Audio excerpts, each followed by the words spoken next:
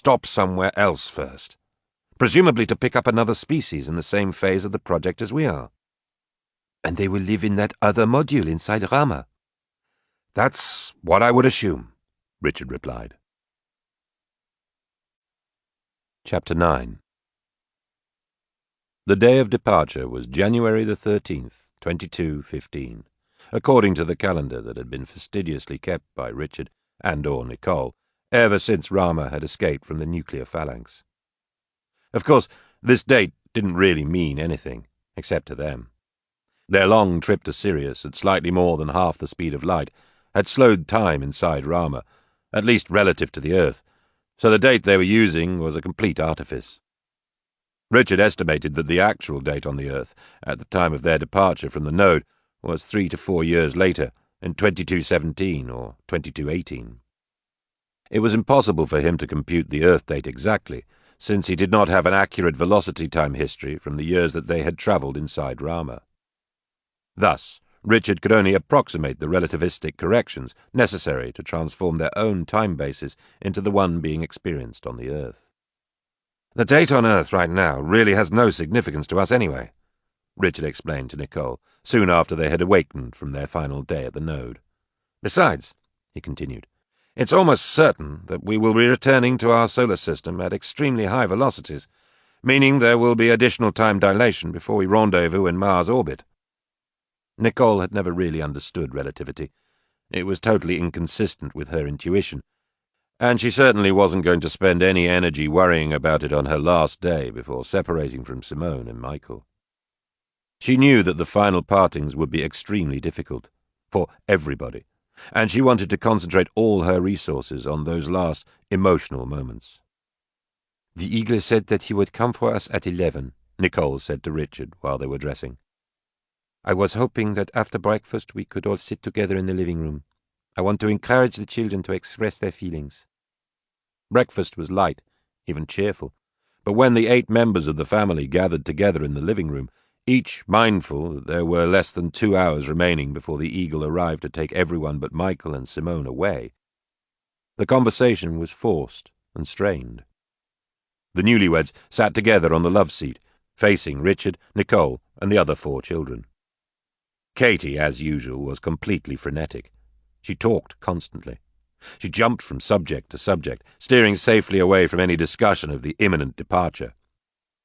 Katie was in the middle of a long monologue about a wild dream she had had the night before, when her story was interrupted by the sound of 2 voices coming from the entryway to the master suite. "Damn it, Sir John," said the first variation in Richard's voice. "This is our last chance. I'm going out there to say goodbye whether you're coming or not." "These goodbyes, my prince, do wrench my very soul. I'm not yet in my cups enough to deaden the pain. You yourself said the lass was the very apparition of an angel. How can I possibly—" "Well then, I'm going out there without you," said Prince Hal. All the eyes in the family were on Richard's tiny robot prince as he came down the hall to the living room. Falstaff staggered after him, stopping every 4 or 5 steps to take a drink from his flask. Hal walked over in front of Simone. "Dearest lady," he said, bending down on one knee, "I cannot find the words to express properly how much I will miss seeing your smiling face. Throughout my entire realm, there is not one member of the fairer sex who is your equal in beauty." "Zounds," Falstaff interrupted, throwing himself on both knees beside his prince. "Mayhap Sir John has made a mistake. Why am I going with this motley crew?" He waved his arm at Richard, Nicole, and the other children, all of whom were smiling broadly. "When I could remain here, in the presence of such magnificent grace, and only this one old man for competition? I remember dull tear-sheet." While the pair of 20-centimetre robots were entertaining the family, Benji rose from his chair and approached Michael and Simone. "Simone," he said, fighting back his tears, "I'm going to miss you. I love you." Benji paused for a moment, looking first at Simone and then at his father. "I hope that you and Daddy will be very happy." Simone rose from her seat and put her arms around her trembling little brother. "Oh, Benji, thank you," she said. "I will miss you too." And I will carry your spirit with me every day. Her embrace was too much for the boy. Benji's body was racked by sobs, and his soft, sorrowful moan brought tears to the eyes of everyone else. Within moments, Patrick had crawled into his father's lap. He buried his swollen eyes in Michael's chest. Daddy, Daddy, he kept saying over and over. A choreographer could not have designed a more beautiful dance of goodbye. The radiant Simone, looking somehow still serene despite her tears, waltzed around the room, saying a meaningful farewell to each and every member of the family. Michael O'Toole remained sitting on the love seat, with Patrick on his lap and Benji beside him. His eyes brimmed repeatedly as one by one the departing family members came to him for a final embrace. I want to remember this moment forever. There is so much love here, Nicole said to herself as she glanced around the room. Michael was holding little Ellie in his arms. Simone was telling Katie how much she would miss their talks together. For once, even Katie was in emotional knots. She was surprisingly silent when Simone walked back across the room to rejoin her husband. Michael gently lifted Patrick off his lap and took Simone's extended hand. The two of them turned toward the others and dropped to their knees, their hands clasped in prayer. "Our Heavenly Father," Michael said in a strong voice. He paused for several seconds while the rest of the family, even Richard, knelt beside the couple on the floor. "We thank Thee for having allowed us the joyful love of this wonderful family. We thank Thee also for having shown us Thy miraculous handiwork throughout the universe. At this moment we beseech Thee, if it be Thy will, to look after each of us as we go our separate ways. We know not if it is in Thy plan for us once again to share the camaraderie and love that has uplifted all of us. Stay with us all, wherever our paths take us in Thy amazing creation, and let us, O Lord, some day be joined together again, in this world or the next. Amen." Seconds later, the doorbell rang. The Eagle had arrived. Nicole left the house, purposely designed as a smaller version of her family villa at Beauvoir in France, and walked down the narrow lane in the direction of the station. She passed other houses, all dark and empty, and tried to imagine what it would be like when they were full of people. "My life has been like a dream," she said to herself. "Surely no human has ever had a more varied experience." Some of the houses cast shadows on the lane as the simulated sun completed its arc in the ceiling far above her head. Another remarkable world, Nicole mused, surveying the village in the southeast corner of New Eden. The Eagle was correct when he said that the habitat would be indistinguishable from Earth. For a fleeting moment, Nicole thought of that blue, oceanic world 9 light-years away. In her mental picture she was standing beside Janos Taburi, 13 years earlier, as the Newton spacecraft had pulled away from LEO 3. "That's Budapest," Janos had said, circling with his fingers a specific feature on the lighted globe shimmering in the observation window. Nicole had then located Beauvoir, or at least the general region, by backtracking up the Loire River from where it emptied into the Atlantic. "My home is just about here," she had said to Janos. "Maybe my father and daughter are looking in this direction right now." Genevieve, Nicole thought, as the brief recollection faded. My Genevieve. You would be a young woman now, almost 30. She continued to walk slowly down the lane near her new house in the Earth habitat inside Rama. Thinking of her first daughter made Nicole remember a short conversation she had had with the Eagle during a break in the video recording at the node. "Will I be able to see my daughter Genevieve while we are close to the Earth?" Nicole had asked. "We don't know," the Eagle had replied after a short hesitation. "It depends entirely on how your fellow humans respond to your message.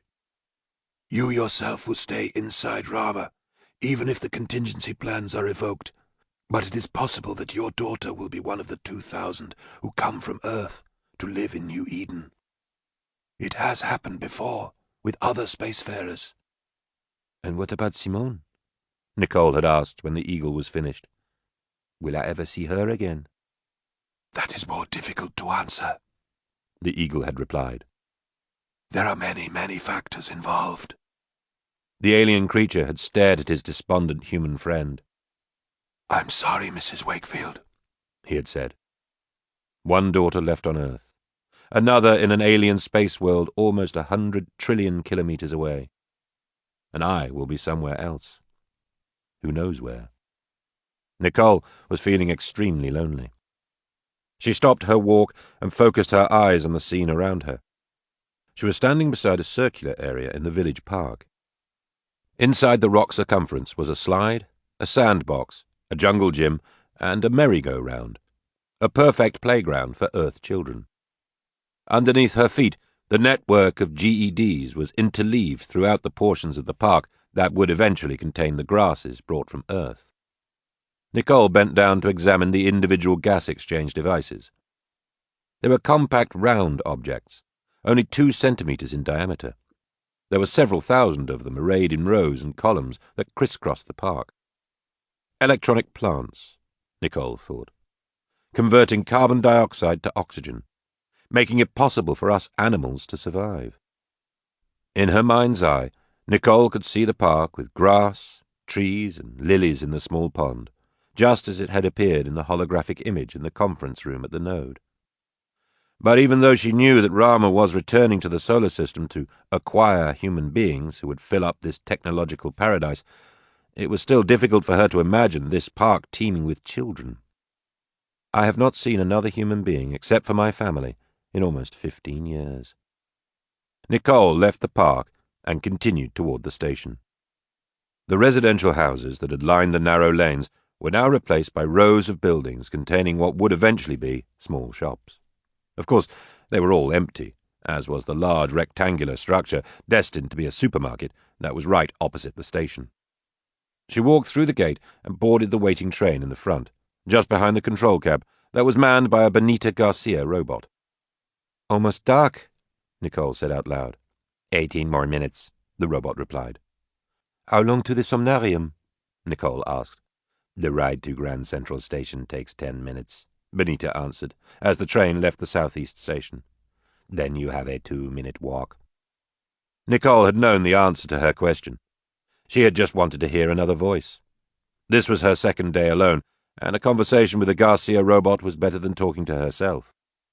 The train ride took her from the southeast corner of the colony to its geographic center. Along the way, Nicole could see Lake Shakespeare on the left-hand side of the train and the slopes of Mount Olympus, which were covered with more GEDs, on the right. Electronic message monitors inside the train displayed information about the sites that were being passed, the time of day, and the distance that had been traveled. You and the Eagle did a good job on this train system, Nicole thought, thinking of her husband Richard, now asleep along with all the other members of her family. Soon I will be joining you in the big round room. The somnarium was in reality just an extension of the main hospital that was located about 200 meters from the central train station. After leaving the train and walking past the library, Nicole entered the hospital, walked through it, and then reached the somnarium through a long tunnel. The rest of her family were all asleep in a large circular room on the second floor.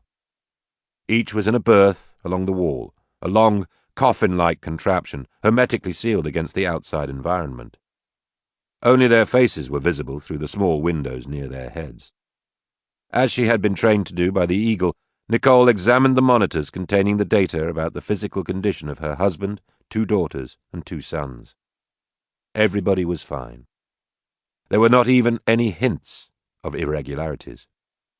Nicole stopped and gazed longingly at each of her loved ones. This was to be her last inspection. According to the procedure, since everyone's critical parameters were well within tolerances, it was now time for Nicole to go to sleep herself. It could be many years before she saw any of her family again. Dear, dear Benji. Nicole sighed as she studied her retarded son in repose. Of all of us, this break in life will be the hardest on you.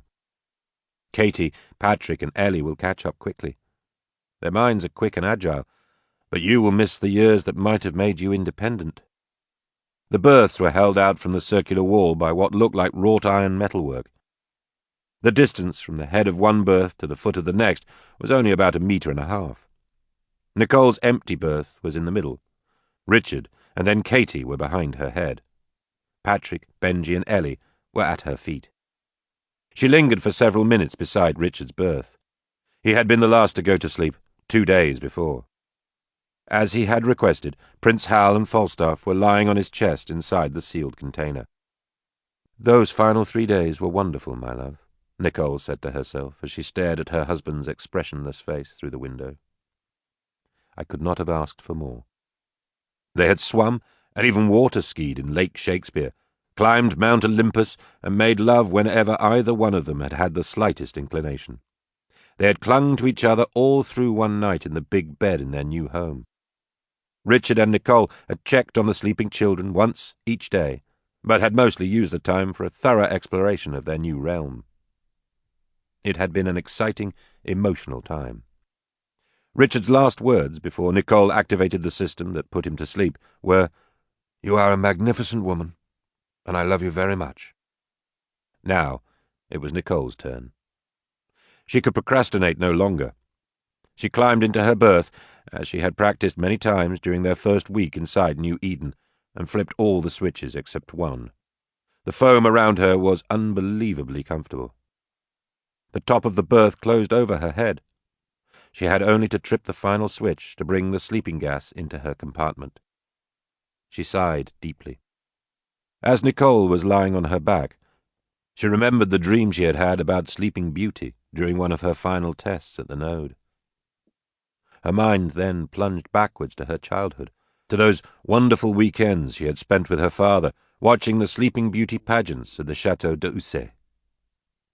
"That's a nice way to go," she said to herself, feeling her drowsiness as the gas crept into her berth, thinking that it will be some Prince Charming who will awaken me. Rendezvous at Mars.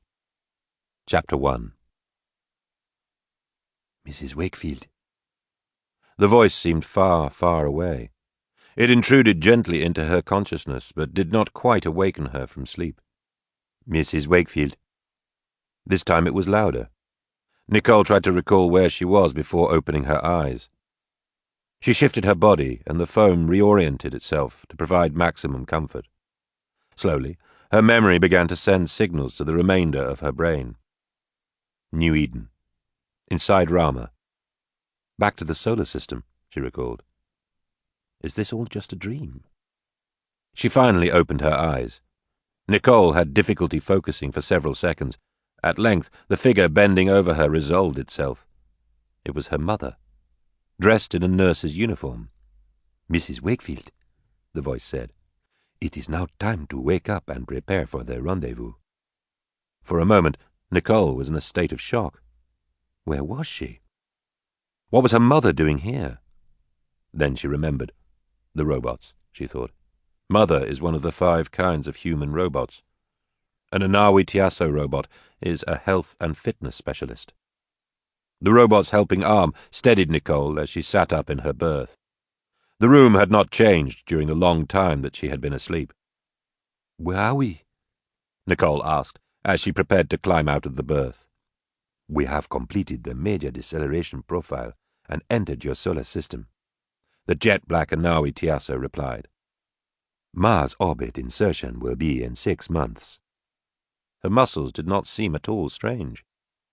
Before Nicole had left the node, the Eagle had informed her that each of the sleeping compartments included special electronic components that would not only regularly exercise the muscles and other biological systems to preclude any atrophy, but also monitor the health of all the vital organs. Nicole stepped down the ladder. When she reached the floor, she stretched. "How do you feel?" asked the robot. She was Anawi Tiasso number 017. Her number was prominently displayed on the right shoulder of her uniform. "Not bad," answered Nicole. "Not bad, 017, she repeated, while examining the robot. It did look remarkably like her mother. Richard and she had seen all the prototypes before they had left the node, but only the Benita Garcias had been operational during the 2 weeks before they went to sleep. All the rest of the New Eden robots had been built and tested during the long flight. It really does look just like Mother, Nicole mused, admiring the handiwork of the unknown Raman artists. They made all the changes to the prototype that I suggested. In the distance she heard footsteps coming toward them. Nicole turned around. Approaching them was a second Anawi Tiasso, also dressed in the white uniform of a nurse. Number 009 has been assigned to help with the initialization procedure as well, the Tiasso robot beside her said. Assigned by whom? Nicole asked, struggling to remember her discussions with the Eagle about the wake-up procedure. By the pre-programmed mission plan, Number 017 replied. Once all you humans are alive and alert, we will take all our instructions from you. Richard woke up more rapidly, but was quite clumsy descending the short ladder. It was necessary for the two Tiassos to support him to prevent his falling. Richard was clearly delighted to see his wife. After a long hug and a kiss, he stared at Nicole for several seconds. "You look none the worse for wear," he said jokingly. "The grey in your hair has spread, but there are still healthy clutches of black in isolated spots." Nicole smiled. It was great to be talking to Richard again. "By the way," he asked a second later, "how long did we spend in those crazy coffins?" Nicole shrugged her shoulders. "I don't know," she answered. "I haven't asked yet. The first thing I did was wake you up." Richard turned to the two Tiassos. "Do you fine women know how long it has been since we left the node?" "You have slept for 19 years of traveler's time," Tiasso number 009 replied. "What does she mean, traveler's time?" Richard smiled. "That's a relativistic expression, darling," he said. "Time doesn't mean anything unless you have a frame of reference. Inside Rama, 19 years have passed, but those years only pertain to—" "Don't bother," Nicole interrupted. "I didn't sleep all this time to wake up to a relativity lesson. You can explain it to me later over dinner. Meanwhile, we have a more important issue. In what order should we awaken the children?" "I have a different suggestion," Richard replied after a moment's hesitation. "I know you're eager to see the children, so am I. However, why don't we let them sleep for several more hours? It certainly won't hurt them, and you and I have a lot to discuss. We can begin our preparations for the rendezvous, outline what we are going to do about the children's education, maybe even take a moment or two to become reacquainted ourselves." Nicole was anxious to talk to the children, but the logical part of her mind could see the merit in Richard's suggestion. The family had developed only a rudimentary plan for what would happen after they woke up, primarily because the Eagle had insisted that there were too many uncertainties to specify the conditions exactly. It would be much easier to do some planning before the children were awake. "All right," Nicole said at length. "As long as I know for certain that everyone is all right." She glanced over at the first Tiasso. "All the monitor data indicates that each of your children survived the sleep period without any significant irregularities," the biot said. Nicole turned back to Richard and carefully studied his face. It had aged a little, but not as much as she had expected. "Where's your beard?" she blurted out suddenly, realizing that his face was strangely clean-shaven. "We shaved the men yesterday while they were sleeping," Tiasso 009 replied. "We also cut everybody's hair and gave everyone a bath, in accordance with the pre-programmed mission plan." "The men?" Nicole thought. She was momentarily puzzled. "Of course," she said to herself. "Benji and Patrick are now men." She took Richard's hand, and they walked quickly over to Patrick's berth. The face she saw through the window was astonishing. Her little Patrick was no longer a boy. His features had lengthened considerably, and the rounded contours of his face had disappeared. Nicole stared at her son silently for over a minute. "His age equivalence is 16 or 17, Tiasso number 017 said in response to Nicole's questioning glance. "Mr. Benjamin O'Toole remains a year and a half older. Of course, these ages are only approximations. As the Eagle explained before your departure from the node, we have been able to retard somewhat the key aging enzymes in each of you, but not all at the same rate. When we say that Mr. Patrick O'Toole is 16 or 17 now, we are referring only to his personal internal biological clock. The age quoted is some kind of average across his growth, maturation, and subsystem aging processes." Nicole and Richard stopped at each of the other berths and stared for several minutes through the windows at their sleeping children. Nicole repeatedly shook her head in bewilderment. "Where have my babies gone?" she said, after seeing that even little Ellie had become a teenager during the long voyage. We knew this would happen, Richard commented without emotion, not helping the mother in Nicole cope with the sense of loss that she was feeling. Knowing is one thing, said Nicole, but seeing it and experiencing it is another. This is not a case of a typical mother who suddenly realizes her boys and girls have all grown up. What has happened to our children is truly staggering. Their mental and social development has been interrupted for the equivalent of 10 to 12 years. We now have small children walking around in adult bodies. How can we prepare them to meet other humans in just 6 months? Nicole was overwhelmed. Had some part of her not believed the eagle when he had described what was going to happen to her family? Perhaps. It was one more unbelievable event in a life that had long been beyond comprehension. But, as their mother, Nicole thought to herself, I have much to do, and almost no time. Why didn't I plan for all this before we left the node? While Nicole was struggling with her powerful emotional response to seeing her children suddenly grown, Richard chatted with the two Tiassos. They easily answered all his questions. He was extremely impressed with their capabilities, both physical and mental. Do all of you have such a wealth of information stored in your memories? He asked the robots in the middle of their conversation. Only we Tiassos have the detailed historical health data on your family, 009 replied. But all the human biots can access a wide range of basic facts. However, a portion of that knowledge will be removed at the moment of first contact with other humans. At that time, the memory devices of all biot types will be partially purged. Any event or piece of data pertaining to the eagle, the node, or any situations that transpired before you awakened will not remain in our databases after we rendezvous with the other humans. Only your personal health information will be available from that earlier time period, and this data will be localized in the Tiassos. Nicole had already been thinking about the node before this last comment. Are you still in contact with the eagle? She suddenly asked. No. It was Tiasso 017 who replied this time. It is safe to assume that the eagle, or at least some representative of the nodal intelligence, is periodically monitoring our mission, but there is never any interaction with Rama once it leaves the hangar. You, we, Rama, we are on our own until the mission objectives are fulfilled. Katie stood in front of the full-length mirror and studied her naked body. Even after a month, it was still new to her. She loved to touch herself. She especially liked to run her fingers across her breasts and watch her nipples swell in response to the stimulation. Katie liked it even more at night when she was all alone, underneath the sheets. Then she could rub herself everywhere until waves of tingles rolled across her body and she wanted to cry out from pleasure. Her mother had explained the phenomenon to her, but had seemed a little uncomfortable when Katie had wanted to discuss it a second and a third time. Masturbation is a very private affair, darling, Nicole had said in a low voice one night before dinner, and generally only discussed, if at all, with one's closest friends. Ellie was no help. Katie had never seen her sister examining herself, not even once. She probably doesn't do it at all, Katie thought, and she certainly doesn't want to talk about it. "Are you through in the shower?"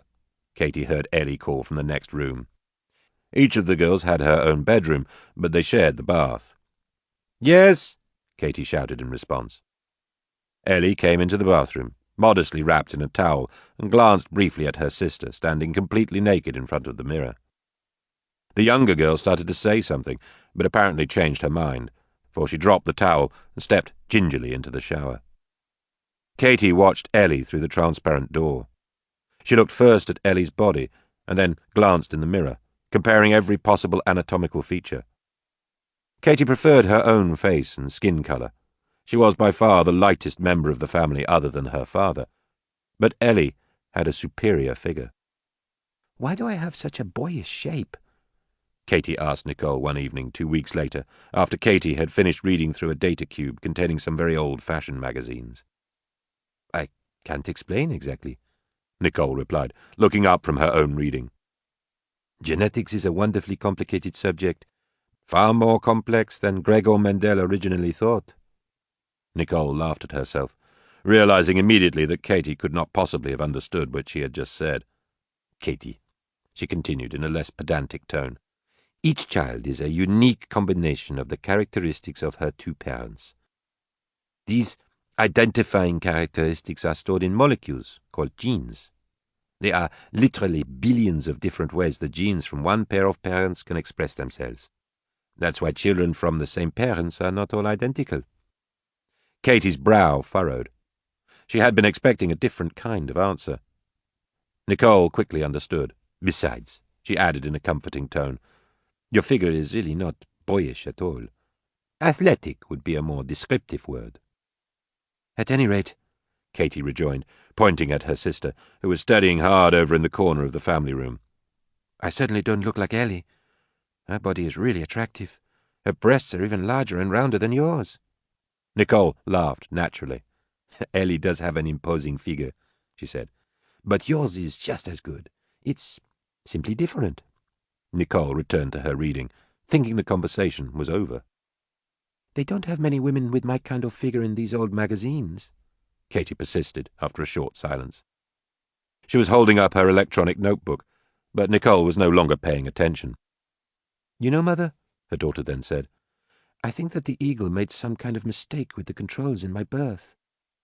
I think I must have received some of the hormones that were meant for Patrick, or Benji.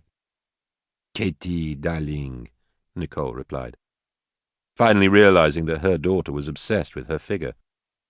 It is virtually certain that you have become the person your genes were programmed to be at conception. You are a lovely, intelligent young woman. You would be happier if you spent your time thinking about your many excellent attributes instead of finding an imperfection in yourself and wishing to be somebody different. Since they had awakened, many of their mother-daughter conversations had had a similar pattern. To Katie, it seemed that her mother did not try to understand her and was too ready with a lecture and/or an epigram. There's far more to life than just feeling good, was a regular refrain that resounded in Katie's ears. On the other hand, her mother's praise for Ellie seemed effusive to Katie. Ellie is such a good student, even though she started so late. Ellie is always helpful without asking her. Or, why can't you be a little more patient with Benji, like Ellie is? First Simone, and now Ellie, Katie said to herself as she lay naked in bed late one night after she and her sister had quarrelled and her mother had reprimanded only her. I've never had a chance with Mother. We're just too different. I might as well stop trying. Her fingers roamed over her body, stimulating her desire, and Katie sighed in anticipation. At least, she thought, there are some things that I don't need Mother for. Richard, Nicole said one evening in bed when they were only 6 weeks away from Mars. He responded slowly. He had been almost asleep. I'm concerned about Katie, she said. I'm happy with the progress the other children are making, especially Benji, bless his heart. But I have real worries about Katie. What exactly is it that's bothering you? Richard said, propping himself on one elbow. Her attitudes, mostly. Katie is incredibly self-centered. She also has a quick temper and is impatient with the other children, even Patrick, who absolutely adores her. She argues with me all the time, often when it's a nonsensical dispute. And I think she spends far too many hours alone in her room. She's just bored, Richard replied. Remember, Nicole, physically she's a young woman in her early 20s. She should be dating, asserting her independence. There's really nobody here who is a peer, and you must admit that sometimes we treat her like a 12-year-old. Nicole did not say anything. Richard leaned over and touched her arm. We've always known that Katie was the most high-strung of the children. Unfortunately, she's a lot like me. But at least you channel your energy into worthwhile projects, Nicole said. Katie is as likely to be destructive as constructive. Really, Richard, I wish you would talk to her. Otherwise, I'm afraid we're going to have big problems when we meet the other humans. What do you want me to say to her? Richard replied after a short silence. That life is not just one excitement after another. And why should I ask her not to retreat into her fantasy world in her own room? It's probably more interesting there. Unfortunately, there's nothing very exciting for a young woman anywhere in New Eden at the present time. I had hoped you would be a little more understanding, Nicole replied, slightly miffed. I need your help, Richard, and Katie responds better to you. Again, Richard was silent. All right, he said finally, in a frustrated tone. He lay back down in the bed. I'll take Katie water skiing tomorrow. She loves that. And at least ask her to be more considerate of the other members of the family. Very good. Excellent, Richard said, finishing his reading of the material in Patrick's notebook. He switched off the power and glanced over at his son, who was sitting somewhat nervously in the chair opposite Richard. You have learned algebra quickly, Richard continued. You are definitely gifted in mathematics. By the time we have other people in New Eden, you'll be almost ready for university courses, at least in mathematics and science. But Mother says I'm still way behind in my English, Patrick replied. She says that my compositions are those of a young child. Nicole overheard the conversation and walked in from the kitchen. Patrick, darling, Garcia 041 says that you do not take writing seriously. I know that you cannot learn everything overnight, but I don't want you to be embarrassed when we meet the other humans. But I like maths and science better, Patrick protested. Our Einstein robot says he could teach me calculus in 3 or 4 weeks, if I didn't have so many other subjects to study. The front door suddenly opened, and Katie and Ellie breezed in. Katie's face was bright and alive. Sorry we're late, she said, but we have had a big day. She turned to Patrick. I drove the boat across Lake Shakespeare by myself. We left the Garcia on the shore. Ellie was not nearly as ecstatic as her sister. In fact, she looked a little piqued. Are you all right, dear? Nicole said quietly to her younger daughter, while Katie was regaling the rest of the family with her tales of their adventure on the lake. Ellie nodded and didn't say anything. What was really exciting, Katie enthused, was crossing over our own waves at high speeds. Bam, bam, bam! We bounced from wave to wave. Sometimes I felt as if we were flying. Those boats are not toys, Nicole commented a few moments later. She motioned for everyone to come to the dinner table. Benji, who had been in the kitchen picking at the salad with his fingers, was the last to sit down. What would you have done if the boat had capsized? Nicole asked Katie when everyone was seated.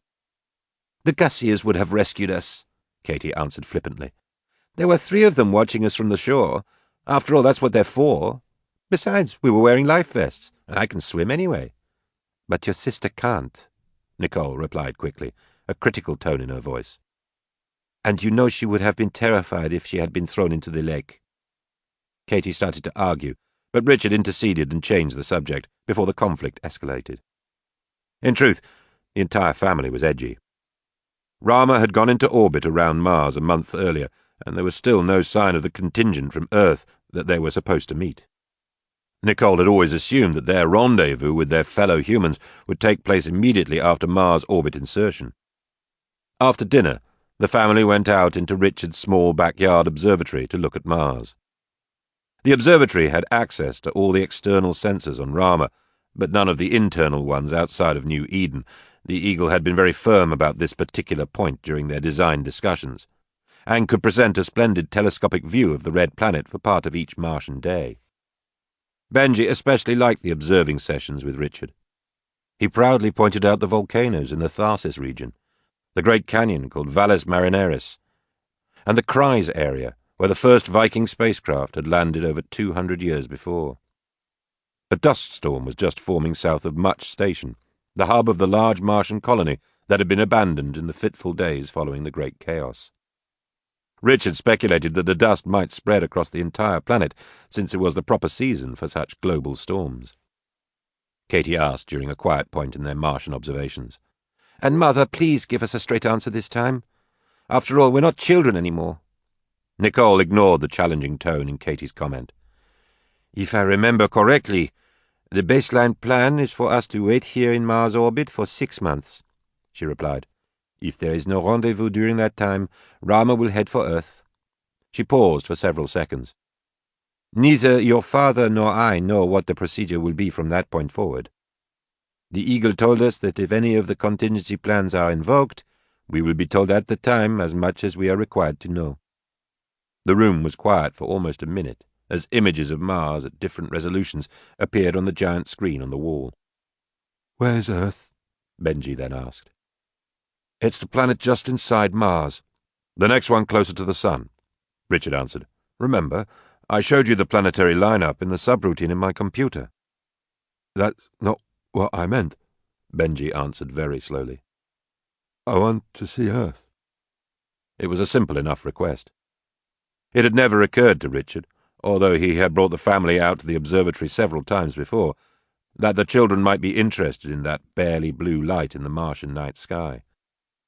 "Earth is not very impressive from this distance," Richard said, interrogating his database to obtain the right sensor output. "In fact, it looks pretty much like any other bright object, such as Sirius, for example." Richard had missed the point. Once he had identified the Earth in a specific celestial frame and then centered the image around that apparently insignificant reflection, the children all stared with rapt attention. That is their home planet, Nicole thought, fascinated by the sudden change of mood in the room, even though they have never been there. Pictures of the Earth from her memory flooded Nicole, as she too stared at the tiny light in the center of the image. She became aware of a profound homesickness deep within her, a longing to return to that blessed, oceanic planet filled with so much beauty. Tears swelled into her eyes as she moved up closer to her children and put her arms around them. "Wherever we go in this amazing universe," she said softly, "both now and in the future, that blue speck will always be our home." Chapter 2. Nai Boatong rose in the pre-dawn dark. She slipped into a sleeveless cotton dress, stopped briefly to pay respects to her personal Buddha in the family's Hong Pra adjacent to the living room, and then opened the front door without disturbing any of the other members of the family. The summer air was soft. In the breeze she could smell flowers mixed with Thai spices. Someone was already cooking breakfast in the neighborhood. Her sandals made no sound on the soft dirt lane. Nai walked slowly, her head turning from right to left, her eyes absorbing all the familiar shadows that would soon be only memories. "My last day," she thought. "It has finally come." After a few minutes, she turned right onto the paved street that led to the small Lamphun business district. An occasional bicycle passed her, but the morning was mostly quiet. None of the shops were yet open. As she approached a temple, Nai passed 2 Buddhist monks, one on either side of the road. Each of the monks was dressed in the customary saffron robe and was carrying a large metal urn. They were seeking their breakfasts, just as they did every morning throughout Thailand, and were counting on the generosity of the townspeople of Lamphun. A woman appeared in a shop doorway right in front of Nai and dropped some food in the monk's urn. No words were exchanged, and the monk's expression did not visibly alter to acknowledge the donation. "They own nothing," Nai mused to herself, "not even the robes upon their backs. And yet they're happy."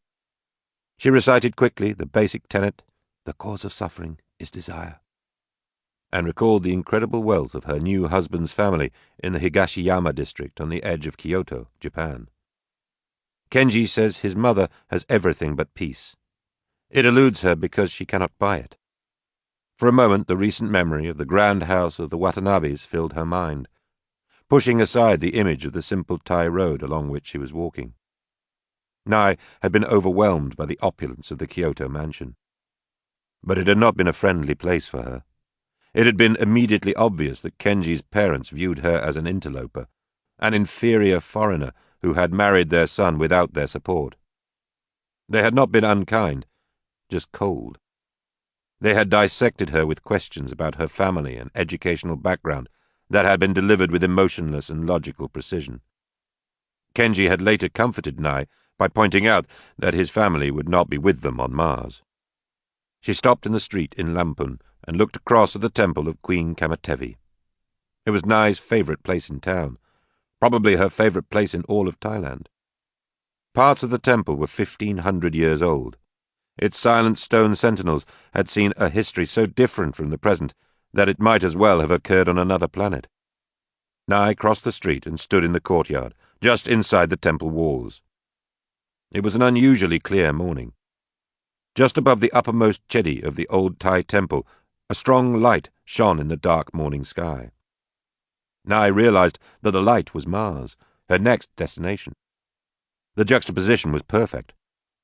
For all 26 years of her life, except for the 4 years she had spent at the University of Chiang Mai, this town of Lamphun had been her home. Within 6 weeks, she would be on board a giant spaceship that would take her to her living quarters for the next 5 years. In a space colony on the Red Planet. Nai sat down in the lotus position in a corner of the courtyard and stared fixedly at that light in the sky. How fitting, she thought, that Mars is looking down on me this morning. She began the rhythmic breathing that was the prelude for her morning meditation. But as she was preparing for the peace and calm that usually centered her for the day ahead, Nai recognized that there were many powerful and unresolved emotions inside her. First, I must reflect, Nai thought, deciding to forego her meditation temporarily. On this, my last day at home, I must make peace with the events that have changed my life completely. 11 months earlier, Nai Boitong had been sitting in the identical spot, her French and English lesson cubes neatly packed beside her in a carrying case. Nai had been planning to organize her material for the coming school term, determined that she was going to be more interesting and energetic as a high school language teacher. Before she had started working on her lesson outlines on that fateful day the previous year, Nai had read the daily Chiang Mai newspaper. Slipping the cube into her reader, she had flipped quickly through the pages, scarcely reading more than the headlines. On the back page there had been a notice, written in English, that had caught her eye. Doctor, nurse, teacher, farmer. Are you adventurous, multilingual, healthy? The International Space Agency, ISA, is mounting a major expedition to recolonize Mars. Outstanding individuals with the critical skills defined above are sought for a 5-year assignment in the colony. Personal interviews will be held in Chiang Mai on Monday, August the 23rd, 2244. Pay and benefits are exceptional. Applications may be requested from Thai Telemail, number 462-62-4930. When she had first submitted her application to the ISA, Nai had not thought that her chances were very high. She had been virtually certain that she would not pass the first screening, and therefore would not even qualify for the personal interview. Nai was quite surprised, in fact, when, 6 weeks later, she received a notice in her electronic mailbox that she had been provisionally selected for the interviews. The notice also informed Nai that, according to the procedure, she should ask whatever personal questions she might have by mail first, before the interview. The ISA stressed that they only wanted to interview those candidates who intended to accept, if an assignment in the Martian colony were to be offered. Nai responded by telemail with a single question. Could a significant portion of her earnings while she was living on Mars be directed to a bank on Earth? She added that this was an essential precondition for her acceptance.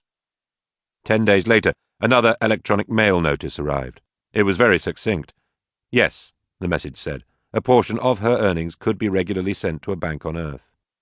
However, it continued, Nai would have to be absolutely certain about her division of the monies.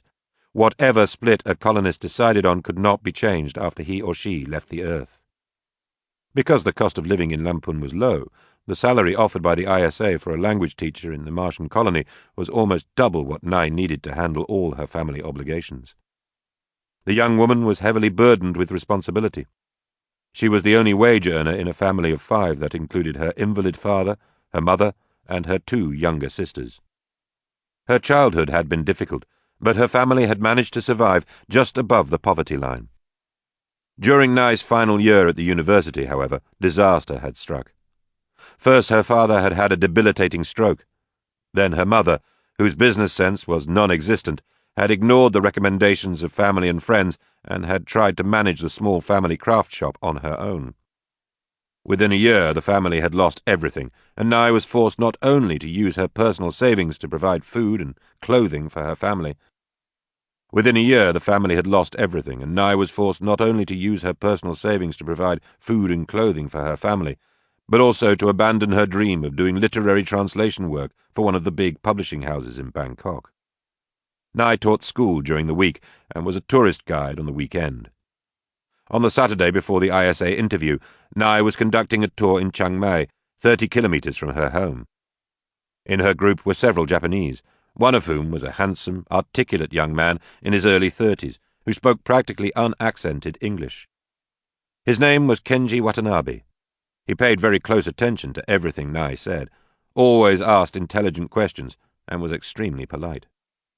Near the end of the tour of the Buddhist holy places in the Chiang Mai area, the group rode the cable car up the mountain Doi Sutep to visit the famous Buddhist temple on its summit. Most of the tourists were exhausted from the day's activities, but not Kenji Watanabe. First, the man insisted on climbing the long dragon stairway like a Buddhist pilgrim, rather than riding the funicular from the cable car exit to the top. Then he asked question after question while Nai was explaining the wonderful story of the founding of the temple. Finally, when they had descended and Nai was sitting by herself, having tea in the lovely restaurant at the foot of the mountain, Kenji left the other tourists in the souvenir shops and approached her table. "Kau tori kap," he said in excellent Thai, astonishing Miss Boitong. "May I sit down? I have a few more questions." "Kung pode pasa tai dai mai ka?" Nai asked, still shocked. "Pom kao jai pasa tai dai nit boy," he answered, indicating that he understood a little Thai. "How about you?" "Nihongo hanshimasen," she smiled. "Only English, French, and Thai. Although I can sometimes understand simple Japanese if it is spoken very slowly."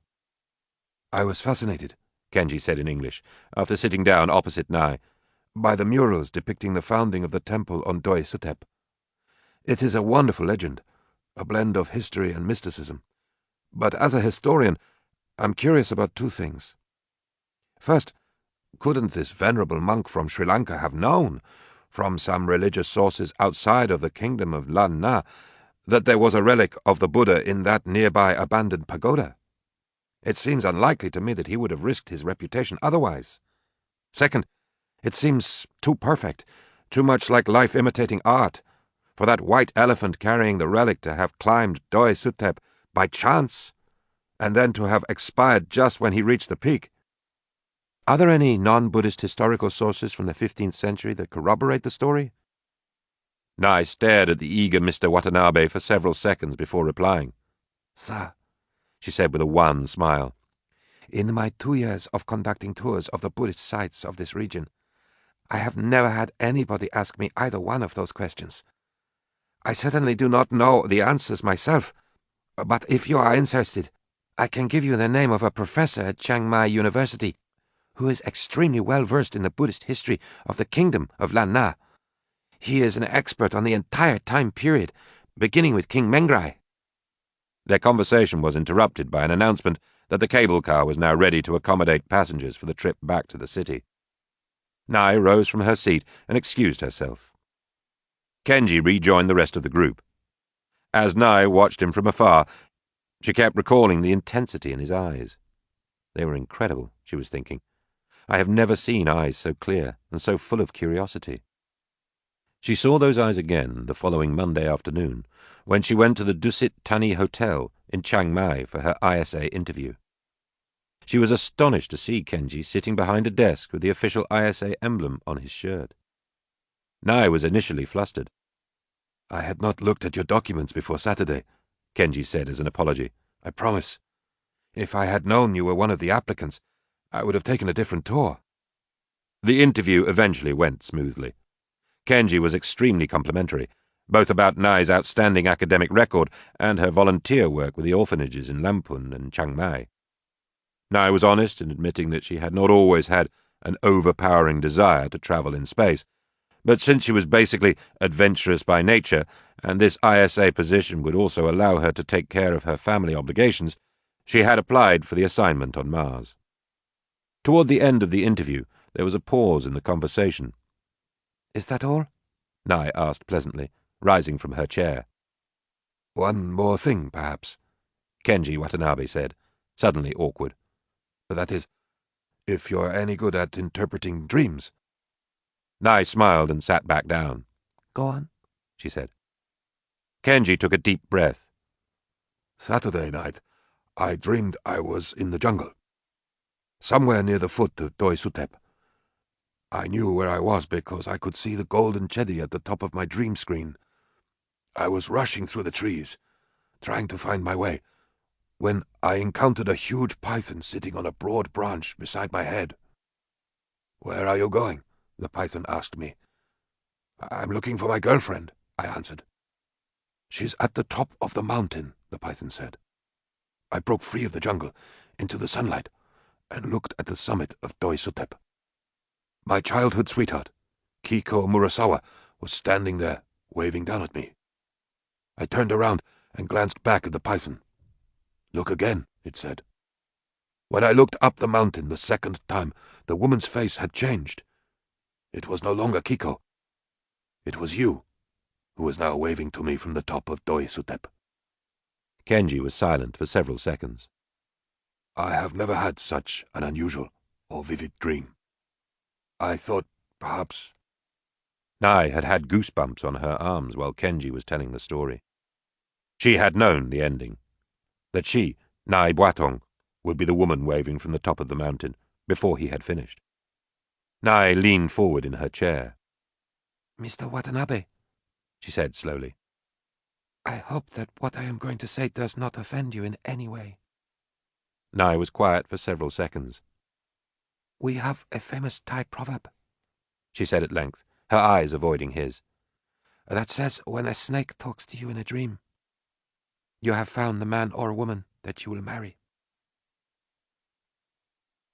6 weeks later, I received the notice, Nai remembered. She was still sitting in the courtyard beside Queen Kamatevi's temple in Lamphun. The package of ISA materials came 3 days afterward, along with the flowers from Kenji. Kenji himself had appeared in Lamphun the following weekend. "I'm sorry I didn't call or anything," he had apologized, "but it just didn't make sense to pursue the relationship unless you also were going to Mars." He had proposed on Sunday afternoon, and Nai had quickly accepted. They had been married in Kyoto 3 months later. The Watanabes had graciously paid for Nai's 2 sisters and 3 of her other Thai friends to travel to Japan for the wedding. Her mother could not come, unfortunately, for there was nobody else to look after Nai's father. Nai took a deep breath. Her review of the recent changes in her life was now over. She was ready to begin her meditation. 30 minutes later, she was quite serene, happy and expectant about the unknown life in front of her. The sun had risen, and there were other people on the temple grounds. She walked slowly around the perimeter, trying to savor her last moments in her home village. Inside the main vihan, after an offering and the burning of incense at the altar, Nai carefully studied every panel of the paintings on the walls she had seen so many times before. The pictures told the life story of Queen Kamatevi, her one and only heroine ever since childhood. In the 7th century, the many tribes in the Lamphun area had had different cultures and had often been at war with each other. All they had in common at that particular epoch was a legend, a myth that said a young queen would arrive from the south, borne by huge elephants, and would unite all the diverse tribes in the Haripunchai kingdom. Kamatevi had been only 23 when an old soothsayer identified her to some emissaries from the north as the future queen of the Hampuchai, as the future queen of the Haripunchai. She was a young and beautiful princess of the Mons, the Khmer people who would later construct Angkor Wat. Kamatevi was also extremely intelligent, a rare woman of the era, and very much favoured by everyone at the royal court. The Mons were therefore stunned when she announced that she was giving up her life of leisure and plenty and heading north on a harrowing 6-month journey across 700 kilometres of mountains, jungles, and swamps. When Kamatevi and her retinue, borne by huge elephants, reached the verdant valley in which Lamphun lay, her future subjects immediately put aside their factional quarrels and placed the beautiful young queen on the throne. She ruled for 50 years in wisdom and justice, lifting her kingdom from obscurity into an age of social progress and artistic accomplishment. When she was 70 years old, Kamatevi abdicated her throne and divided her kingdom in half, each ruled by one of her twin sons. The queen then announced that she was dedicating the remainder of her life to God. She entered a Buddhist monastery and gave away all of her possessions. She lived a simple, pious life in the monastery, dying at the age of 99. By then, the golden age of the Haripunchai was over. On the final wall panel inside the temple, an ascetic and wizened woman is carried away to nirvana in a magnificent chariot. A younger Queen Kamatevi, radiantly beautiful beside her Buddha, sits above the chariot in the splendor of the heavens. Nai Boatong Watanabe, Martian colonist designate, sat on her knees in the temple in Lampun, Thailand, and offered a silent prayer to the spirit of her heroine from the distant past. "Dear Kamatevi," she said, "you have watched over me for these 26 years. Now I am about to leave for an unknown place, much as you did when you came north to find the Haripunchai. Guide me with your wisdom and insight as I go to this new and wonderful world." Chapter 3. Yukiko was wearing a black silk shirt, white pants, and a black and white beret. She crossed the living room to talk to her brother. "I wish you would come, Kenji," she said. "It's going to be the largest demonstration for peace that the world has ever seen." Kenji smiled at his younger sister. "I would like to, Yuki," he replied. "But I only have 2 more days before I must leave, and I want to spend the time with Mother and Father." Their mother entered the room from the opposite side. She looked harried, as usual, and was carrying a large suitcase. "Everything is now packed properly," she said, "but I still wish you would change your mind. Hiroshima is going to be a madhouse. The Asahi Shimbun says they're expecting 1 million visitors, almost half of them from abroad." "Thank you, Mother," Yukiko said, reaching for the suitcase. "As you know, Satoko and I will be at the Hiroshima Prince Hotel. Now, don't worry. We will call every morning before the activities begin, and I'll be home Monday afternoon." The young woman opened the suitcase and reached inside a special compartment, pulling out a diamond bracelet and a sapphire ring. She put them both on. "Don't you think you should leave those things at home?" her mother fussed. "Remember, there will be all those foreigners. Your jewelry may be too much temptation for them." Yukiko laughed in the uninhibited way that Kenji adored. "Mother," she said, "you're such a worrywart. All you ever think about is what bad things might happen. We're going to Hiroshima for the ceremonies commemorating the 300th anniversary of the dropping of the atomic bomb. Our Prime Minister will be there, as well as 3 of the members of the Central Council of the COG. Many of the world's most famous musicians will be performing in the evenings. This will be what Father calls an enriching experience. And all you can think about is who might steal my jewelry. When I was young, it was unheard of for 2 girls, not yet finished at the university, to travel around Japan unchaperoned." "Mother, we've been through this before," Yuki interrupted. "I'm almost 22 years old. Next year, after I finish my degree, I'm going to live away from home, on my own, maybe even in another country. I'm no longer a child, and Satoko and I are perfectly capable of looking after one another." Yukiko checked her watch. "I must go now," she said. "She is probably already waiting for me at the subway station." She strode gracefully over to her mother and gave her a perfunctory kiss. Yuki shared a longer embrace with her brother. "Be well, Ani-san," she whispered in his ear.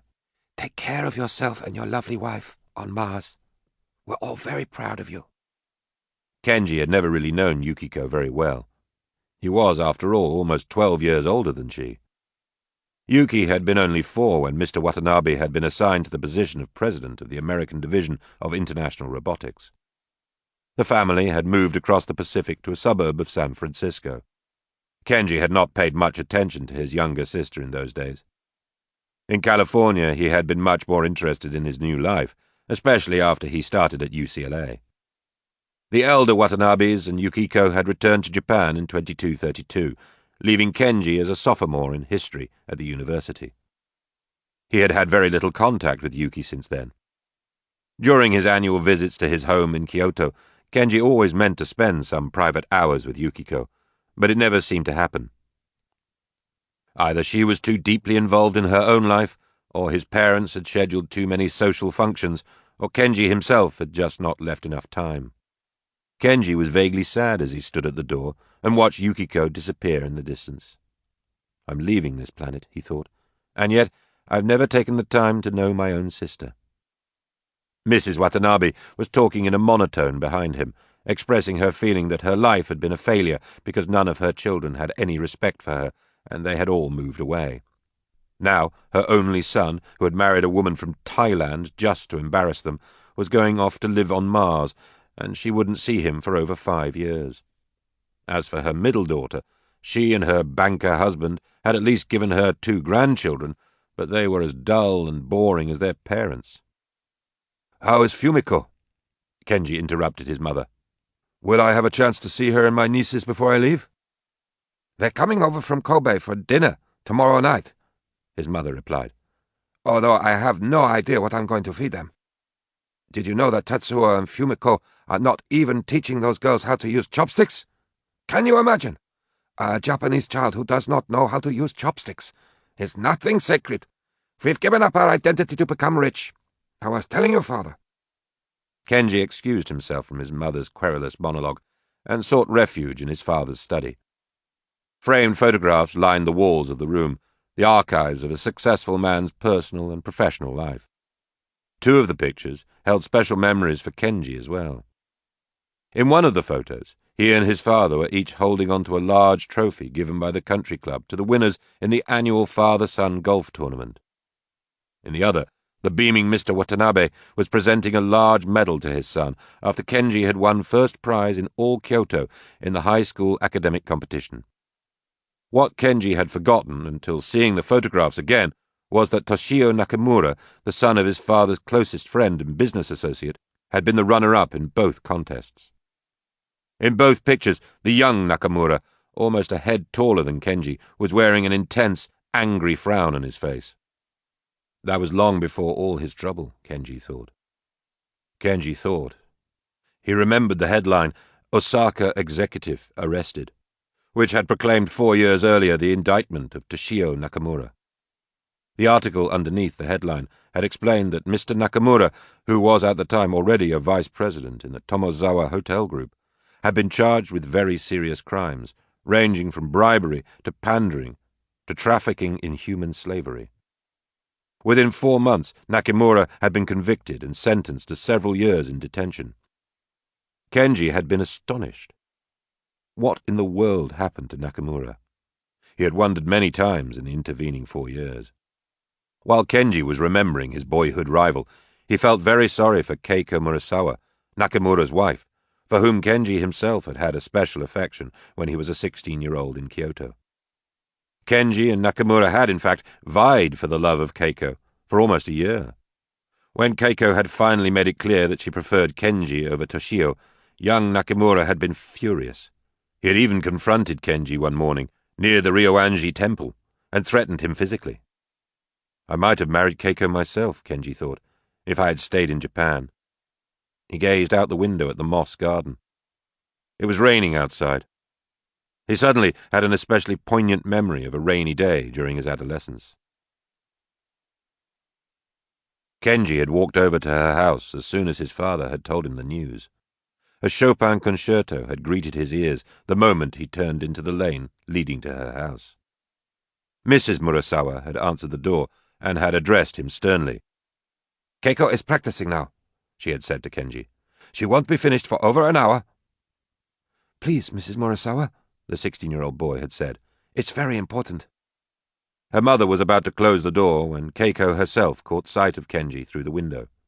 She stopped playing and rushed over, her radiant smile sending a rush of joy through the young man. "Hi, Kenji," she said. "What's up?" "Something very important," he replied mysteriously. "Can you come with me for a walk?" Mrs. Murasawa had grumbled about the coming recital, but Keiko convinced her mother that she could afford to miss practice for one day.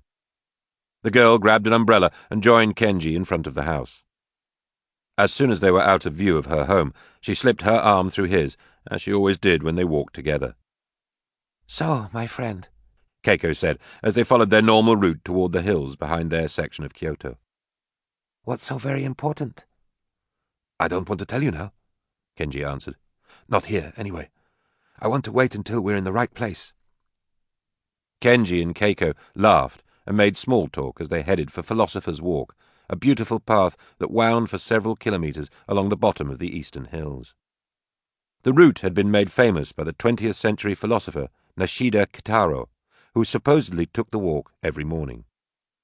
It led past some of Kyoto's most famous scenic spots, including Ginkakuji, the Silver Pavilion, and Kenji's personal favorite, the old Buddhist temple called the Honen Inn. Behind and to the side of the Honen Inn was a small cemetery with about 70 or 80 graves and tombstones. Earlier that year, Kenji and Keiko, while adventuring on their own, had discovered that the cemetery housed the remains of some of Kyoto's most prominent citizens of the 20th century, including the celebrated novelist Junichiro Tanizaki and the doctor-poet Iwao Matsuo. After their discovery, Kenji and Keiko made the cemetery their regular meeting place. Once, after they had both read the Makioka sisters, Tanizaki's masterpiece of Osaka life in the 1930s, they had laughingly argued for over an hour while sitting beside the author's tombstone about which of the Makioka sisters Keiko resembled the most. On the day that Mr. Watanabe informed Kenji that the family was moving to America, it had already started to rain by the time Kenji and Keiko reached the Honen Inn. There, Kenji turned right onto a small lane and headed toward an old gate with a woven straw roof. As Keiko expected, they did not enter the temple, but instead climbed the steps leading to the cemetery. But Kenji did not stop at Tanizaki's tomb. He climbed up higher, to another gravesite. "This is where Dr. Iwao Matsuo is buried," Kenji said, pulling out his electronic notebook. "We are going to read a few of his poems." Keiko sat close beside her friend. The two of them nestled under her umbrella in the light rain, while Kenji read 3 poems. "I have one final poem," Kenji then said. "A special haiku written by a friend of Dr. Matsuo's. One day, in the month of June, after a cooling dish of ice cream, we bid each other farewell." They were both silent for several seconds after Kenji recited the haiku from memory a second time. Keiko became alarmed and even a little frightened when Kenji's serious expression did not waver. "The poem talks of a parting," she said softly. "Are you telling me that?" "Not by choice, Keiko," Kenji interrupted her. He hesitated for several seconds. "My father has been assigned to America," he continued at length. "We will move there next month." Kenji had never seen such a forlorn look on Keiko's beautiful face. When she looked up at him with those terribly sad eyes, he thought his heart would tear apart. He held her tightly in the afternoon rain, both of them crying, and swore he would love only her forever. Chapter 4. The younger waitress, the one in the light blue kimono with the old-fashioned obi, pulled back the sliding screen and entered the room. She was carrying a tray with beer and sake. "Sake, onagai shimasu," Kenji's father said politely, holding up his sake cup as the lady poured. Kenji took a drink of his cold beer. The older waitress now returned, soundlessly, with a small plate of hors d'oeuvres. In the center was a shellfish of some kind, in a light sauce, but Kenji could not have identified either the mollusk or the sauce. He had not eaten more than a handful of these kaiseki meals in the 17 years since he had left Kyoto. "Kanpai," Kenji said, clinking his beer glass against his father's sake cup. "Thank you, father. I am honored to be having dinner here with you." Kicho was the most famous restaurant in the Kansai region, perhaps in all of Japan. It was also frighteningly expensive, for it preserved the full traditions of personal service, private eating rooms, and seasonal dishes with only the highest quality ingredients. Every course was a delight to the eye as well as to the palate. When Mr. Watanabe had informed his son that they were going to dine alone, just the two of them, Kenji had never imagined that it would be at Kicho. They had been talking about the expedition to Mars. "How many of the other colonists are Japanese?" Mr. Watanabe asked. "Quite a few," Kenji replied. "Almost 300, if I remember correctly. There were many top-quality applications from Japan. Only America has a larger contingent." "Do you know any of the others from Japan personally?" "2 or 3. Yasuko Horikawa was briefly in my class in Kyoto in junior high school. You may remember her. Very, very smart.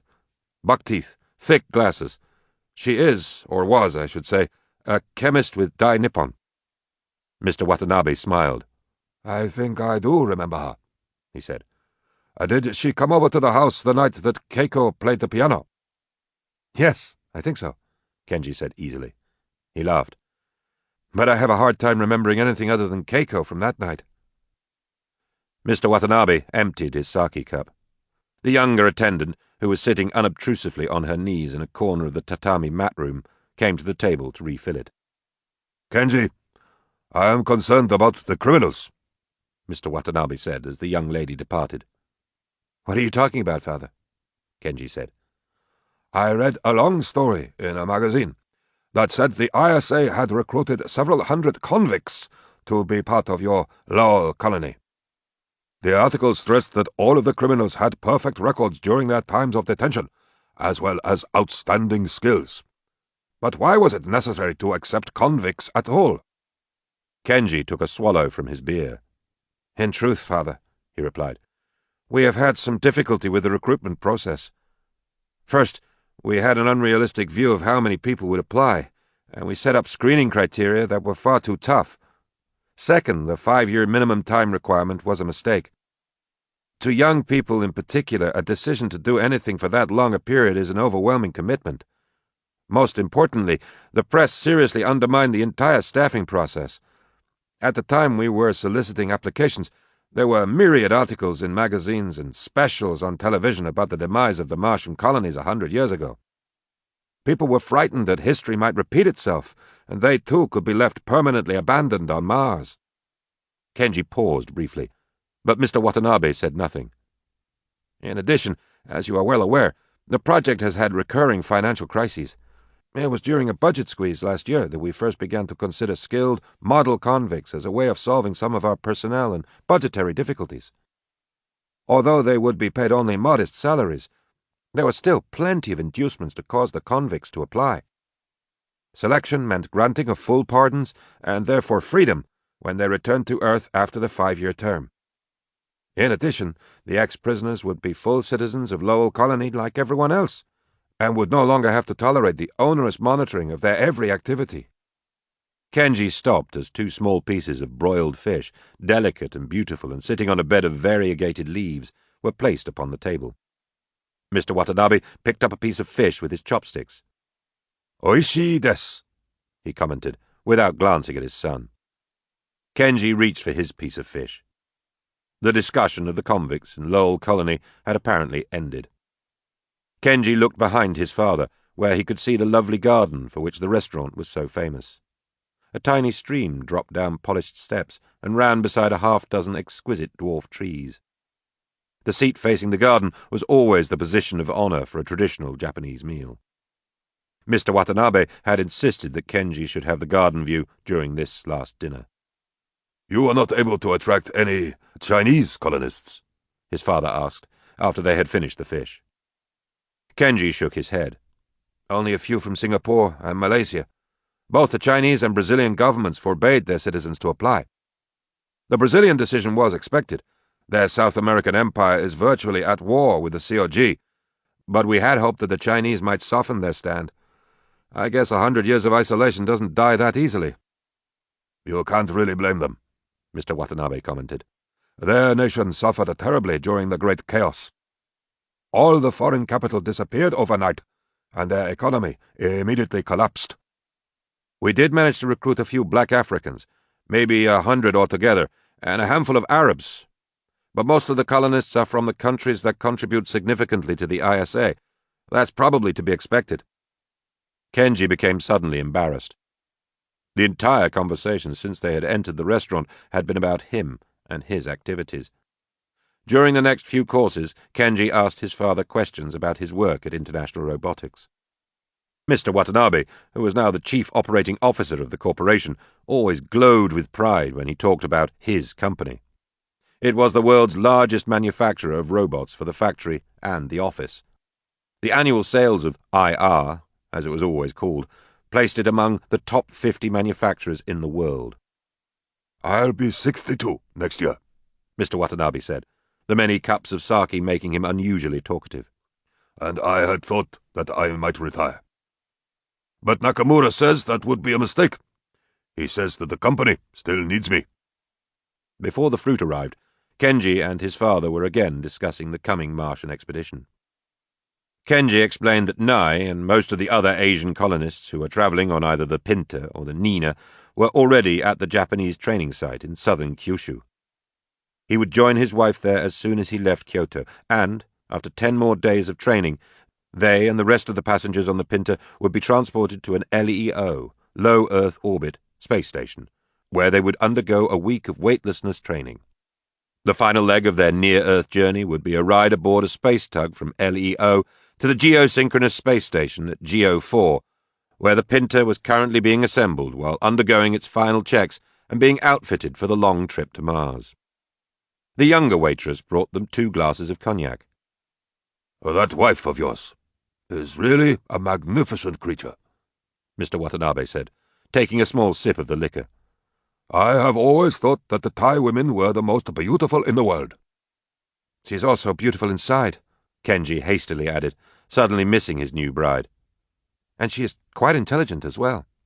"Her English is excellent," Mr. Watanabe remarked.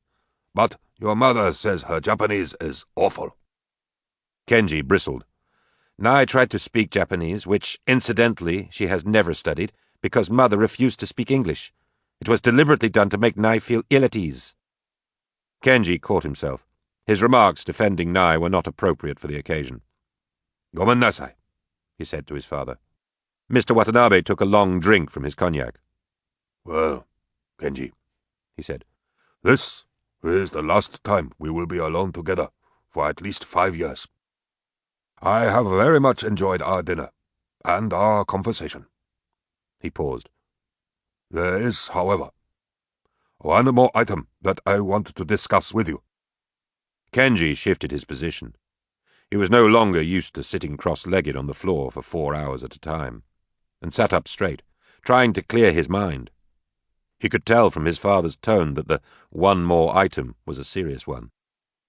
"My interest in the criminals in your Lowell colony is not just idle curiosity," Mr. Watanabe began. He paused to gather his thoughts before continuing. "Nakamura-san came into my office late last week, at the end of the business day, and told me that his son's second application for Lowell colony had also been denied. He asked me if I would talk to you about looking into the matter." The comment hit Kenji like a thunderbolt. He had never even been told that his boyhood rival had applied for Lowell colony. Now, here was his father. "I have not been involved in the process of selecting the convict colonists," Kenji replied slowly. "That's an entirely different division in the project." Mr. Watanabe did not say anything for several seconds. "Our connections tell us," he eventually continued, after finishing his cognac, "that the only real opposition to the application is coming from a psychiatrist, Dr. Ridgemore, from New Zealand, who has the opinion, despite Toshio's excellent record during his detention period, that Nakamura's son still does not recognize that he did anything wrong. I believe that you were personally responsible for recruiting Dr. Ridgemore for the Lowell colony team." Kenji was staggered. This was no idle request his father was making. He had done extensive background research. But why? Kenji wondered. Why is he so interested? "Nakamura-san is a brilliant engineer," Mr. Watanabe said. "He has personally been responsible for many of the products that have established us as leaders in our field. But his laboratory has not been very innovative lately. In fact, its productivity began to drop around the time of his son's arrest and conviction." Mr. Watanabe leaned toward Kenji, resting his elbows on the table. "Nakamura-san has lost his self-confidence. He and his wife must visit Toshio in that detention department once a month. It is a constant reminder to Nakamura of how his family has been disgraced. If the son could go to Mars, then perhaps—" Kenji understood too well what his father was asking. Emotions that had long been suppressed threatened to erupt. Kenji was angry and confused. He was going to tell his father that his request was improper, when the elder Watanabe spoke again. "It has been equally hard on Keiko and the little girl. Aiko is almost 7 now. Every other weekend, they dutifully ride the train to Ashia. Try as he might, Kenji could not prevent the tears from forming in the corners of his eyes. The picture of Keiko, broken and dejected, leading her daughter inside the restricted area for the bi-weekly visit with her father, was more than he could bear. I talked to Keiko myself last week, his father added. At Nakamura-san's request. She was very despondent. But she seemed to perk up when I told her that I was going to ask you to intercede on her husband's behalf. Kenji took a deep breath and gazed at his father's emotionless face. He knew what he was going to do. He knew also that it was indeed improper. Not wrong, just improper. But it made no sense to agonize over a decision that was a foregone conclusion. Kenji finished his cognac. "Tell Nakamura-san that I will call Dr. Ridgemore tomorrow," he said. What if his intuition was wrong? Then I would have wasted an hour, 90 minutes at the most, Kenji thought, as he excused himself from the family gathering with his sister Fumiko and her daughter and ran out into the street. He turned immediately toward the hills. It was about an hour before sunset. "She'll be there," he said to himself. "This will be my only chance to say goodbye." Kenji went first to the small Anrakuji temple. He walked inside the hondo, expecting to find Keiko in her favorite spot, in front of the side wooden altar commemorating 2 12th-century Buddhist nuns, formerly members of the court harem, who had committed suicide when Emperor Go-Toba had ordered them to repudiate the teachings of Senholen. Keiko was not there, nor was she outside where the 2 women were buried, just at the edge of the bamboo forest. Kenji began to think that he had been mistaken. Keiko has not come, he thought. She feels that she has lost too much face. His only other hope was that Keiko was waiting for him in the cemetery beside the Honen Inn, where 17 years earlier he had informed her that he was moving away from Japan. Kenji's heart skipped a beat as he walked up the lane leading to the temple. Off in the distance to his right, he could see a woman's figure. She was wearing a simple black dress and was standing beside the tomb of Junichiro Tanizaki. Although her body was facing away from him, and he could not see clearly in the fading twilight, Kenji was certain that the woman was Keiko. He raced up the steps and into the cemetery, finally stopping about 5 meters away from the woman in black. "Keiko," he said, catching his breath. "I'm so glad." "Watanabe-san," the figure said formally, turning around with her head low and her eyes on the ground. She bowed very deeply, as if she were a servant. "Tomo arigato gozaimasu," she repeated twice. Finally she rose, but still she did not look up at Kenji. "Keiko," he said softly. "It's only Kenji. I'm alone. Please look at me." "I cannot," she answered in a voice that was scarcely audible. "But I can thank you for what you have done for Aiko and me." Again she bowed. "Tomo arigato gozaimasu," she said. Kenji bent down impulsively and put his hand under Keiko's chin. He gently raised her head until he could see her face. Keiko was still beautiful. But Kenji was shocked to see such sadness permanently carved into those delicate features. "Keiko," he murmured, her tears cutting into his heart like tiny knives. "I must go," she said. "I wish you happiness." She pulled away from his touch and bowed again. Then she rose, without looking at him, and walked slowly down the path in the twilight shadows. Kenji's eyes followed her until she disappeared in the distance. It was only then that he realized he had been leaning on Tanizaki's tombstone. He stared for several seconds at the 2 kanji characters, ku and jaku, on the grey markers. One of them said, emptiness. The other, solitude. Chapter 5. When the message from Rama was relayed to Earth from the tracking satellite system in 2241, it caused immediate consternation. Nicole's video was quickly classified top secret, of course, while the International Intelligence Agency, IIA, the security arm of the Council of Governments, COG, struggled to comprehend what it was all about. A dozen of the finest agents were soon assigned to the secure facility in Novosibirsk to analyze the signal that had been received from deep space and to develop a master plan for the COG response. Once it was ascertained that neither the Chinese nor the Brazilians could have decoded the signal, their technological capabilities were not yet on a par with the COG. The requested acknowledgement was transmitted in the direction of Rama, thereby precluding any future replays of Nicole's video. Then the super-agents focused on the detailed contents of the message itself. They began by doing some historical research. It was widely accepted, despite some suggested but discredited evidence to the contrary, that the Rama II spacecraft had been destroyed by the barrage of nuclear missiles in April of 2200. Nicole Desjardins, the putative human being in the video, had been presumed dead before the Newton science ship had even left Rama. Certainly she, or what was left of her, must have been annihilated in the nuclear devastation. So the speaker could not actually be she. But if the person, or thing, speaking in the television segment was a robot imitation or simulacrum of Madame Desjardins, it was vastly superior to any artificial intelligence designs on Earth. The preliminary conclusion, therefore, was that the Earth was again dealing with an advanced civilization of unbelievable capability, one that was consistent with the technological levels exhibited by the two Rama spacecraft. There was no question about the implied threat in the message either. About that the super-agents were unanimous. If there was indeed another Rama vehicle on its way to the solar system, although none had yet been detected by the pair of Excalibur stations, the Earth could certainly not ignore the message. Of course, there was some possibility that the entire thing was an elaborate hoax, concocted by the brilliant Chinese physicists. They were definitely the prime suspects, but until that was a confirmed fact, the COG needed to have a definitive plan.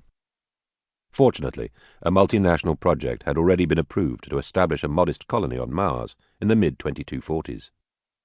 During the 2 previous decades, a half-dozen exploration missions to Mars had rekindled interest in the great idea of terraforming the red planet and making it habitable for the human species.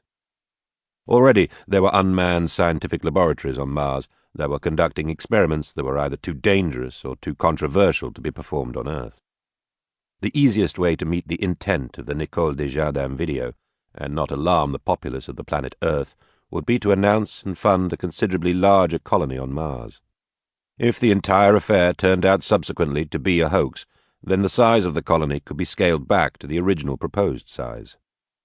One of the agents, an Indian named Ravi Srinivasan, carefully researched the massive ISA data archives from the year 2200 and became convinced that Rama II had not been destroyed by the nuclear phalanx. "It is possible," Mr. Srinivasan said, "that this video is legitimate and that the speaker is really the esteemed Madame Desjardins. But she would be 77 years old today," another of the agents countered. "There is nothing in the video that indicates when it was made," Mr. Srinivasan argued. "And if you compare the photographs of Madame Desjardins taken during the mission with the pictures of the woman in the transmission we received, they are decidedly different. Her face is older, maybe by as much as 10 years. If the speaker in the video is a hoax or a simulacrum, then it is an amazingly clever one." Mr. Srinivasan agreed, however, that the plan eventually developed by the IIA was the proper one, even if the video was indeed presenting the truth. So it was not that important that he convince everyone that his point of view was correct. What was absolutely necessary, the super-agents all agreed, was that a bare minimum of people knew about the existence of the video. The 40 years since the beginning of the 23rd century had seen some marked changes on the planet Earth. Following the Great Chaos, the Council of Governments, COG, had emerged as a monolithic organization controlling, or at least manipulating, the politics of the planet.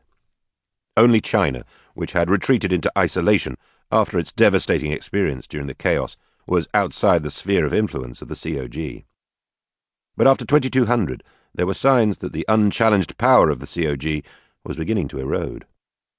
First came the Korean elections of 2209, when the people of that nation, disgusted with successive regimes of corrupt politicians who had grown rich at the expense of the populace, actually voted to federate with the Chinese. Of the major countries of the world, only China had a significantly different kind of government from the regulated capitalism practiced by the wealthy nations of North America, Asia, and Europe. The Chinese government was a kind of socialist democracy based on the humanist principles espoused by the canonized 22nd century Italian Catholic, St. Michael of Siena. The COG, and indeed the entire world, was dumbfounded by the stunning election results in Korea. By the time the IIA was able to foment a civil war, 2211 to 2212, the new Korean government and their Chinese allies had already captured the hearts and minds of the people. The rebellion was easily quashed, and Korea became a permanent part of the Chinese Federation. The Chinese openly acknowledged that they had no intention of exporting their form of government by military action, but the rest of the world did not accept their word. The COG military and intelligence budgets doubled between 2210 and 2220 as political tension returned to the world scene. Meanwhile, in 2218, the 350 million Brazilians elected a charismatic general, João Pereira, to head their nation. General Pereira believed that South America was mistreated and undervalued by the COG. He was not wrong, and he demanded changes in the COG character that would correct the problems. When the COG refused, Pereira galvanized South American regionalism by unilaterally abrogating the COG charter. Brazil seceded, in effect, from the Council of Governments, and over the next decade, most of the rest of the South American nations, encouraged by the massive military strength in Brazil that successfully opposed the COG peacekeeping forces, followed suit. What emerged was a third player in the world geopolitical scene, a kind of Brazilian empire, energetically led by General Pereira. At first, the embargoes by the COG threatened to return Brazil and the rest of South America to the destitution that had ravaged the region in the wake of the Great Chaos. But Pereira fought back. Since the advanced nations of North America, Asia, and Europe would not buy his legal exports, he decided that he and his allies would export illegal products. Drugs became the primary trade of the Brazilian Empire. It was an immensely successful policy. By 2240, there was a massive flow of all kinds and types of drugs from South America to the rest of the world. It was in this political environment that Nicole's video was received on Earth. Although some cracks had appeared in the COG control of the planet, the organization still represented almost 70% of the population and 90% of the Earth's material wealth. It was natural that the COG and its implementing space agency, the ISA, should take the responsibility for managing the response. Carefully following the security criteria defined by the IIA, a five-fold increase in the number of people going to Mars as part of the Lowell colony was announced in February 2242. Earth departure was scheduled for the late summer or early autumn of 2245. The other four people in the room, all blonde and blue-eyed and members of the same family from Malmo, Sweden, filed out the door, leaving Kenji and Nai Watanabe alone. She continued to gaze down at the Earth 35,000 kilometers below her. Kenji joined her in front of the huge observation window. "I never fully realized," Nai said to her husband, just what it meant to be in geosynchronous orbit. The Earth doesn't move from here. It looks suspended in space." Kenji laughed. "Actually, we're both moving, and very fast. But since our orbital period and the Earth's rotation period are the same, the Earth always presents us with the same picture." "It was different at that other space station," Nai said, shuffling away from the window in her slippers. "There, the Earth was majestic, dynamic, much more impressive." "But we were only 300 kilometers from the surface. Of course it was." "Shit!" They heard a voice shout from the other side of the observation lounge. A husky young man in a plaid shirt and blue jeans was flailing in the air, slightly more than a meter off the floor, and his frantic motion was causing him to tumble sideways. Kenji crossed over and helped the newcomer to stand upright on his feet. "Thanks," the man said. "I forgot to keep one foot on the floor at all times. This weightlessness is fucking weird for a farmer." He had a heavy southern accent. "Oops, I'm sorry about the language, ma'am. I've lived among cows and pigs too long." He extended his hand to Kenji. "I'm Max Puckett from DeQueen, Arkansas." Kenji introduced himself and his wife. Max Puckett had an open face and a quick grin. "You know," Max said, "when I signed up to go to Mars, I never realized that we would be weightless for the whole goddamn trip. What's going to happen to the poor hens? They'll probably never lay another egg. Max walked over to the window.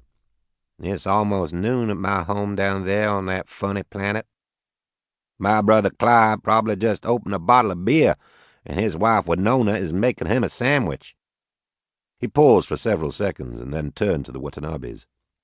What you two gonna do on Mars? I'm the colony historian, Kenji replied. Or at least, one of them.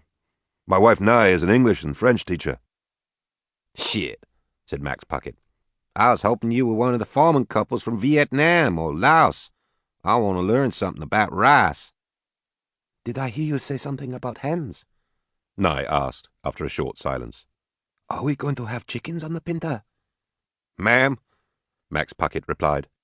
There are 15,000 of Puckett's finest packed in cages in a cargo tug parked at the other end of this station. The ISA paid enough for those chickens that Clyde and Winona could rest for a whole damn year if they wanted. If those hens are not going with us, I'd like to know what the hell they're going to do with them. Passengers only occupy 20% of the space on the Pinta and the Santa Maria, Kenji reminded Nye. Supplies and other cargo elements take up the rest of the space. We will only have a total of 300 passengers on the Pinta, most of them ISA officials and other key personnel necessary to initialize the colony. Initialize the colony? Max interrupted. Shit, man, you talk like one of them robots. He grinned at Nye. After 2 years with one of those talking cultivators, I threw the son of a bitch away and replaced him with one of those earlier silent versions. Kenji laughed easily. I guess I do use a lot of ISA jargon. I was one of the first civilians selected for New Lowell, and I managed the recruiting in the Orient. Max chuckled. Kenji and Nye laughed as well. He was a funny man. Speaking of whores, Max said with a twinkle, where's all those convict women I saw on television? Ooh-wee! Some of them were mighty fine. Damn sight better looking than my chickens and pigs. All the colonists who had been held in detention on Earth are traveling on the Santa Maria, Kenji said. We'll arrive about 2 months before them. You know an awful lot about this mission, Max said. And you don't speak garbled English like the Japs I've met in Little Rock and Texarkana. Are you somebody special? No, Kenji replied, unable to suppress another laugh. As I told you, I'm just the lead colony historian.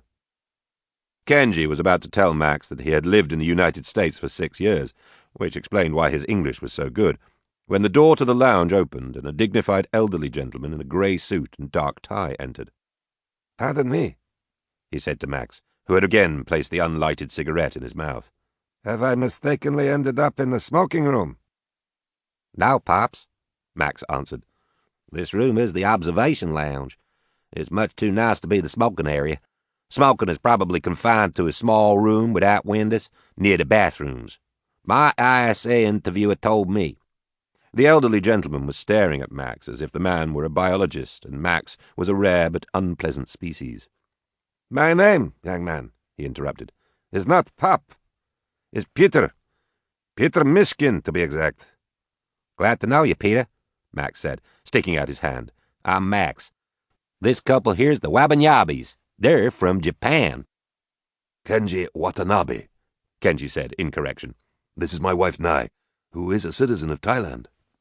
"Mr. Max," Peter Mishkin said formally. "My first name is Pieter, not Peter. It is bad enough that I must speak English for 5 years. Surely I can ask that my name at least retain its original Russian sound." "Okay, Piotr," Max said, again grinning. "What do you do, anyway?" "No, let me guess. You're the colony undertaker." For a fraction of a second, Kenji was afraid that Mr. Mishkin was going to explode in anger. Instead, however, the smallest of smiles began to form upon his face. "It is apparent, Mr. Max," he said slowly, "that you have a certain comic gift. I can see where that might be a virtue on a long and boring space trip." He paused for a moment. "For your information, I am not the undertaker. I was trained in the law, until 2 years ago when I retired of my own volition to seek a new adventure. I was a member of the Soviet Supreme Court." "Holy shit!" Max Puckett exclaimed. "Now I remember. I read about you in Time magazine. Hey, Judge Mishkin, I'm sorry. I didn't recognize you. Not at all, Judge Mishkin interrupted, an amused smile spreading across his face. It was fascinating to be unknown for a moment and to be taken for an undertaker. Probably the practiced judge's mien is very close to the proper dour expression of the funeral attendant. By the way, Mr. Puckett, sir. By the way, Mr. Puckett, Judge Mishkin continued, would you like to join me in the bar for a drink? A vodka would taste especially good right about now. So would some tequila, Max replied, walking toward the door with Judge Mishkin. Incidentally, I don't suppose you know what happens when you feed tequila to pigs, do you? I thought not. Well, me and my brother Clyde. They disappeared out the door, leaving Kenji and Nai Watanabe alone again. The couple glanced at each other and laughed. You don't think, Kenji said, that those two are going to be friends, do you? No chance, Nai replied with a smile. What a pair of characters.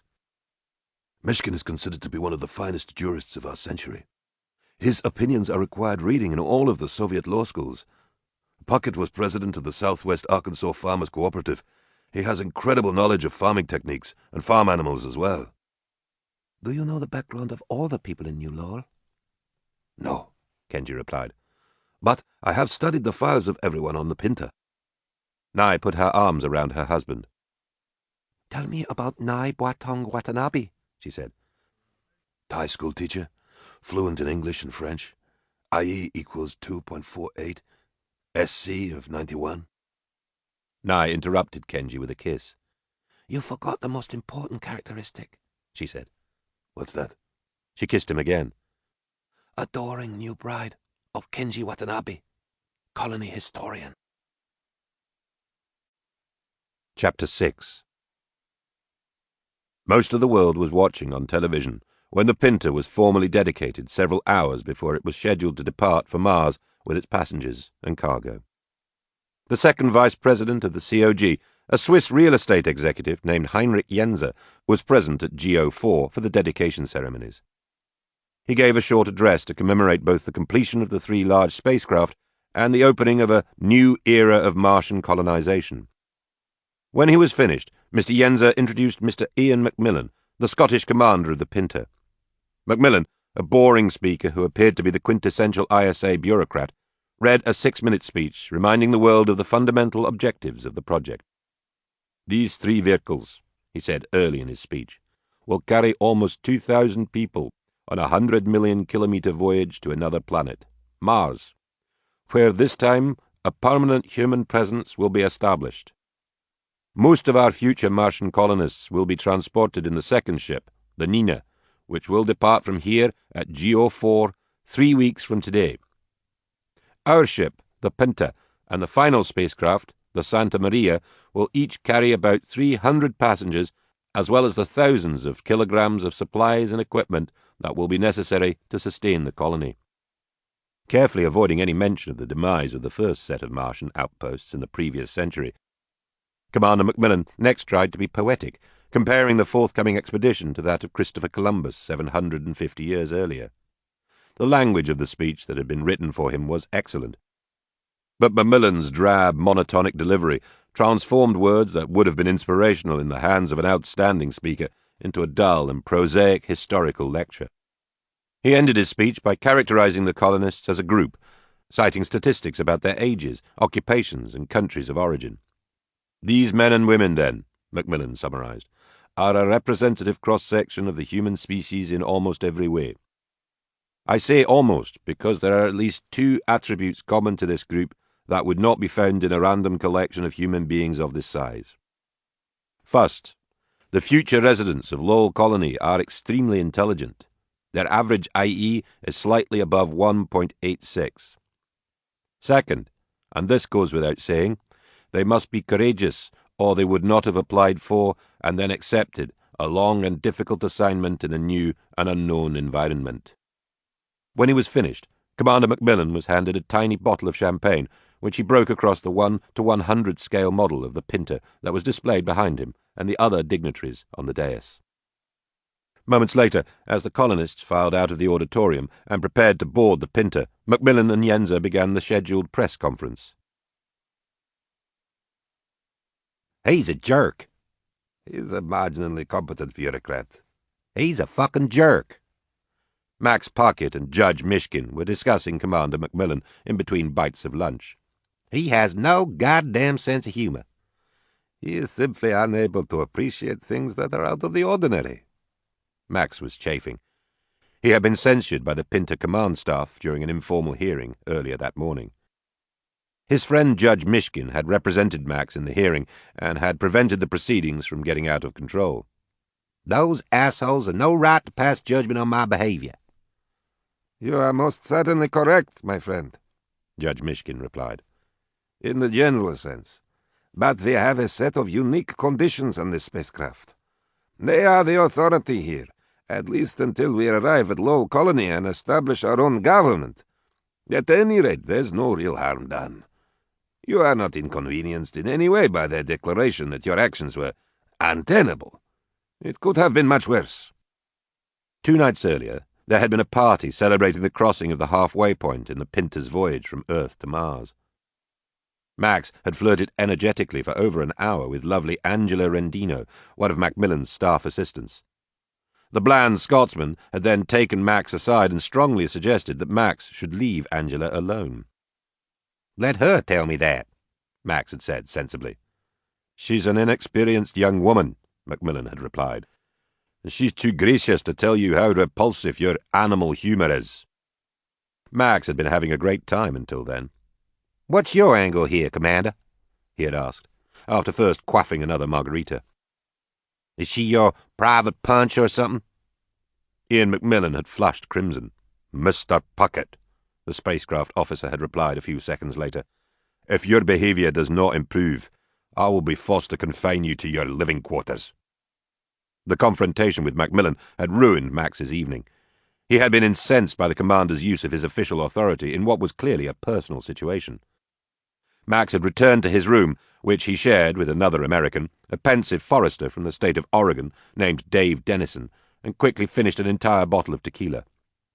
In his drunken state, Max had been both homesick and depressed. He had then decided to go to the communications center to phone his brother Clyde back in Arkansas. By this time, it was very late. To reach the communications complex, it was necessary for Max to cross the entire ship, passing first the common lounge where the party had just ended, and then the officers' quarters. In the central wing, Max caught a fleeting glimpse of Ian Macmillan and Angela Rendino, arm in arm, going into the commander's private apartment. That's the son of a bitch, Max said to himself. The drunken Max paced outside Macmillan's door in the hall, growing angrier and angrier. After 5 minutes, he finally had an idea that he liked. Remembering his award-winning pig call from his days at the University of Arkansas, Max split the evening quiet with a horrendous noise. "Soo-ee! Pig, pig!" Max hollered. He repeated the call another time and then disappeared in a flash, just before every door in the officers' wing, including Macmillan's, opened to see what the disturbance had been. Commander Macmillan was not at all happy that his entire crew saw him, along with Miss Rendino, in a state of undress. The cruise to Mars was a second honeymoon for Kenji and Nye. Neither of them had much work to do. The journey was relatively uneventful, at least from the point of view of a historian, and Nye's duties were minimal, since most of her high school students were on board the other 2 spaceships. The Watanabes spent many evenings socializing with Judge Mishkin and Max Puckett. They played cards often. Max was as good at poker as he was terrible at bridge, talked about their hopes for Lowell Colony, and discussed the lives they had left behind on Earth. When the Pinta was 3 weeks away from Mars, the staff announced a coming 2-day communications outage and urged everyone to call home before the radio systems were temporarily out of commission. Since it was the year-end holiday period, it was the perfect time to phone. Max hated the time delay and the long one-way conversations. After listening to a disjointed discussion of Christmas plans in Arkansas, Max informed Clyde and Winona that he wasn't going to call anymore because he disliked waiting 15 minutes to find out if anyone has laughed at my jokes. It had snowed early in Kyoto. Kenji's mother and father had prepared a video showing Ginkakuji and the Honen Inn under a soft blanket of snow. If Nai had not been with him, Kenji would have been unbearably homesick. In a brief call to Thailand, Nai congratulated one of her sisters on having won a scholarship to the university. Piotr Mishkin didn't telephone anyone.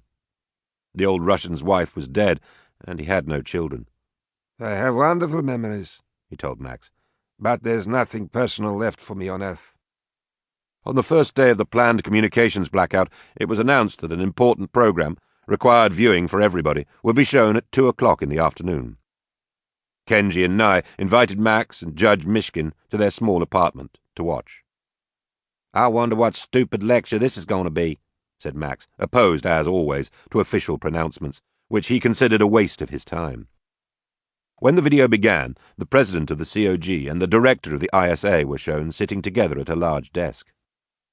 The COG president underscored the importance of the message that they were about to receive from Werner Koch, the director of the ISA. "Passengers on the Pinta," Dr. Koch began.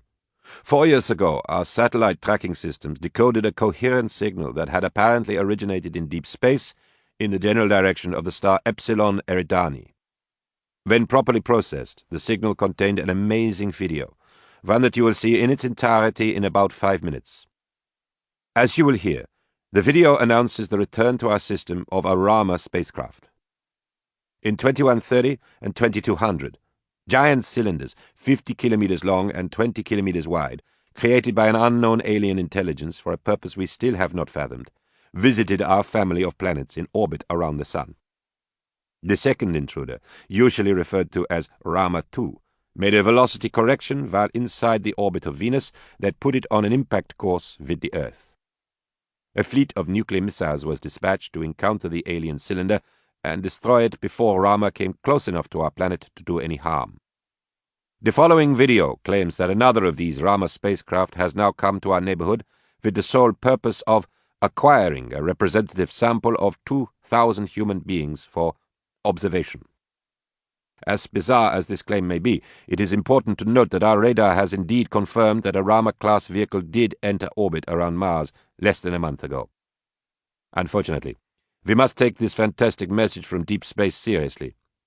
Therefore, you colonists on the Pinta have been assigned to rendezvous with a new object in Mars orbit. We realize that this news will come as a severe shock to most of you, but we did not have many viable options. If, as we suspect, some misguided genius has planned and orchestrated an elaborate hoax, then, after the brief detour, you will continue on with your colonization of Mars as originally conceived. If, however, the video you are about to see is actually telling the truth, then you and your associates on board the Nina and the Santa Maria will become the contingent of human beings that the Raman intelligence will observe. You can well imagine that your mission now has uppermost priority among all COG activities. You can also understand the need for secrecy. From this moment forward, until this Rama issue is resolved one way or the other, all communication between your vehicle and the Earth will be strictly controlled. The IIA will monitor all the voice loops. Your friends and families will be told that you are safe, and eventually that you have landed on Mars, but that the Pinta communication systems have completely failed. You are being shown the following video now, to give you 3 weeks to prepare for the encounter. A baseline plan and accompanying procedures for the rendezvous, worked out in great detail by the IIA in conjunction with ISA operations personnel, have already been transmitted to Commander Macmillan on the high-rate data stream. Each one of you will have a specific set of assignments. Each of you also has a personalized document packet that will provide you with the necessary background information for you to perform your duties. Of course, we wish you well. Most likely this Rama affair will turn out to be nothing, in which case it will simply have delayed your initialization of Lao Colony. If, however, this video is on the level, then you must move quickly to develop careful plans for accommodating the arrival of the Nina and the Santa Maria. None of the colonists on those other 2 spacecraft will have been told anything at all about Rama or the change in assignment. There was a momentary silence in the Watanabe apartment as the video abruptly concluded and was replaced on the screen by a text message. Next video in 2 minutes. "Well, I'll be goddamned," was Max Puckett's only comment. Chapter 7. In the video, Nicole was sitting on an ordinary brown chair with a featureless wall behind her. She was dressed in one of the ISA flight suits that had been her regular apparel during the Newton mission. Nicole read the message from an electronic notebook that she held in her hands. "My fellow Earthlings," she began. "I am Newton cosmonaut Nicole Desjardins, speaking to you from billions of kilometers away. I am on board a Rama spacecraft, similar to the two great cylindrical spaceships that visited our solar system during the last 2 centuries. This third Rama vehicle is also heading toward our tiny region of the galaxy. Approximately 4 years after your first receipt of this video, Rama III will go into orbit around the planet Mars. Since I left the Earth, I have learned that the Rama-class vehicles were constructed by an advanced extraterrestrial intelligence as elements in a vast information-gathering system whose ultimate objective is acquiring and cataloging data about life in the universe. It is as part of this goal that this third Rama craft is returning to the vicinity of our home planet. Inside Rama III, an Earth-like habitat has been designed to accommodate 2,000 human beings, plus significant numbers of other animals and plants from our home planet.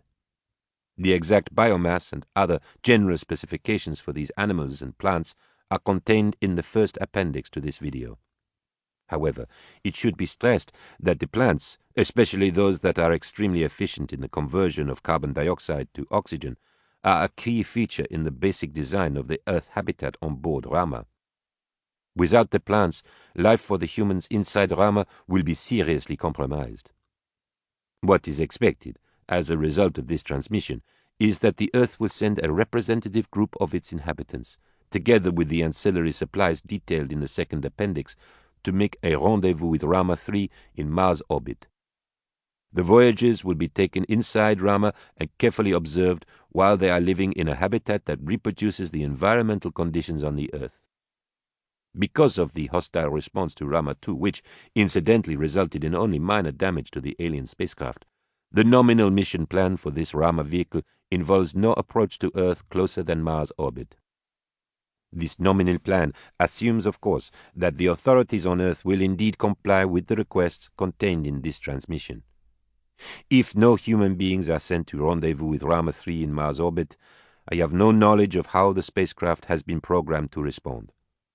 I can say, however, based on my own observations, that it is easily within the capabilities of the extraterrestrial intelligence to acquire its desired observational data by other, less benign methods.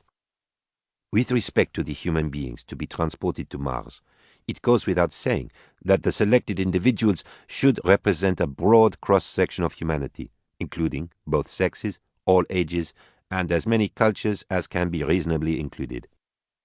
The large library of information about the Earth that is requested in the third video appendix would provide significant additional data that can be correlated with the observations taken inside Rama. I myself have no knowledge of how long the human beings will be inside Rama, or exactly where the spacecraft will take them, or even why the superior intelligence that created the Rama vehicles is gathering information about life in the universe.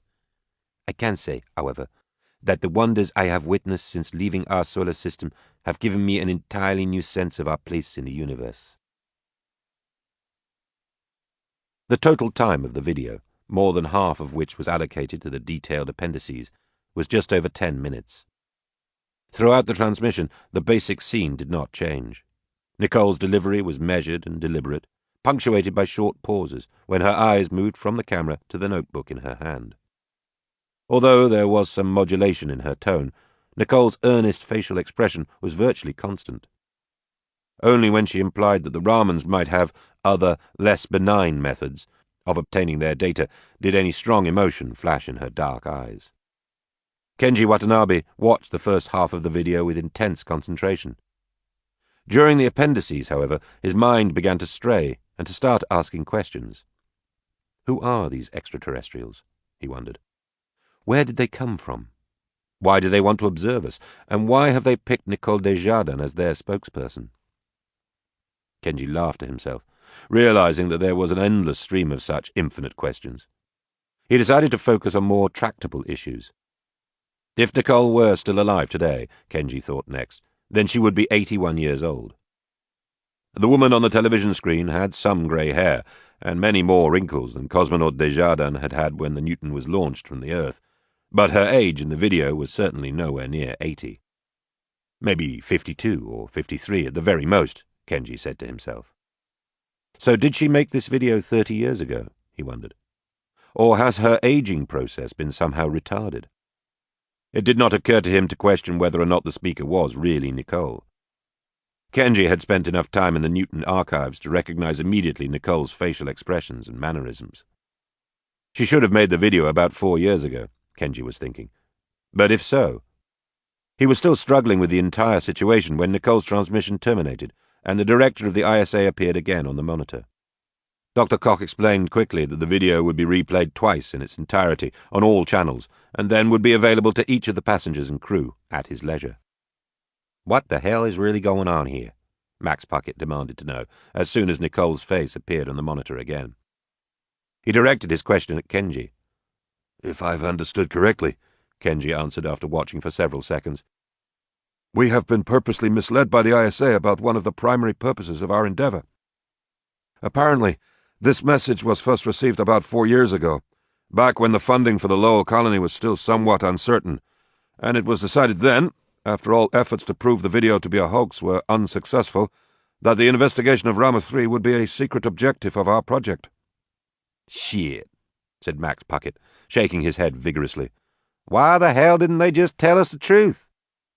My mind balks at the idea of super creatures sending such awesome technology just to gather data about us, Judge Mishkin commented after a short silence. On another level, however, at least now I understand some of the peculiarities in the personnel selection process. I was flabbergasted when that group of homeless American teenagers was added to the colony about 8 months ago.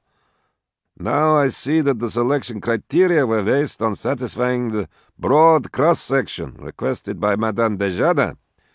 Whether or not a particular mix of individuals and skills would produce a sociologically viable colony on Mars must have always been a secondary consideration.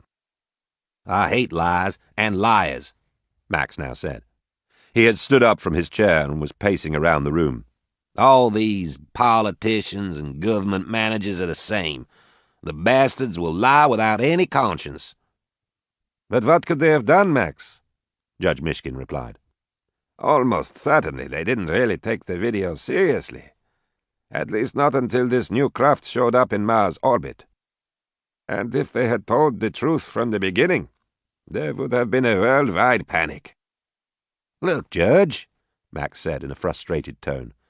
I thought I was hired to be a fucking farmer on a colony on Mars. I don't know anything about ETs, and quite frankly, I don't want to know anything. It's hard enough for me to deal with chickens, pigs, and people. Especially people, Judge Mishkin said quickly, smiling at his friend. Despite himself, Max chuckled. A few minutes later, Judge Mishkin and Max said goodbye and left Kenji and Nye alone. Soon after their guests were gone, the video phone rang in Kenji and Nye's apartment. "Watanabe," they heard Ian Macmillan say. Yes, sir, Kenji replied. "Sorry to disturb you, Watanabe," the commander said, "but you have the first assignment given to anyone other than my immediate staff. Your orders are to brief the entire Pinta crew on the Newton expedition, the Ramas, and cosmonaut Desjardins at 1900 tonight. I thought you might want to begin your preparations." all the media reported in 2200 that Rama II was completely destroyed, vaporized by the multiple nuclear bombs that exploded in its vicinity. The missing cosmonauts, Desjardins, O'Toole, Takagishi, and Wakefield, were of course all considered to be dead. Actually, according to both the official documents of the Newton mission and the very successful books and television series distributed by Hagenest and Schmidt, Nicole Desjardins presumably died somewhere in New York, the island city in the middle of the cylindrical sea, weeks before the science ship of the Newton ever left Rama and returned to the Earth. Kenji paused to look at his audience. Even though Commander Macmillan had explained to the Pinta passengers and crew that a videotape of Kenji's presentation would be immediately available, many of the listeners were taking notes. Kenji was enjoying his moment in the limelight. He glanced at Nye and smiled before continuing. Cosmonaut Francesca Sabatini, the most famous survivor of the ill-fated Newton expedition, postulated in her memoirs that Dr. Desjardins might have encountered a hostile biot, or had perhaps fallen, somewhere in one of the blackout regions of New York. Since the two women had been together for most of the day, they were searching for the Japanese scientist Shigeru Takagishi, who had mysteriously disappeared from the Beta campsite the night before. Signora Sabatini was well aware of the amount of food and water that cosmonaut Desjardins was carrying. Even with her consummate knowledge of the human body, Sabatini wrote, Nicole could not possibly have survived more than a week. And if, in a delirious state, she had tried to obtain water from the ice of the poisonous cylindrical sea, she would have died even sooner. Of the half-dozen Newton cosmonauts who did not return from the encounter with Rama II, it is Nicole Desjardins who has always attracted the most interest. Even before the brilliant statistician Roberto Lopez correctly conjectured 7 years ago, on the basis of European genome information stored in The Hague, that the late King Henry XI of England was the father of Nicole's daughter Genevieve, Dr. Desjardins' reputation had become legendary. Recently, the attendance at her memorial near her family villa in Beauvoir, France, has increased markedly, especially among young females. People flock there, not only to pay cosmonaut Desjardins homage and to view the many photographs and videos commemorating her outstanding life, but also to see the two superb bronze statues created by the Greek sculptor Theopapas. In one, the youthful Nicole is depicted in her track singlet and shorts with the Olympic gold medal around her neck. In the second, she is shown as a mature woman, wearing an ISA flight suit similar to the one you saw in the video. Kenji pointed to the back of the room in the small Pinter auditorium, and the lights were extinguished. Moments later, a slideshow began on one of the two screens behind him. These are the few photographs of Nicole Desjardins that were stored in our Pinter files. The reference database indicates that many more pictures, including historical film clips, are available in the reserve library stored out in the cargo bay. But those data are not accessible during cruise due to the limitations of the flight data network. The extra data are not needed, however, for it is clear from these photos that the individual who appeared in the transmission this afternoon is either Nicole Desjardins or an absolutely perfect copy of her. A close-up still from the afternoon video was frozen on the left screen and juxtaposed to a head photo taken of Nicole the night of the New Year's Eve party at the Villa Adriani outside Rome. There was no question about it. The two pictures were definitely of the same woman. An appreciative murmur rose from the audience as Kenji paused in his presentation. Nicole Desjardins was born, Kenji continued in a slightly subdued tone, on January the 6th, 2164. Therefore, if the video we watched this afternoon was actually filmed about 4 years ago, she should have been 77 years old at the time. Now, we all know that Dr. Desjardins was in superb physical condition and that she exercised regularly, but if the woman we saw this afternoon was 77, then the ETs who built Rama must also have discovered the Fountain of Youth. Even though it was late at night and Kenji was very tired, he still could not sleep. The events of the day kept forcing themselves into his mind and exciting him again. Next to him in the small double bed, Nai Boatong Watanabe was very much aware that her husband was awake. "You're absolutely certain that we were seeing the real Nicole Desjardins, aren't you, dear?" Nai said softly, after Kenji had turned over for the umpteenth time. "Yes," said Kenji, "but Macmillan isn't. He demanded that I make that statement about the possibility of a perfect copy. He thinks everything in the video is a fake." "After our discussion this afternoon," Nai said, following a short pause, "I was able to recall all the brouhaha about Nicole and King Henry from 7 years ago. It was in most of the personality magazines. But I've forgotten something. How was it established for certain that Henry was Genevieve's father? Wasn't the king already dead? And doesn't the royal family in England keep its genome information private and secret?" Lopez used the genomes belonging to the parents and siblings of people who had married into the royal family.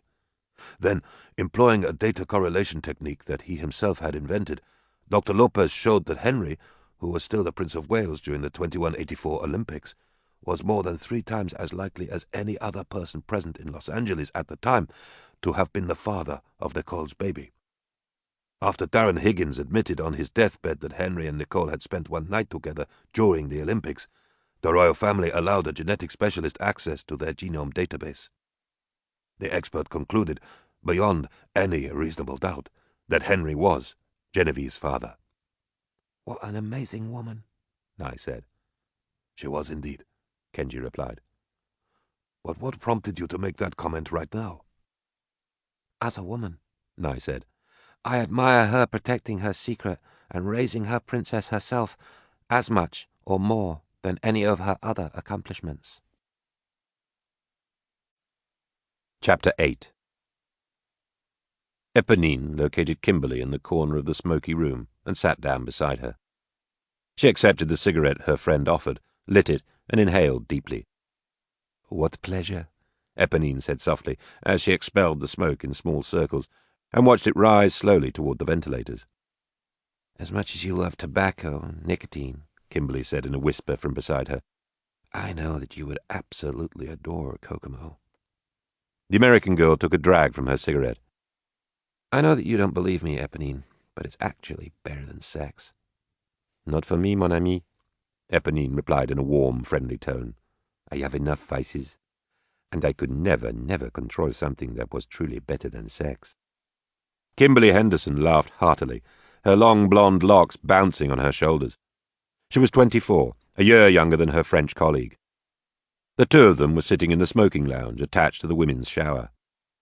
It was a tiny square room, no more than 4 meters on a side, in which a dozen women were currently standing or sitting, all smoking cigarettes. "This room reminds me of the back room at Willie's in Evergreen, just outside Denver," Kimberly said. "While 100 or more cowboys and rednecks would be dancing and drinking in the main bar, 8 or 10 of us would retreat into Willie's secret office, as he called it, and fuck ourselves completely up with Kokomo." Eponine stared through the haze at Kimberly. "At least in this lounge we aren't harassed by the men. They're absolutely impossible, even worse than the guys in the detention village at Bourges. These characters must think about nothing but sex all day long." "That's understandable," Kimberly replied with another laugh. "They're not being closely watched for the first time in years. When Toshio's men sabotaged all the hidden monitors, everybody was suddenly free." She glanced over at Eponine. "But there's a grim side as well. There were 2 more rapes today, one right in the co-ed recreation area." Kimberly finished one cigarette and immediately lit another. "You need someone to protect you," she continued, "and I know Walter would love the job. Because of Toshio, the cons have mostly stopped trying to hit on me. My main concern now is the ISA guards. They think they're hot shit. Only that gorgeous Italian hunk, Marcello or something or other, interests me at all. He told me yesterday that he would make me moan with pleasure if I would just join him in his room. I was sorely tempted until I saw one of Toshio's thugs watching the conversation." Eponine also lit another cigarette. She knew it was ridiculous to smoke them one after another, but the passengers on the Santa Maria were only allowed 3 half-hour breaks each day, and smoking was not permitted in the cramped living quarters. While Kimberly was momentarily sidetracked by a question from a burly woman in her early 40s, Eponine thought about the first few days after they had left the Earth. "Our 3rd day out," she recalled, "Nakamura sent his go-between to see me. I must have been his first choice." The huge Japanese man, a sumo wrestler before he became a bill collector for a notorious gambling ring, had bowed formally when he had approached her in the co-ed lounge. "Miss Eponine," he had said in heavily accented English. "My friend Nakamura-san has asked me to tell you that he finds you very beautiful. He offers you complete protection in exchange for your companionship and an occasional favor of pleasure." The offer was attractive in some ways, Eponine remembered, and not unlike what most of the decent-looking women on the Santa Maria have eventually accepted. I knew at the time that Nakamura would be very powerful, but I didn't like his coldness, and I mistakenly thought that I could remain free. "Ready?" Kimberly repeated. Eponine snapped out of her reverie. She stubbed out her cigarette and walked with her friend into the dressing room. While they were taking off their clothes and preparing to shower, at least a dozen eyes feasted on their magnificent bodies. "Doesn't it bother you," Eponine asked when they were standing side by side in the shower, "to have these dykes devouring you with their eyes?" "Nope," Kimberly replied. In a way, I enjoy it. It's certainly flattering. There are not many women here who look like we do. It arouses me to have them stare so hungrily at me. Eponine rinsed the soapy lather off her full, firm breasts and leaned over to Kimberly. Then you have had sex with another woman? She asked. Of course, Kimberly replied with another deep laugh. Haven't you? Without waiting for a response, the American woman launched into one of her stories. My first dealer in Denver was a dyke. I was only 18 and absolutely perfect from head to toe. When Loretta first saw me naked, she thought she'd died and gone to heaven. I had just entered nursing school and couldn't afford much dope, so I made a deal with Loretta. She could fuck me, but only if she kept me supplied with cocaine. Our affair lasted almost 6 months. By then I was dealing on my own, and besides, I had fallen in love with the magician. Poor Loretta, Kimberly continued, as she and Eponine dried each other's backs in the lavatory that adjoined the shower. She was broken-hearted. She offered me everything, including her client list. Eventually, she became a nuisance, so I undercut her and had the magician force her out of Denver. Kimberly saw a fleeting look of disapproval on Eponine's face. Jesus, she said, there you go again, turning moral on me. You're the softest goddamn murderer I have ever met. Sometimes you remind me of all the goody two-shoes in my high school graduating class. As they were about to leave the shower area, a tiny black girl with her hair in braids came up behind them. You Kimberly Henderson? She said. Yes, Kimberly nodded, turning around. But why? Is your man the King Jap Nakamura? The girl interrupted. Kimberly did not reply. If so, I need your help, the black girl continued. What do you want? Kimberly asked in a non-committal tone. The girl suddenly broke into tears. My man Reuben didn't mean nothing. He was drunk on that shit the guards sell. He didn't know he was talking to the King Jap. Kimberly waited for the girl to dry her tears. What have you got? She whispered. 3 knives and 2 joints of dynamite Kokomo, the black girl replied in the same soft whisper. Bring him to me, Kimberly said with a smile, and I'll arrange time for your Reuben to apologize to Mr. Nakamura. You don't like Kimberly, do you? Eponine said to Walter Brackeen. He was a huge American Negro with soft eyes and absolutely magical fingers on a keyboard. He was playing a light jazz medley and staring at his beautiful lady while his 3 roommates were out, by agreement, in the common areas. No, I don't, Walter replied slowly. She's not like us. She can be very funny, but underneath I think she's truly bad. What do you mean? Walter changed to a soft ballad with an easier melody and played for almost a full minute before speaking. I guess in the eyes of the law we're all equal, all murderers, but not in my eyes. I squashed the life out of a man who sodomized my baby brother. You killed a crazy bastard who was ruining your life.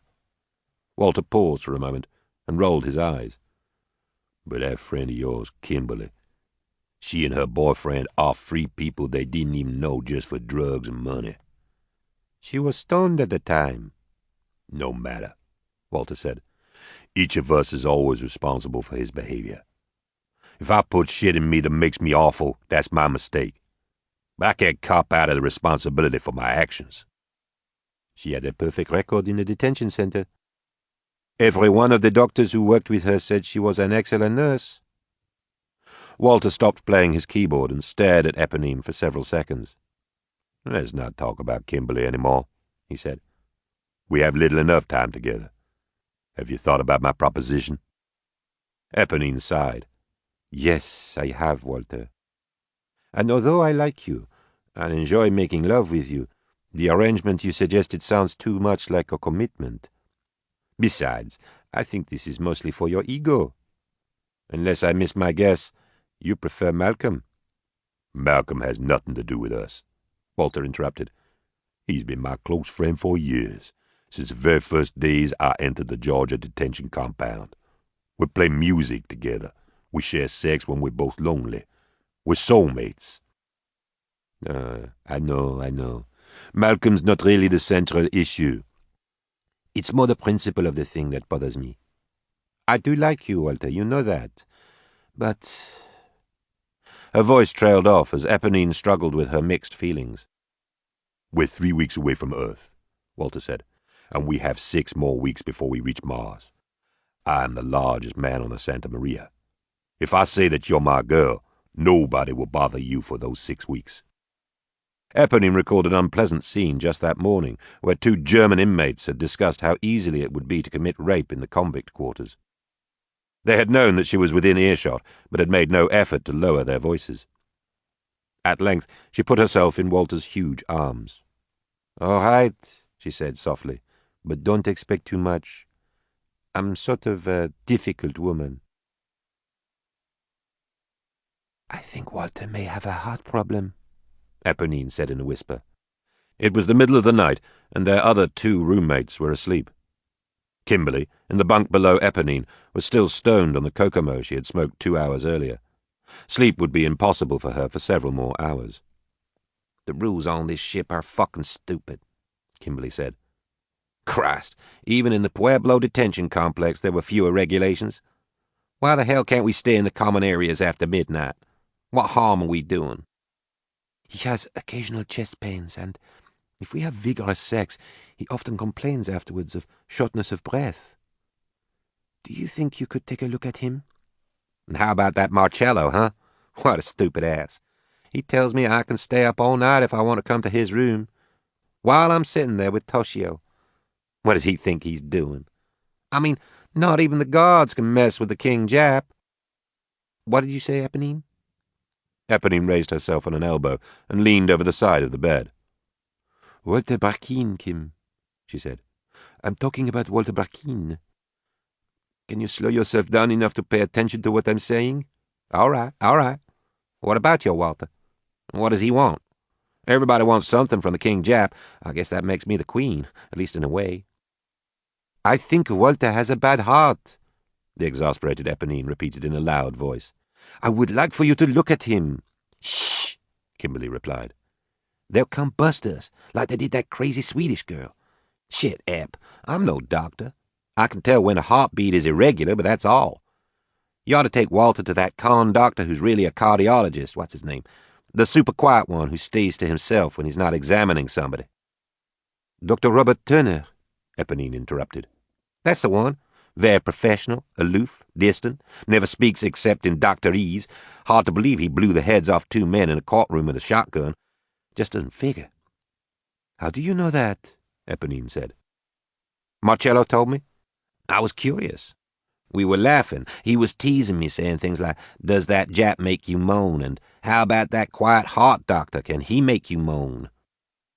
"Christ, Kim," Eponine said, now alarmed. "Have you been going to bed with Marcello too?" Her roommate laughed. "Only twice. He talks better than he fucks. And what an ego. At least the King Jap is appreciative." "Does Nakamura know?" "Do you think I'm crazy?" Kimberly replied. "I don't want to die. But he may be suspicious. I won't do it again, but if that Dr. Turner were to so much as whisper in my ear, I would cream all over myself." Kimberly continued her rambling chatter. Eponine thought briefly about Dr. Robert Turner. He had examined Eponine soon after launch, when she had been having some peculiar spotting. "He never even noticed my body," she remembered. It was a thoroughly professional examination. Eponine tuned Kimberly out of her mind and focused on an image of the handsome doctor. She was surprised to discover that she was feeling a spark of romantic interest. There was something definitely mysterious about the doctor, for there was nothing in his manner or personality that was the least bit consistent with a double murder. There must be an interesting story, she thought. Eponine was dreaming. It was the same nightmare that she had had 100 times since the murder. Professor Moreau was lying with his eyes closed on the floor of his studio, blood streaming out of his chest. Eponine walked over to the basin, cleaned the large carving knife, and placed it back on the counter. As she stepped over the body, those hated eyes opened. She saw the wild insanity in his eyes. He reached out for her with his arms. "Nurse Henderson! Nurse Henderson!" The knocking on the door was louder. Eponine awakened from her dream and rubbed her eyes. Kimberly and another of their roommates reached the door almost simultaneously. Walter's friend, Malcolm Peabody, a diminutive, effete white man in his early 40s, was standing at the door. He was frantic. "Dr. Turner sent me for a nurse. Come quickly. Walter's had a heart attack." As Kimberly began to dress, Eponine glided down from her bunk. "How is he, Malcolm?" she asked, pulling on her robe.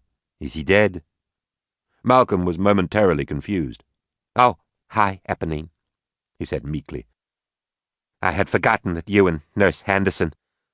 When I left, he was still breathing, but—" Being careful to keep one foot on the floor at all times, Eponine hurried out the door, down the corridor, into the central common area, and then into the men's living quarters. Alarms sounded as the main monitors followed her progress. When she reached the entrance to Walter's wing, Eponine paused for a moment to catch her breath. A crowd of people were standing in the corridor outside of Walter's room. His door was open wide, and the bottom third of his body was lying outside, in the hallway. Eponine pushed her way through the crowd and into the room. Dr. Robert Turner was kneeling beside his patient, holding electronic prods against Walter's naked chest. The big man's body recoiled with each jolt, and then rose slightly off the floor before the doctor pushed it down again against the surface. Dr. Turner glanced up when Eponine arrived. "Are you the nurse?" he asked brusquely. For a fleeting moment, Eponine was speechless and embarrassed. Here her friend was dying or dead, and all she could think about was Dr. Turner's practically perfect blue eyes. "No," she said at length, definitely flustered. "I'm the girlfriend. Nurse Henderson is my roommate. She should be here any minute." Kimberly and 2 ISA guard escorts arrived at that moment. "His heart stopped completely 45 seconds ago," Dr. Turner said to Kimberly. "It's too late to move him to the infirmary. I'm going to open him up and try to use the Komori stimulator. Did you bring your gloves?"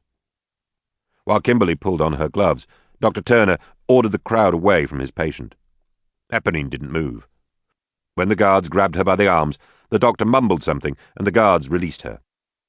Dr. Turner handed Kimberly his set of surgical tools and then, working with both incredible speed and skill, cut a deep incision into Walter's chest. He laid back the folds of the skin, exposing the heart and rib cage. "Have you been through this procedure before, Nurse Henderson?" he asked. "No," Kimberly replied. The Komori stimulator is an electrochemical device that attaches to the heart, forcing it to beat and continue to pump blood. If the pathology is temporary, like a blood clot or a spastic valve, then sometimes the problem can be fixed and the patient's heart will start functioning again. Dr. Turner inserted the stamp-sized Komori stimulator behind the left ventricle of the heart and applied the power from the portable control system on the floor beside him.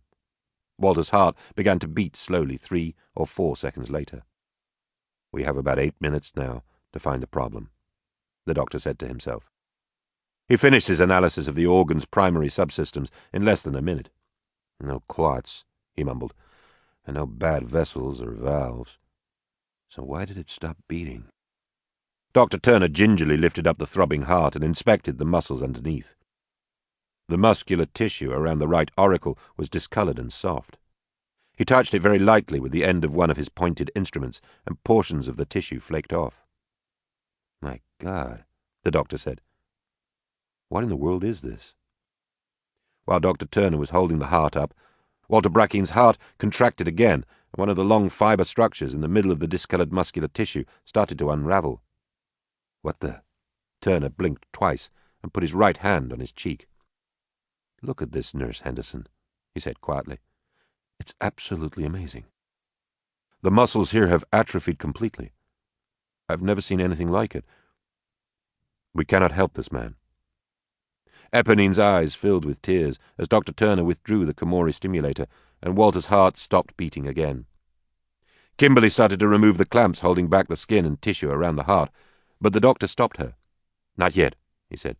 "Let's take him over to the infirmary so I can perform a full autopsy. I want to learn whatever I can." The guards and 2 of Walter's roommates eased the large man onto a gurney, and the body was removed from the living quarters. Malcolm Peabody sobbed quietly on Walter's bunk. Eponine walked over to him. They shared a silent hug and then sat together, holding hands, for most of the rest of the night. Chapter 9. "You'll be in charge here while I'm inside," Commander Macmillan said to his deputy. a handsome young Russian engineer named Dmitry Ulanov. "Under all circumstances, your primary responsibility is the safety of the passengers and crew.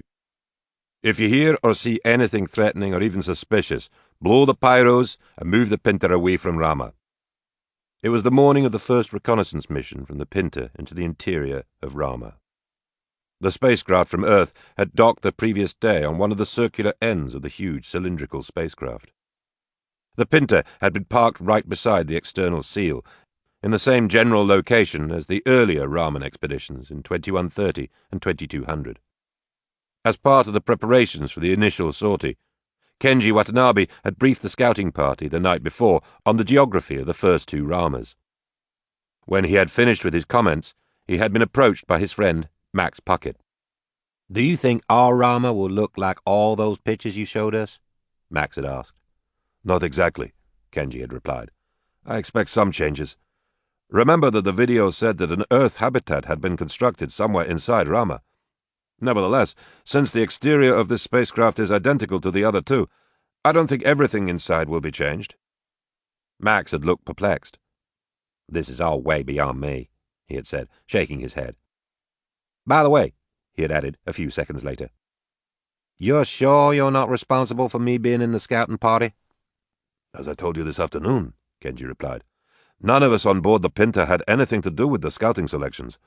All 16 members were chosen by the ISA and IIA back on Earth." "But why have I been equipped with this goddamn arsenal? I have a state-of-the-art laser machine gun, self-guided grenades, even a set of mass-sensitive mines. I have more firepower now than I had during the peacekeeping invasion of Belize." Kenji had smiled. "Commander Macmillan, as well as many members of the military staff at COG headquarters, still believes this whole affair is a trap of some kind. Your designator in this scouting operation is soldier. My personal belief is that none of your weapons will be necessary." Max was still grumbling the next morning when Macmillan left Dmitry Ulanov in charge of the Pinta and personally led the scouting party into Rama. Although he was weightless, the military equipment that Max was carrying on the outside of his spacesuit was unwieldy and severely restricted his freedom of movement. "This is ridiculous," he mumbled to himself. "I'm a farmer, not a goddamn commando." The initial surprise came only minutes after the scouts from the Pinta had moved inside the external seal. Following a short walk down a broad corridor, the group came to a circular room, from which 3 tunnels led deeper into the interior of the alien spaceship. 2 of the tunnels were blocked with multiple metal gates. Commander Macmillan called Kenji in for consultation. "This is a completely different design," Kenji said in response to the commander's questions. "We may as well throw out our maps." "Then I presume we should proceed down the unblocked tunnel?" Macmillan asked. "That's your call," Kenji replied. "But I don't see any other option, except to return to the Pinta." The 16 men trudged slowly down the open tunnel in their spacesuits. Every few minutes they would launch flares into the darkness ahead of them so that they could see where they were going.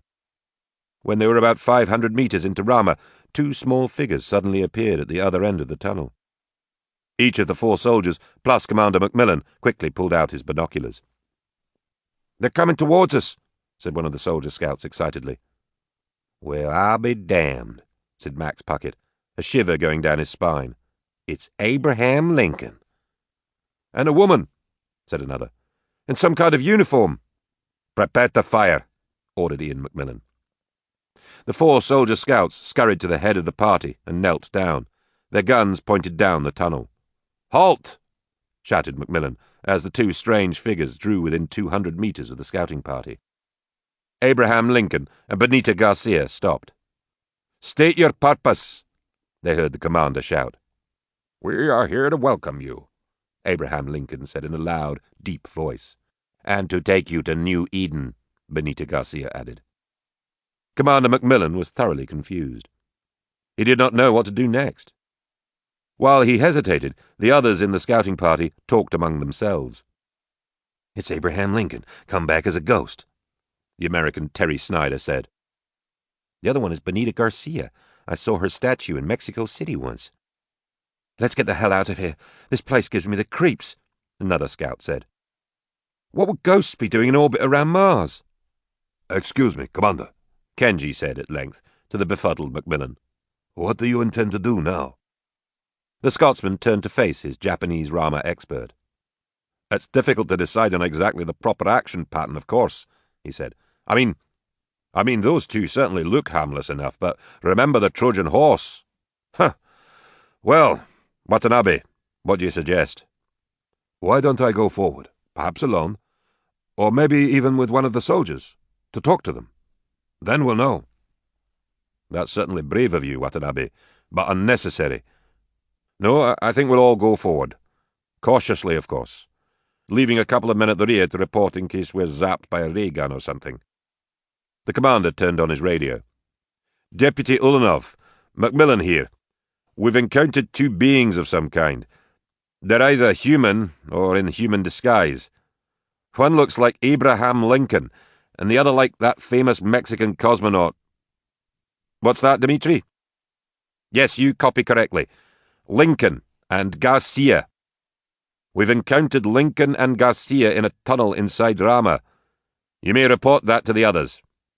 Now, I'm leaving Schneider and Finzi here while the rest of us advance towards the strangers.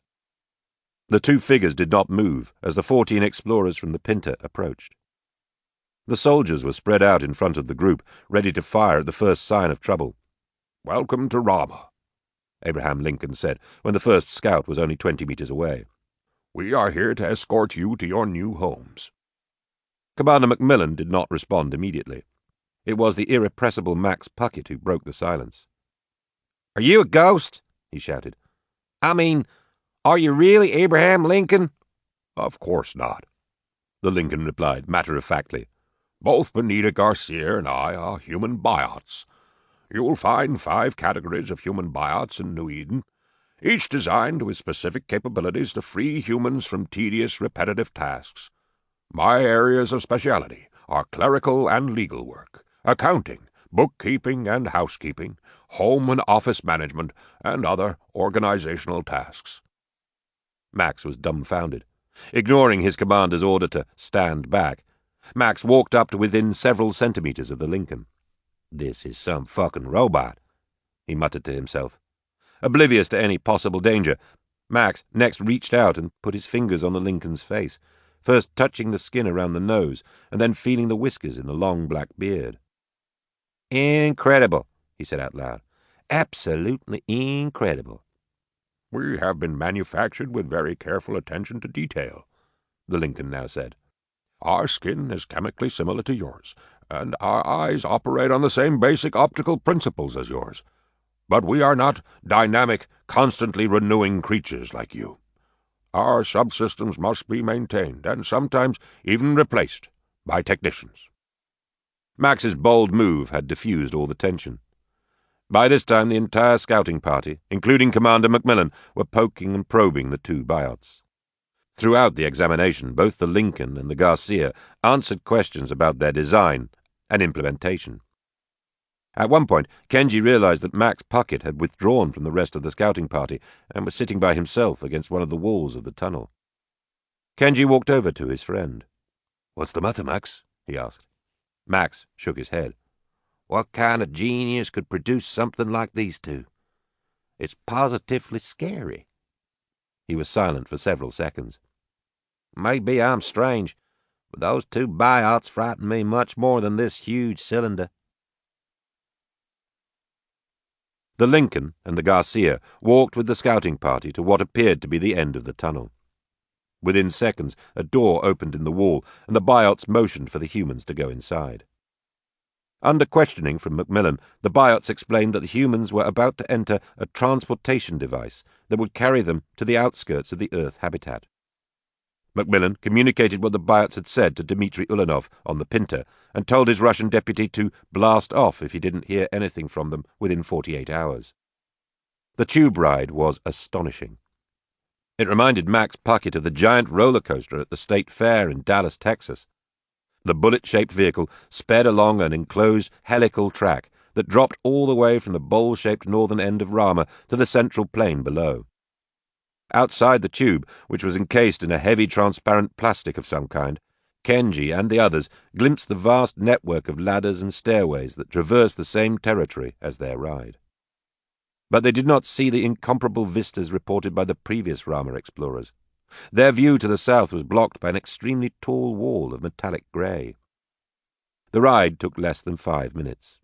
It deposited them in an enclosed annulus that completely circumscribed the Earth habitat. When the Pinta scouts exited from the tube, the weightlessness in which they had been living since they had departed from Earth had vanished. The gravity was close to normal. The atmosphere in this corridor, like the atmosphere in New Eden, is just like your home planet, the Lincoln buyout said. But that is not the case in the region on our right, outside the walls protecting your habitat. The annulus surrounding New Eden was dimly lit, so the colonists were not prepared for the bright sunlight that greeted them when the huge door opened and they entered their new world. On the short walk to the nearby train station, they carried their space helmets in their hands. The men passed empty buildings on both sides of the path, small structures that could be houses or shops, as well as a larger one. That will be an elementary school, the Benito Garcia informed them, right opposite the station itself. A train was waiting for them when they arrived. The sleek subway car, with soft, comfortable seats and a constantly updating electronic status board, raced quickly toward the center of New Eden, where they were to have a comprehensive briefing, according to the Lincoln buyout. The train ran first along the side of a beautiful crystalline lake. Lake Shakespeare, the Benito Garcia said, and then turned to the left, heading away from the light grey walls that enclosed the colony. During the last part of the ride, a large, barren mountain dominated the landscape on the right-hand side of the train. Throughout the ride, the entire contingent from the Pinta was very quiet. In truth, they were all completely overwhelmed. Not even in the creative imagination of Kenji Watanabe had anything like what they were seeing ever been envisioned. It was all much too large, much more magnificent than they had pictured.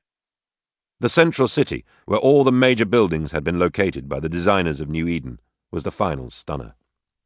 The members of the party stood silently and gawked at the array of large and impressive structures that formed the heart of the colony. That the buildings were still empty only added to the mystical quality of the entire experience. Kenji Watanabe and Max Puckett were the last 2 men to enter the edifice where the briefing was to occur. "What do you think?" Kenji asked Max, as the 2 of them stood on the top of the stairs of the administration building and surveyed the astonishing complex around them. "I cannot think," answered Max, the awe in his tone quite obvious. "This whole place defies thought. It is heaven, Alice's Wonderland, and all the fairy tales of my boyhood wrapped up in one package. I keep pinching myself to make sure that I'm not dreaming." "On the screen in front of you," the Lincoln buyout said, "is an overview map of New Eden. Each of you will be given a full packet of maps, including all the roads and structures in the colony. We are here in Central City, which was designed to be the administrative center of New Eden. Residences have been built, along with shops, small offices, and schools, in the 4 corners of the rectangle that is enclosed by the outside wall. Because the naming of these 4 towns will be left to the inhabitants, we will refer to them today as the Northeast, Northwest, Southeast, and Southwest villages. In doing this, we are following the convention, adopted by earlier Raman explorers from the Earth, of referring to the end of Rama where your spacecraft docked as the North End. Each of the 4 sides of New Eden has an allocated geographic function. The freshwater lake along the south edge of the colony, as you have already been informed, is called Lake Shakespeare. Most of the fish and water life that you have brought with you will live there, although some of the specimens may be perfect for emplacement in the 2 rivers that empty into Lake Shakespeare from Mount Olympus, here on the east side of the colony, and Sherwood Forest on the west side. At present, both the slopes of Mount Olympus and all the regions of Sherwood Forest, as well as the village parks and green belts throughout the colony, are covered with a fine lattice of gas exchange devices, or GEDs, as we call them. These tiny mechanisms serve but one function. They convert carbon dioxide into oxygen. In a very true sense, they are mechanical plants. They are to be replaced by all the real plants that you have brought from the Earth. The north side of the colony, between the villages, is reserved for farming. Farm buildings have been constructed here, along the road that connects the two northern towns. You will grow most of your food in this area. Between the food supplies that you have brought with you and the synthetic food stored in the tall silos 300 meters north of this building, you shall be able to feed 2,000 humans for at least a year. Maybe 18 months if waste is kept at a minimum. After that, you are on your own. It goes without saying that farming, including the aquaculture that has been allocated to the eastern shores of Lake Shakespeare, will be an important component in your life in New Eden. To Kenji, the briefing experience was like drinking out of a fire hose. The Lincoln biot kept the information rate exceedingly high for 90 minutes, dismissing all questions either by saying, "That's outside my knowledge base," or by referring to the page and paragraph numbers in the basic guidebook to New Eden that he had handed out. Finally, there was a break in the briefing, and everyone moved to an adjacent room, where a drink that tasted like Coca-Cola was served. "Phew," said Terry Snyder, as he wiped his brow. "Am I the only one who is saturated?" "Shit, Snyder," replied Max Puckett with an impish grin. "Are you saying you're inferior to that goddamn robot? He sure as hell ain't tired. I bet he could lecture all day."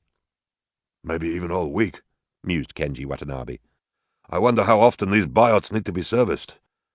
My father's company makes robots, some of them exceedingly complex, but nothing like this. The information content in that Lincoln must be astronomical. "The briefing will recommence in 5 minutes," the Lincoln announced. "Please be prompt." In the second half of the briefing, the various kinds of biots in New Eden were introduced and explained. Based on their recent studies of the previous Raman expeditions, the colonists were prepared for the bulldozer and other construction biots. The 5 categories of human biots, however, elicited a more emotional response. "Our designers decided," the Lincoln told them, "to limit the physical appearance of the human biots so that there could be no question of someone mistaking one of us for one of you. I have already listed my basic functions. All the other Lincolns, 3 of whom are now joining us, have been identically programmed, at least originally. We are, however, capable of some low level of learning that will allow our databases to be different as our specific uses evolve." "How can we tell one Lincoln from another?" asked one bewildered member of the scouting party, as the 3 new Lincolns circulated around the room. "We each have an identification number, engraved both here, on the shoulder, and again here, on the left buttock. This same system is employed for the other categories of human biots. I, for example, am Lincoln 004. The 3 that just entered are 009, 024, and 071. When the Lincoln biots left the briefing room, they were replaced by 5 Benita Garcias. One of the Garcias outlined the specialities of her category: police and fire protection, farming, sanitation, transportation, mail handling, and then answered a few questions before they all departed. The Einstein biots were next. The scouts erupted with laughter when 4 of the Einsteins, each a wild, unkempt, white-haired replica of the 20th century scientific genius, walked into the room together. The Einsteins explained that they were the engineers and scientists of the colony. Their primary function, a vital one encompassing many duties, was to ensure the satisfactory working of the colony infrastructure, including, of course, the army of biots. A group of tall, jet-black female biots introduced themselves as the Tiassos, specializing in healthcare. They would be the doctors, the nurses, the health officials, the ones who would provide childcare when the parents were not available. Just as the Tiasso portion of the briefing was ending, a slight Oriental biot with intense eyes walked into the room. He was carrying a lyre and an electronic easel. He introduced himself as a Yasunari Kawabata before playing a beautiful short piece on the lyre. "We Kawabatas are creative artists," he said simply. "We are musicians, actors, painters, sculptors, writers, and sometimes photographers and cinematographers. We are few in number, but very important for the quality of life in New Eden." When the official briefing was finally over, the scouting party was served an excellent dinner in the large hall. About 20 of the biots joined the humans at the gathering, although of course they did not eat anything. The simulated roast duck was staggeringly authentic, and even the wines could have passed the inspection of all but the most learned enologists on Earth. Later in the evening, when the humans had grown more comfortable with their biot companions and were peppering them with questions, a solitary female figure appeared in the open doorway. At first she was unnoticed, but the room quieted quickly after Kenji Watanabe jumped up from his seat and approached the newcomer with an outstretched hand. "Dr. Desjardins, I presume," he said, with a smile. Chapter 10. Despite Nicole's assurances that everything in New Eden was completely consistent with her earlier remarks on the video, Commander Macmillan refused to allow the Pinta passengers and crew to enter Rama and occupy their new homes until he was certain there was no danger. After returning to the Pinta, he conferred at length with ISA personnel on Earth and then sent a small contingent headed by Dmitry Ulanov into Rama to obtain additional information. The chief medical officer of the Pinta, a dour Dutchman named Dahl von Roos, was the most important member of Ulanov's team. Kenji Watanabe and 2 soldiers from the first scouting party also accompanied the Russian engineer. The doctor's instructions were straightforward. He was to examine the Wakefields, all of them, and certify that they were indeed humans. His second assignment was to analyze the biots and categorize their non-biological features. Everything was accomplished without incident, although Katie Wakefield was uncooperative and sarcastic during the examination. At Richard's suggestion, an Einstein biot took apart one of the Lincolns and demonstrated, at a functional level, how the most sophisticated subsystems worked. Deputy Ulanov was duly impressed. 2 days later, the voyagers from the Pinta began moving their possessions into Rama. A large cadre of biots helped with the unloading of the spacecraft and the movement of all the supplies into New Eden. The process took almost 3 days to complete. But where would everyone settle? In a decision that would later have significant consequences for the colony, almost all of the 300 travelers on the Pinta elected to live in Southeast Village, where the Wakefields had made their home. Only Max Puckett and a handful of farmers, who moved directly into the farming region along the northern perimeter of New Eden, decided to live elsewhere in the colony. The Watanabes moved into a small house just down the lane from Richard and Nicole.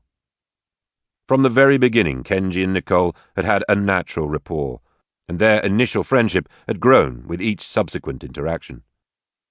On the first evening that Kenji and Nye spent in their new home, they were invited to share a family dinner with the Wakefields. "Why don't we go into the living room? It's more comfortable there," Nicole said when the meal was completed. "The Lincoln will clear the table and take care of the dishes." The Watanabes rose from their chairs and followed Richard through the entryway at the end of the dining room. The younger Wakefields politely waited for Kenji and Nye to go first, and then joined their parents and guests in the cosy living room at the front of the house. It had been 5 days since the Pinta scouting party had entered Rama for the first time. 5 amazing days, Kenji was thinking, as he sat down in the Wakefield living room. His mind quickly scanned the kaleidoscope of jumbled impressions that were as yet unordered by his brain. And in many ways, this dinner was the most amazing of all. What this family had been through is incredible. "The stories you have told us," Nye said to Richard and Nicole when everyone was seated, "are absolutely astonishing. There are so many questions I want to ask. I don't know where to start. I'm especially fascinated by this creature you call the Eagle. Was he one of the ETs who built the node and Rama in the first place?" "No," said Nicole. "The Eagle was a biot also. At least, that's what he told us, and we have no reason not to believe him. He was created by the governing intelligence of the node to give us a specific physical interface." "But then, who did build the node?" "That's definitely a level 3 question," Richard said with a smile. Kenji and Nye laughed. Nicole and Richard had explained the Eagle's informational hierarchy to them during the long stories at dinner. "I wonder if it is even possible," Kenji mused, "for us to conceive of being so advanced that their machines can create other machines smarter than we are." "I wonder if it is even possible," Katie now interrupted, "for us to discuss some more trivial issues? For example, where are all the young people my age? So far I don't think I have seen more than 2 colonists between 12 and 25. "Most of the youngest that are on board the Nina," Kenji responded. "It should arrive here in about 3 weeks with the bulk of the colony population. The passengers on the Pinta were hand-picked for the task of checking out the veracity of the video we received. What's veracity? Katie asked. Truth and accuracy, Nicole said. More or less. It was one of your grandfather's favorite words. And speaking of your grandfather, he was also a great believer that young people should always be permitted to listen to adult conversation, but not to interrupt it. We have many things to discuss tonight with the Watanabes. The four of you don't have to stay. I want to go out and see the lights, Benji said. Will you come with me, please, Ellie? Ellie Wakefield stood up and took Benji by the hand. The two of them said good night politely and were followed out the door by Katie and Patrick. We're going to see if we can find anything exciting to do, Katie said as they departed. Good night, Mr. and Mrs. Watanabe. Mother, we'll be back in a couple of hours or so. Nicole shook her head as the last of her children left the house. Katie has been so frenetic since the Pinta arrived, she said in explanation. She is barely even sleeping at night. She wants to meet and talk to everybody. The Lincoln Biot, who had now finished cleaning the kitchen, was standing unobtrusively by the door behind Benji's chair. Would you like something to drink? Nicole asked Kenji and Nye, motioning in the direction of the Biot. We don't have anything as delicious as the fresh fruit drinks that you brought from Earth, but Link can whip up some interesting synthetic concoctions. I'm fine, Kenji said, shaking his head. But I just realized we have spent the entire evening talking about your incredible odyssey. Certainly you must have questions for us. After all, 45 years have passed on Earth since the Newton was launched. 45 years, Nicole suddenly thought. Is that possible? Can Genevieve really be almost 60 years old? Nicole remembered clearly the last time she had seen her father and daughter on Earth. Pierre and Genevieve had accompanied her to the airport in Paris. Her daughter had hugged Nicole fiercely until the last call for boarding, and then looked up at her mother with intense love and pride. The girl's eyes had been full of tears. Genevieve had been unable to say anything. And during that 45 years my father has died. Genevieve has become an older woman, a grandmother even, Kenji said, while I have been wandering in time and space, in a wonderland. The memories were too powerful for Nicole. She took a deep breath and steadied herself. There was still quiet in the Wakefield living room as she returned to the present. Is everything all right? Kenji asked, sensitively. Nicole nodded and stared at the soft, open eyes of her new friend. She imagined for a brief moment that she was talking to her fellow Newton cosmonaut, Shigeru Takakishi. This man is full of curiosity, as Shig was. I can trust him. And he has talked to Genevieve only a few years ago. Most of the general Earth history has been explained to us in bits and snippets during our many conversations with other passengers from the Pinta, Nicole said after a protracted silence. But we know absolutely nothing about our families, except what you told us briefly that first night. Both Richard and I would like to know if you've remembered any additional details that might have been omitted in our first conversations. As a matter of fact, Kenji said, I went back through my journals this afternoon and read again the entries I made when I was doing the preliminary research for my book on the Newton. The most important thing that I neglected to mention in our earlier discussion was how much your Genevieve looks like her father, at least from the lips down. King Henry's face was striking, as I'm certain you remember. As an adult, Genevieve's face lengthened and began to resemble his quite markedly. Here, look at these. I managed to find a couple of photographs from my 3 days at Beauvoir, stored in my database. Seeing the pictures of Genevieve overwhelmed Nicole. Tears rushed immediately into her eyes and overflowed onto her cheeks. Her hands trembled as she held the 2 photographs of Genevieve and her husband, Louis Gaston. Oh, Genevieve, she cried to herself, how I have missed you. How I would love to hold you in my arms for just a moment. Richard leaned over her shoulder to see the pictures. As he did so, he caressed Nicole gently.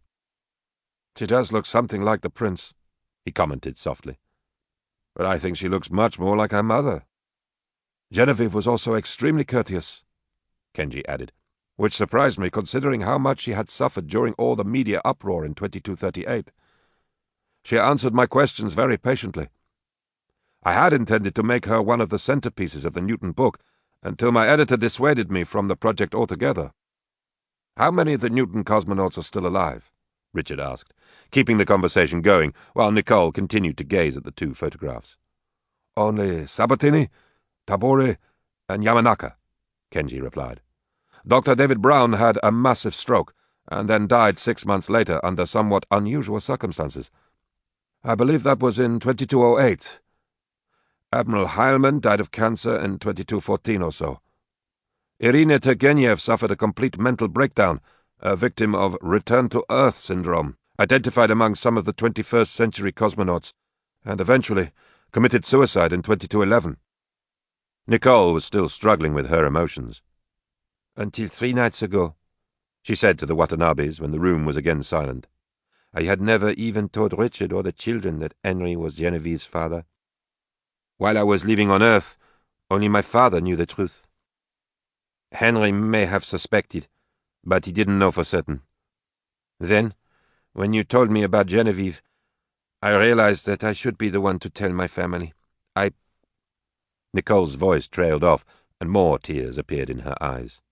She wiped her face with one of the tissues Nye handed her. I'm sorry, Nicole said. I'm never like this. It's just such a shock to see a picture and to recall so many things. When we were living in Rama II, and then at the Node, Richard said, Nicole was a model of stability. She was a rock. No matter what we encountered, no matter how bizarre, she was unflappable. The children and Michael O'Toole and I all depended on her. It's very rare to see her. Enough, Nicole exclaimed after wiping her face. She put the photographs aside. Let's go on to other subjects. Let's talk about the Newton cosmonauts, Francesca Sabatini in particular. Did she get what she wanted?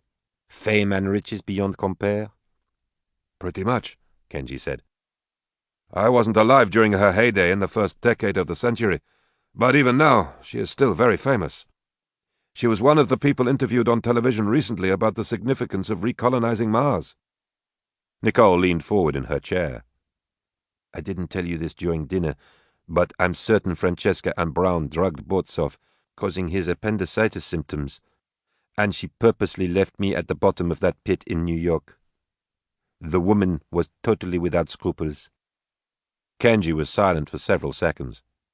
Back in 2208, just before Dr. Brown died, he had occasional lucid periods in his generally incoherent state. During one such period, he gave a fantastic interview to a magazine reporter in which he confessed partial responsibility for Botsov's death and implicated Francesca in your disappearance.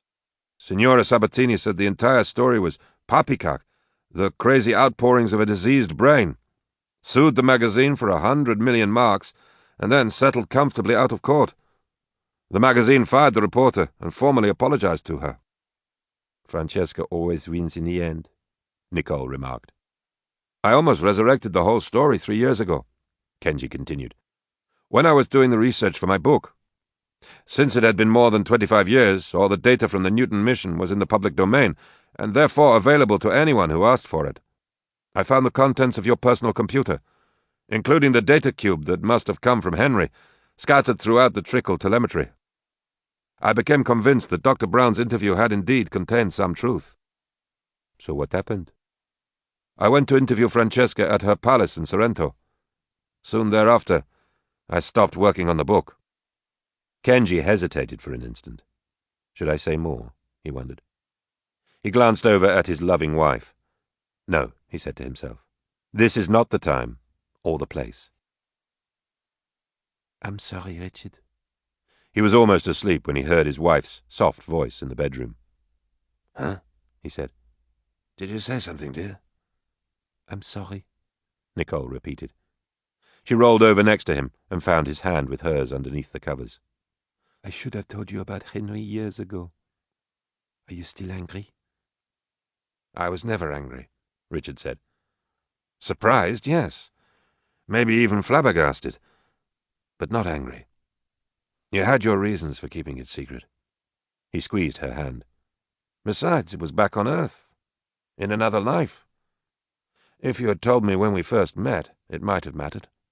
I might have been jealous, and almost certainly would have felt inadequate. But not now. Nicole leaned over and gave him a kiss. I love you, Richard Wakefield, she said. And I love you too, he responded. Kenji and Nye made love for the first time since they had left the Pinta, and she fell asleep immediately. Kenji was still surprisingly alert.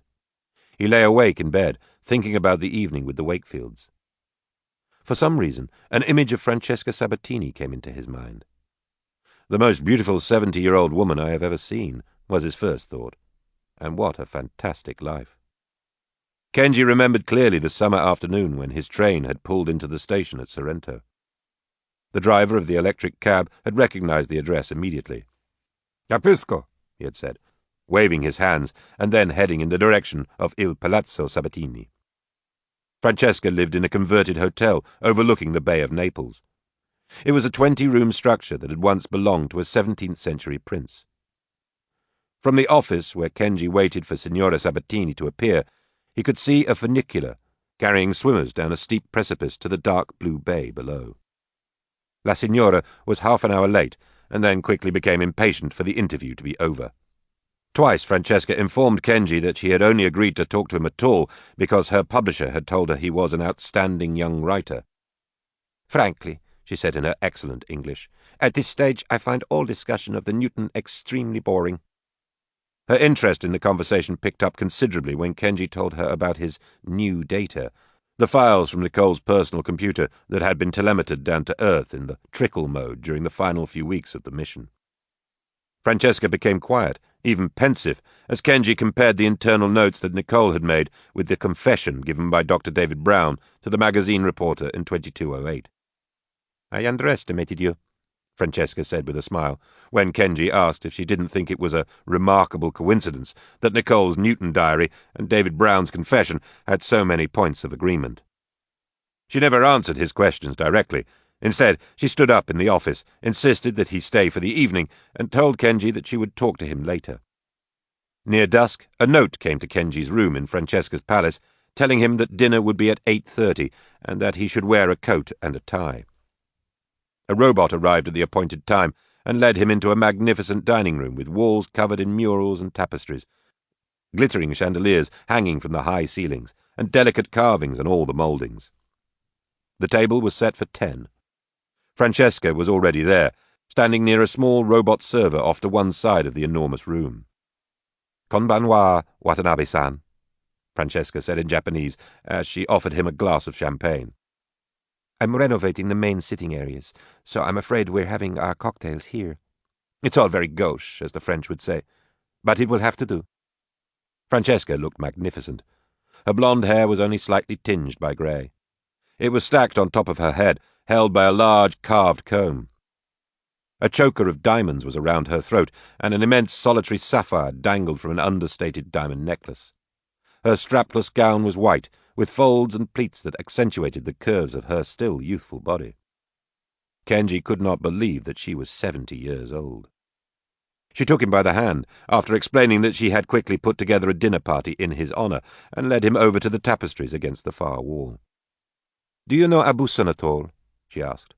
When he shook his head, Francesca launched into a discussion of the history of European tapestries. Half an hour later, Francesca took her seat at the head of the table.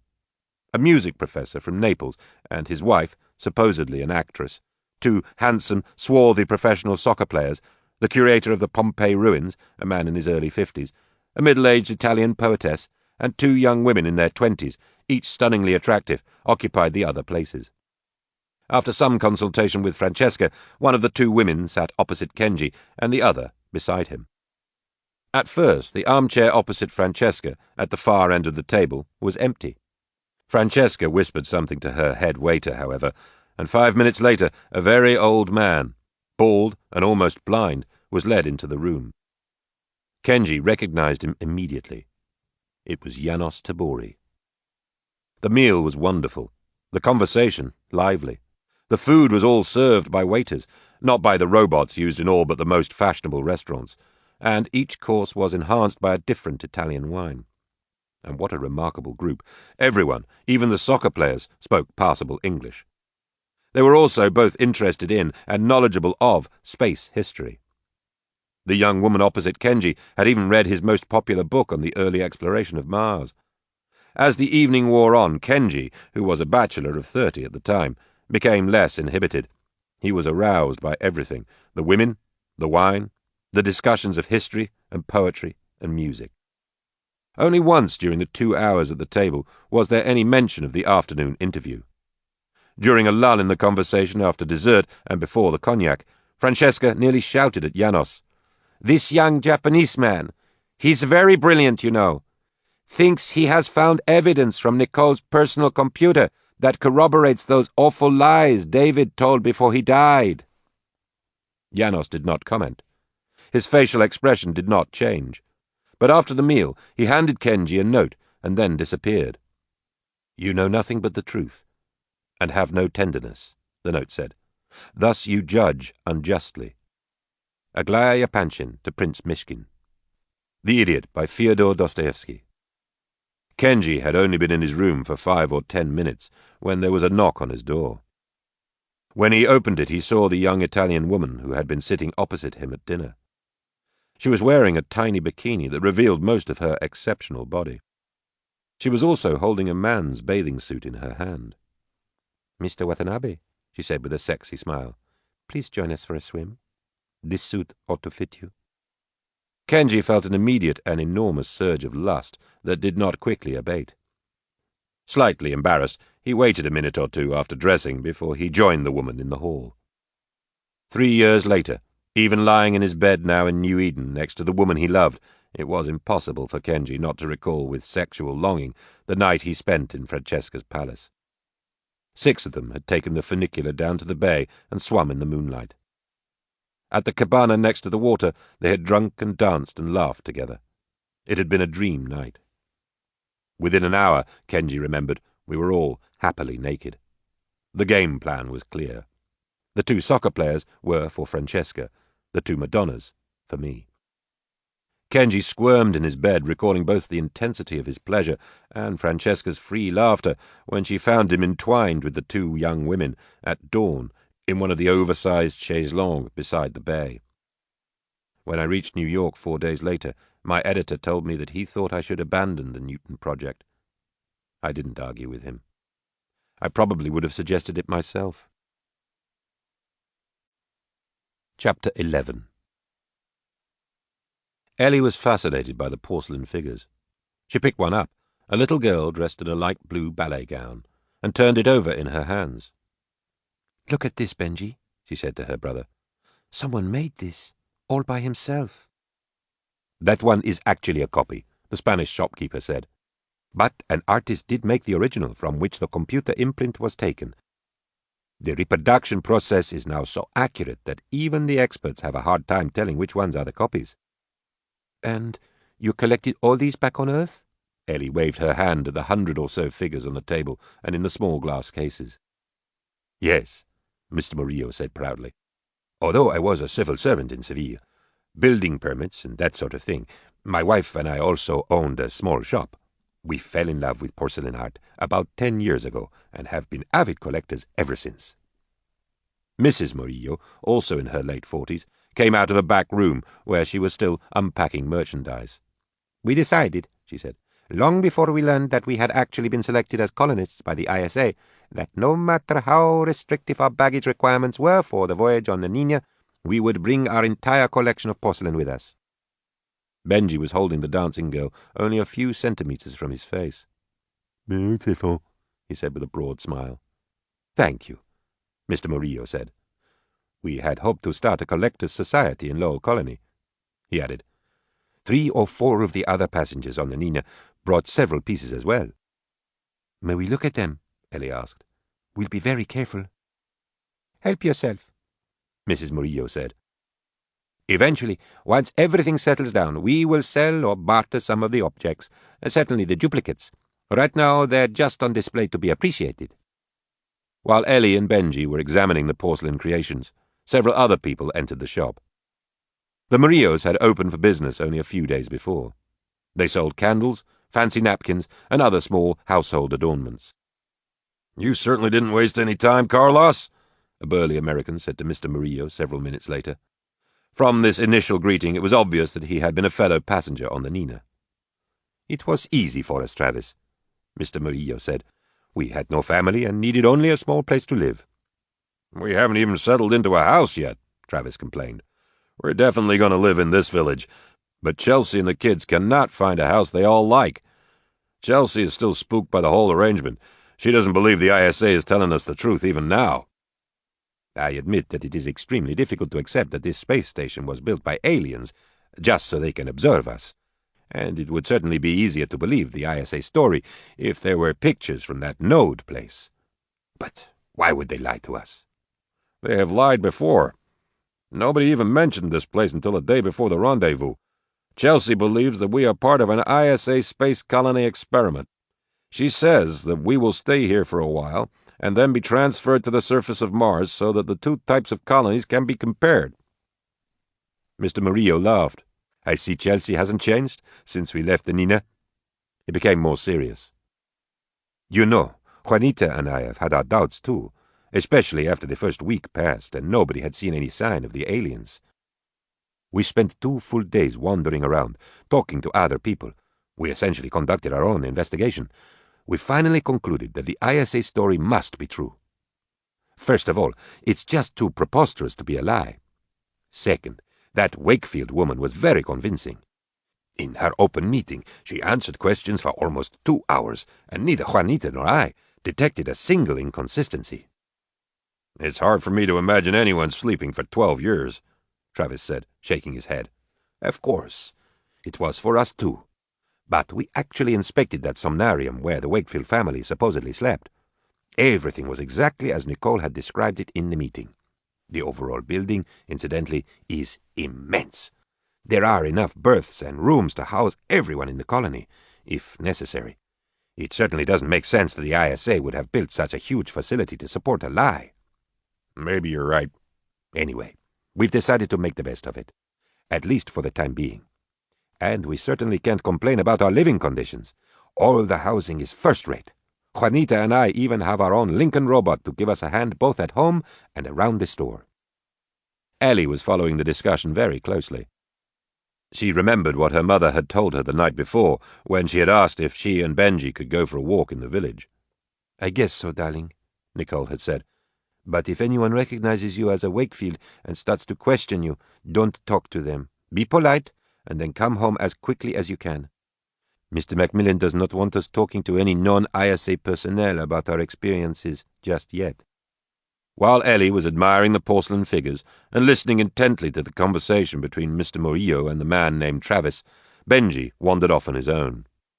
When Ellie realized he was not beside her, she started to panic. "What are you staring at, buddy?" Ellie heard a harsh male voice say on the other side of the shop. "Her hair is very pretty," Benji replied. He was blocking the aisle, preventing the man and his wife from moving forward. He smiled and reached out his hand toward the woman's magnificent long blonde hair. "May I touch it?" he asked. "Are you crazy? Of course not.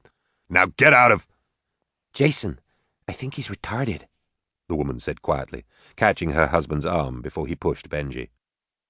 At that moment, Ellie walked up beside her brother. She realized that the man was angry, but she did not know what to do. She nudged Benji gently on the shoulder. "Look, Ellie," he exclaimed, slurring his words in excitement. "Look at her pretty yellow hair." "Is this goon a friend of yours?" the tall man asked Ellie. "Benji is my brother," Ellie answered with difficulty. "Well, get him out of here. He's bothering my wife." "Sir," Ellie said after summoning her courage, "my brother doesn't mean any harm. He's never seen long blonde hair up close before." The man's face wrinkled in anger and puzzlement. "What?" he said. He glanced at his wife. "What's with these two? One's a dummy and the other—" "Aren't you two of the Wakefield children?" a pleasant female voice behind Ellie interrupted. The distraught Ellie turned around. Mrs. Murillo stepped between the teenagers and the couple. She and her husband had crossed the shop as soon as they had heard the raised voices. "Yes, ma'am," Ellie said softly. "Yes, we are." "You mean these are two of the children who came from outer space?" the man named Jason asked. Ellie managed to pull Benji quickly over to the door of the shop. "We're very sorry," Ellie said before she and Benji departed. "We didn't mean to cause any trouble." Freaks! Ellie heard somebody say as the door closed behind her. It had been another exhausting day. Nicole was very tired. She stood in front of the mirror and finished washing her face. Ellie and Benji had some kind of unpleasant experience down in the village, Richard said from the bedroom. They wouldn't tell me much about it. Nicole had spent 13 long hours that day helping to process the Nina passengers. No matter how hard she and Kenji Watanabe and the others had worked, it seemed as if nobody was ever satisfied, and there were always more tasks that needed to be done. Many of the new colonists had been downright petulant when Nicole had tried to explain to them the procedures that the ISA had established for the allocation of food, living quarters, and working areas. She had been too many days without enough sleep. Nicole looked at the bags under her eyes. But we must finish with this group before the Santa Maria arrives, she said to herself. They will be far more difficult. Nicole wiped her face with a towel and crossed into the bedroom, where Richard was sitting up in his pajamas. "How was your day?" she asked. "Not bad. Fairly interesting, in fact. Slowly but surely the human engineers are becoming more comfortable with the Einsteins." He paused. "Did you hear what I said about Ellie and Benji?" Nicole sighed. From the tone in Richard's voice, she understood his real message. Despite her fatigue, she exited from the bedroom and headed down the hall. Ellie was already asleep, but Benji was still awake in the room he shared with Patrick. Nicole sat down beside Benji and took his hand. "Hello, Mama," the boy said. "Uncle Richard mentioned that you and Ellie went into the village this afternoon," Nicole said to her eldest son. An expression of pain creased the boy's face for a few seconds and then disappeared. "Yes, Mama," he said. "Ellie told me that they were recognized and that one of the new colonists called them some names," Patrick said from the opposite side of the room. "Is that right, darling?" Nicole asked Benji, still holding and stroking his hands. The boy made a barely perceptible affirmative motion with his head and then stared silently at his mother. "What's a goon, Mama?" he said suddenly, his eyes filling with tears. Nicole put her arms around Benji. "Did someone call you a goon today?" she asked softly. Benji nodded. "The word doesn't have a specific meaning," Nicole answered. "Anyone who is different, or perhaps objectionable, might be called a goon." She caressed Benji again. "People use words like that when they aren't thinking. Whoever called you a goon was probably confused or upset by other events in his life, and he just lashed out at you because he didn't understand you. Did you do anything to bother him?" "No, Mama. I just told him that I liked the woman's yellow hair." It took several minutes, but Nicole eventually learned the gist of what had occurred in the porcelain shop. When she thought that Benji was all right, Nicole walked across the room to kiss Patrick good night. "And how about you?" she said. "Was your day all right?" "Mostly," Patrick said. "I only had one disaster. Down at the park." He tried to smile. "Some of the new boys were playing basketball and invited me to join them. I was absolutely terrible. A couple of them laughed at me." Nicole gave Patrick a long and tender hug. "Patrick is strong," Nicole said to herself when she was out in the hall, heading back to her bedroom. "But even he needs support." She took a deep breath. "Am I doing the right thing?" she asked herself, for the umpteenth time since she had become deeply involved in all aspects of the planning for the colony. "I feel so responsible for everything here. I want New Eden to begin properly, but my children still need more of my time. Will I ever achieve the right balance?" Richard was still awake when Nicole snuggled in beside him. She shared Benji's story with her husband. "I'm sorry I wasn't able to help him," Richard said. "There are just some things that only a mother—" Nicole was so exhausted that she was falling asleep before Richard even finished his sentence. He touched her firmly on the arm. "Nicole," he said, "there is something else we must talk about. Unfortunately, it can't wait. We may not have any private time in the morning." She rolled over and looked at Richard quizzically. "It's about Katie," he said. "I really need your help. There's another of those youth get-acquainted dances tomorrow night. You remember we told Katie last week she could go.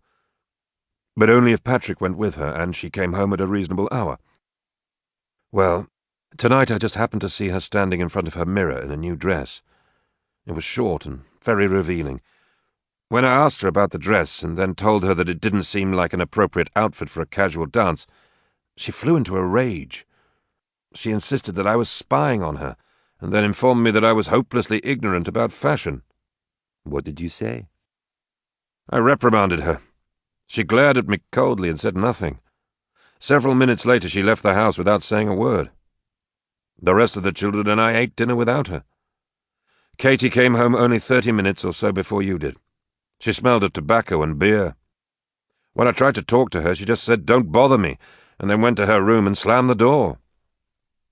I've been afraid of this, Nicole thought as she lay next to Richard in silence. All the signs have been there since she was a little girl. Katie is brilliant, but she is also selfish and impetuous. I was going to tell Katie that she could not go to the dance tomorrow night, Richard was saying, but then I realized that by any normal definition she is an adult. After all, her registry card at the administration office gives her age as 24. We really can't treat her like a child. But she's maybe 14 emotionally, Nicole thought, squirming as Richard began reciting all the difficulties they had had with Katie since the first other humans had entered Rama. Nothing matters to her but adventure and excitement. Nicole remembered the day she had spent with Katie at the hospital. It had been a week before the colonists from the Nina had arrived. Katie had been fascinated by all the sophisticated medical equipment and genuinely interested in how it worked. However, when Nicole had suggested that Katie might want to work at the hospital until the university opened, the young woman had laughed. "Are you kidding?" her daughter had said. "I can't imagine anything more boring, especially when there will be hundreds of new people to meet." "There's not much either Richard or I can do," Nicole said to herself with a sigh. "We can ache for Katie and offer her our love, but she has already decided that all our knowledge and experience is irrelevant." There was silence in the bedroom. Nicole reached over and kissed Richard. "I will talk to Katie tomorrow about the dress," she said, "but I doubt if it will do much good." Patrick was sitting by himself in a folding chair against the wall of the school gymnasium. He took a sip from his soda and glanced at his watch as the slow music ended and a dozen couples dancing on the large floor slowed to a stop. Katie and Olaf Larsson, a tall Swede whose father was a member of Commander Macmillan's staff, shared a brief kiss before walking arm in arm in Patrick's direction. "Olaf and I are going outside for a cigarette and another shot of whiskey," Katie said when the pair reached Patrick. "Why don't you come with us?" "We're already late, Katie," Patrick replied. "We said we would be home by 12:30. The Swede gave Patrick a condescending pat on the back. "Come on, boy," he said. "Loosen up. Your sister and I are having a good time." Olaf was already drunk. His fair face was flushed from the drinking and dancing. He pointed across the room. "Do you see that girl with the red hair, white dress, and big boobs? Her name is Beth, and she's a hot number. She's been waiting all night for you to ask her to dance. Would you like for me to introduce you?" Patrick shook his head. "Look, Katie," he said, "I want to go. I've been sitting here patiently." "Half an hour more, baby brother," Katie interrupted. "I'll go outside for a little while, then come back for a couple of dances. After that we'll leave, okay?" She kissed Patrick on the cheek and moved toward the door with Olaf. A fast dance began playing on the gymnasium sound system. Patrick watched in fascination as the young couples moved in tune with the heavy beat of the music. "You don't dance?" a young man who was walking around the perimeter of the dance floor asked him. "No," said Patrick. "I've never tried." The young man gave Patrick a strange look. Then he stopped and smiled. "Of course," he said. "You're one of the Wakefields. Hi, my name is Brian Walsh. I'm from Wisconsin, in the middle of the United States. My parents are the ones who are supposed to be organizing the university." Patrick had not exchanged more than a couple of words with anyone except Katie since they had arrived at the dance several hours earlier. He gladly shook hands with Brian Walsh, and the two of them chatted amiably for a few minutes. Brian, who had been half finished with his undergraduate degree in computer engineering when his family had been selected for Lowell Colony, was 20 and an only child. He was also extremely curious about his companion's experiences. Tell me, he said to Patrick, when they had become more comfortable with each other, does this place called the Node really exist? Or is it part of some cockamamie story dreamed up by the ISA? No, said Patrick, forgetting that he was not supposed to discuss such things. The Node is definitely there. My father says it's an extraterrestrial processing station. Brian laughed easily. So, somewhere out near Sirius is a gigantic triangle built by an unknown superspecies? And its purpose is to help them study other creatures who travel in space. Wow. That's the most fantastic tale I have ever heard. In fact, almost everything your mother told us at that open meeting was unbelievable. I will, however, admit that both the existence of this space station and the technological level of the robots do make her story more plausible. Everything my mother said was true, Patrick said, and some of the most incredible stories were purposely left out. For example, my mother had a conversation with a caped eel who talked in bubbles. Also, Patrick stopped himself, remembering Nicole's admonitions. Brian was fascinated. A caped eel, he said. How did she know what it was saying? Patrick looked at his watch. Excuse me, Brian, he said abruptly, but I'm here with my sister and I'm supposed to meet her in a few minutes. Is she the one with the little red dress, cut really low? Patrick nodded. Brian put his arm around his new friend's shoulder. Let me give you some advice, he said. Somebody needs to talk to your sister. The way she acts around all the guys makes people think she's an easy lay. That's just Katie, Patrick said defensively. She's never been around anyone except the family. Sorry, Brian said with a shrug. It's none of my business anyway. Say, why don't you give me a call sometime? I've enjoyed our conversation very much. Patrick said goodbye to Brian and started walking toward the door. Where was Katie? Why had she not come back inside the gymnasium? He heard her loud laugh within seconds after he was outside. Katie was standing on the playground with 3 men, one of whom was Olaf Larsson. They were all smoking and laughing and drinking from a bottle that was being passed around. So, what position do you like best? A dark young man with a moustache asked. Oh, I prefer to be on top, Katie said with a laugh. She took a gulp from the bottle. That way I'm in control. Sounds good to me, the man, whose name was Andrew, replied. He chuckled and placed his hand suggestively on her bottom. Katie pushed it away, still laughing. Seconds later, she saw Patrick approaching. Come over here, baby brother, Katie shouted. This shit we're drinking is dynamite. The 3 men, who had been drawn in close around Katie, moved slightly away from her as Patrick walked towards them. Although he was still quite skinny and undeveloped, his height made him an imposing figure in the dim light. I'm going home now, Katie, Patrick said, refusing the bottle when he was beside her, and I think you should go with me. Andrew laughed. Some party girl you have here, Larsson, he said sarcastically, with a teenage brother as a chaperone. Katie's eyes flared with anger. She took another swig from the bottle and handed it to Olaf.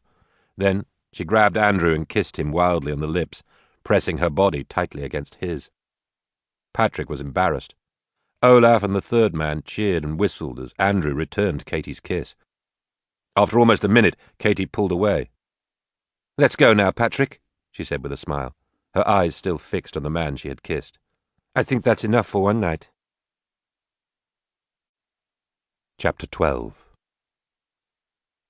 Eponine stared out the 2nd-story window at the gently rolling slope. The GEDs covered the hillside, their fine gridwork pattern almost obscuring the brown soil underneath. So, Ep, what you think? Kimberly asked. It's certainly nice enough. And once the forest is planted, we'll have trees and grass and maybe even a squirrel or 2 outside our window. That's definitely a plus. I don't know, a distracted Eponine replied after a few seconds. It's a little smaller than the one I liked yesterday in Positano. And I have a few misgivings about living here in Hakone. I haven't known that many Orientals. Look, Rumi, we can't wait forever. I told you yesterday that we should have made backup choices. There were 7 pairs that wanted the apartment in Positano. Not surprising, since there were only 4 units left in the whole village, and we just weren't lucky. All that's left now, except for those tiny flats over the shops on the main street in Beauvoir, and I don't want to live there because there's absolutely no privacy, is either here or in San Miguel, and all the blacks and browns living in San Miguel. Eponine sat down in one of the chairs. They were in the living room of the small two-bedroom apartment. It was furnished modestly, but adequately, with 2 chairs and a large sofa that were the same brown colour as the rectangular coffee table. Altogether, the apartment, which had a single large bathroom and a small kitchen in addition to the living room and 2 bedrooms, was slightly more than 100 square metres. Kimberly Henderson paced around the room impatiently. "Kim," Eponine said slowly, "I'm sorry, but I'm having a hard time concentrating on selecting an apartment when so much is happening to us. What is this place? Where are we? Why are we here?" Her mind flashed back quickly to the incredible briefing 3 days earlier, when Commander Macmillan had informed them that they were inside a spaceship built and equipped by extraterrestrials for the purpose of observing Earthlings. Kimberly Henderson lit a cigarette and expelled the smoke forcefully into the air. She shrugged. "Shit, Eponine," she said. "I don't know the answers to any of those questions. But I do know that if we don't pick an apartment, we'll be left with whatever nobody else has wanted." Eponine looked at her friend for several seconds and then sighed. "I don't think this process has been very fair," she complained. "The passengers from the Pinta and the Nina were all able to pick their homes before we even arrived. We are being forced to choose among the rejects." "What did you expect?" Kimberly replied quickly. "Our ship was carrying convicts. Of course we got the dregs. But at least we are finally free." "So, I guess you want to live in this apartment," Eponine said at length. "Yes," replied Kimberly. "And I also want to put in a bid on the other 2 apartments we saw this morning, near the Hakone Market, in case we are aced out of this one.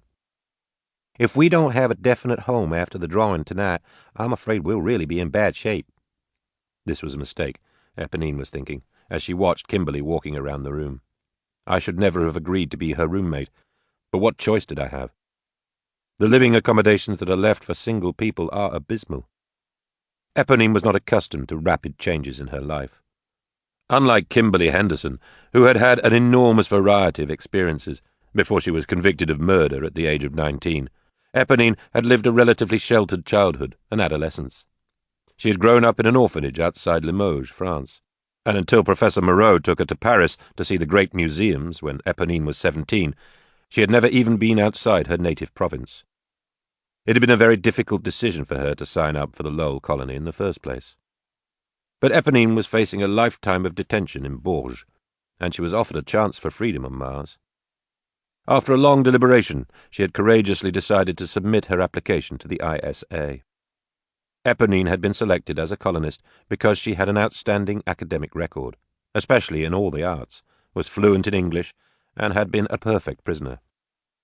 Her dossier in the ISA files had identified her most likely placement in the Lowell colony as drama and/or art teacher in the secondary schools.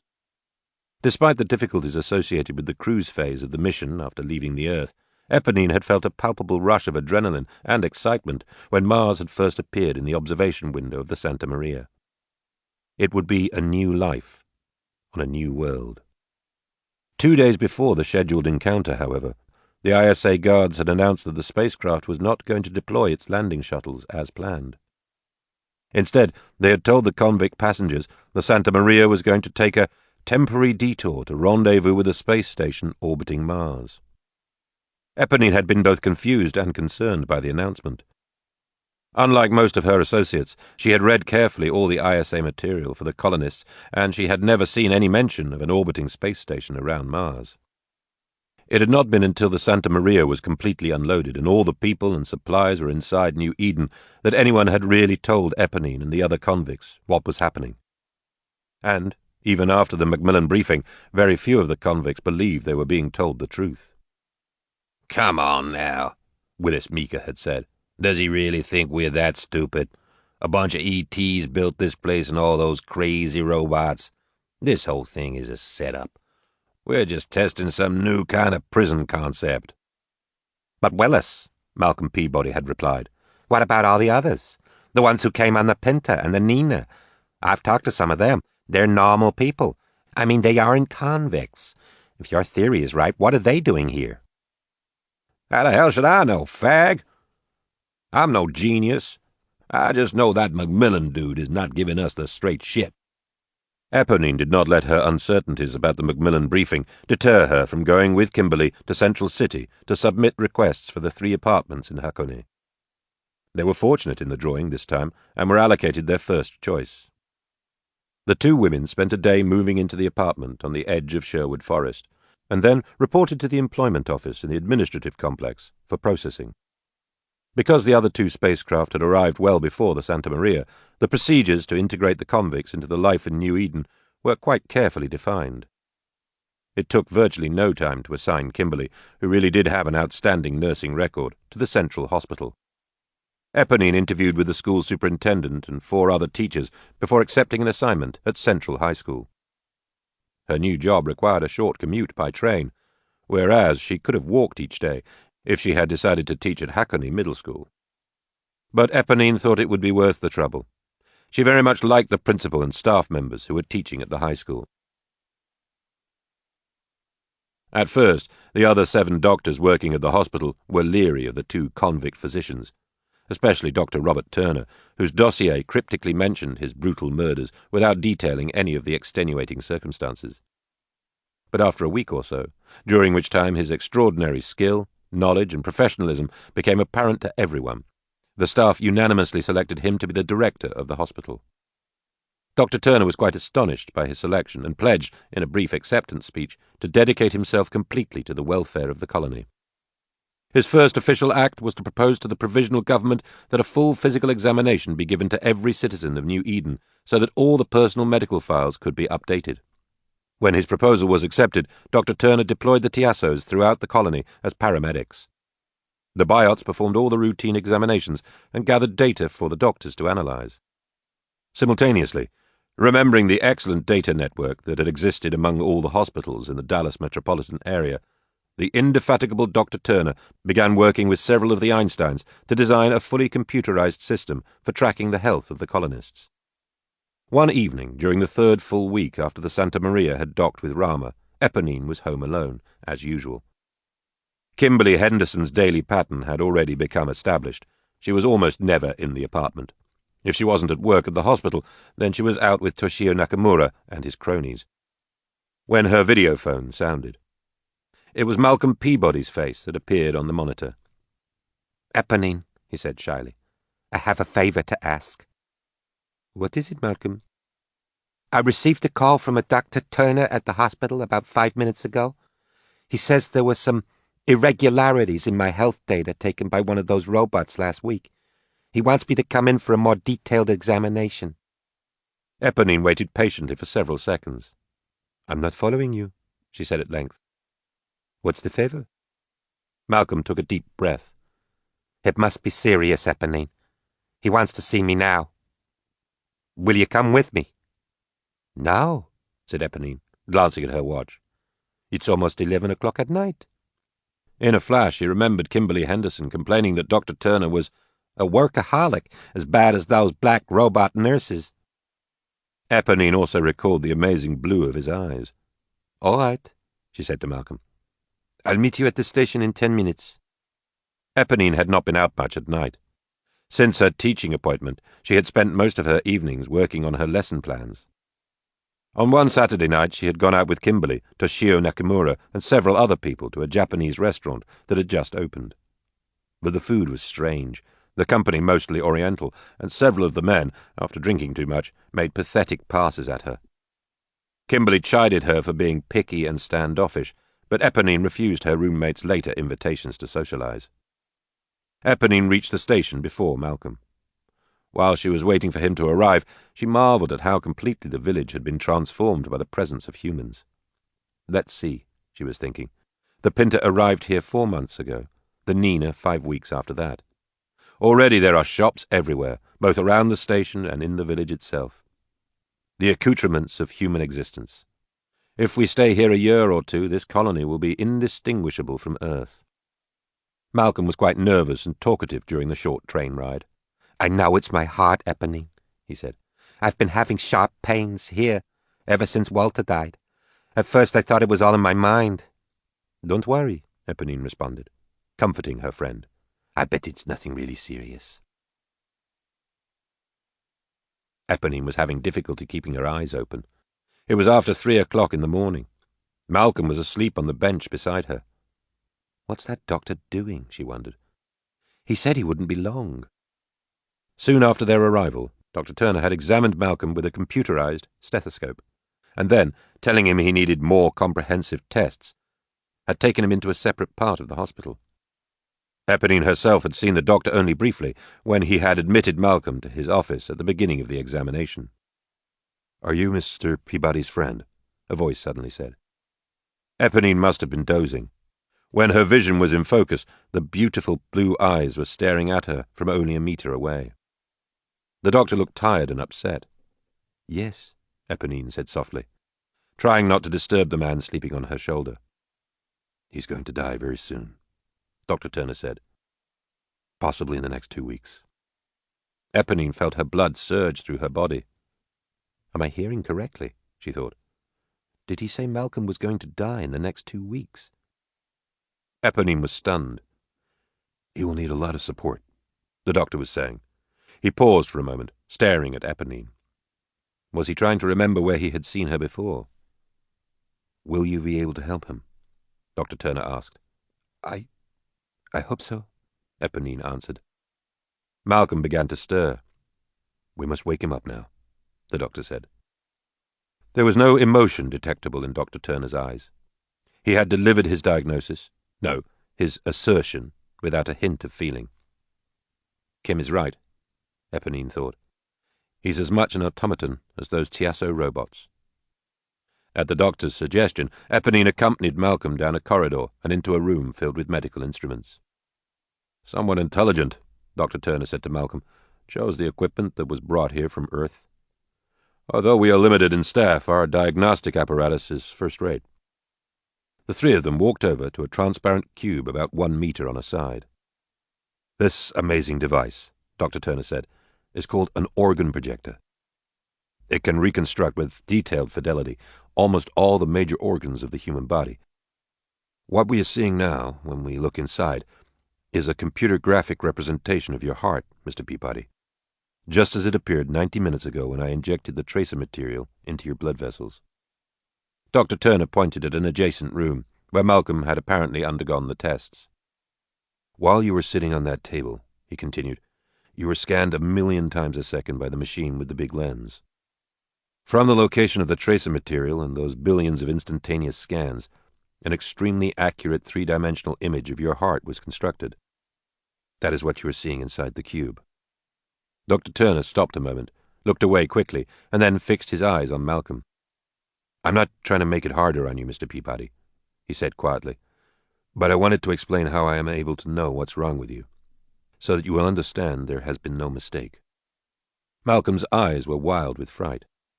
The doctor took him by the hand and led him to a specific position beside the cube. "Look right there, on the back of the heart, near the top. Do you see the strange webbing and striation in the tissues? Those are your heart muscles, and they have undergone irreparable decay." Malcolm stared inside the cube for what seemed like an eternity, and then lowered his head. "Am I going to die, Doctor?" he asked, meekly. Robert Turner took his patient's other hand. "Yes, you are, Malcolm. On Earth, we could possibly wait for a heart transplant. Here, however, it is out of the question, since we have neither the right equipment nor a proper donor. If you would like, I can open you up and take a first-hand look at your heart, but it's extremely unlikely that I would see anything that would change the prognosis." Malcolm shook his head. Tears began to run down his cheeks. Eponine put her arms around the little man and began to weep as well. "I'm sorry it took me so long to complete my diagnosis," Dr. Turner said, "but in a case this serious, I needed to be absolutely certain." A few moments later, Malcolm and Eponine walked toward the door. Malcolm turned around. "What do I do now?" he asked the doctor. "Whatever you enjoy," Dr. Turner replied. When they were gone, Dr. Turner returned to his office, where hard-copy printouts of Malcolm Peabody's charts and files lay strewn across his desk. The doctor was deeply worried. He was virtually certain, he could not know definitely until he had completed the autopsy, that Peabody's heart was suffering from the same kind of malady that had killed Walter Brackeen on the Santa Maria. The two of them had been close friends for several years, going all the way back to the beginning of their detention terms in Georgia. It was unlikely that they had both coincidentally contracted the same heart disease. But if it was not a coincidence, then the pathogen must be communicable. Robert Turner shook his head. Any disease that struck the heart was alarming, but one that could be passed from one person to another, the spectre, was terrifying. He was very tired. Before putting his head down on his desk, Dr. Turner made a list of the references on heart viruses that he wanted to obtain from the database. Then he fell quickly asleep. 15 minutes later, the phone aroused him suddenly. A Tiasso was on the other end, calling from the emergency room.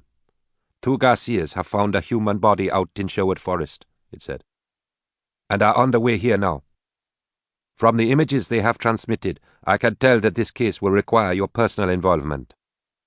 Dr. Turner scrubbed his hands, put on his gown again, and reached the emergency room just before the 2 Garcias arrived with the body. As experienced as he was, Dr. Turner had to turn away from the horribly mutilated corpse. The head had been almost completely severed from the body.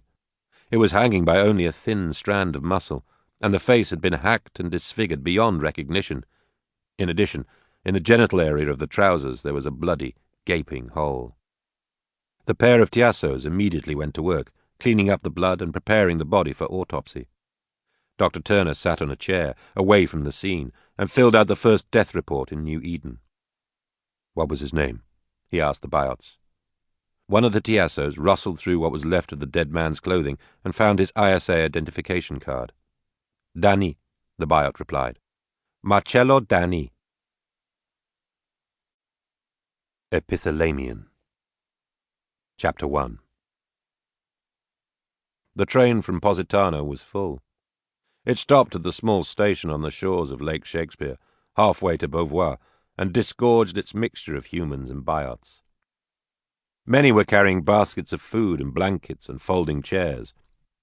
Some of the smaller children raced from the station out onto the thick, freshly mown grass surrounding the lake.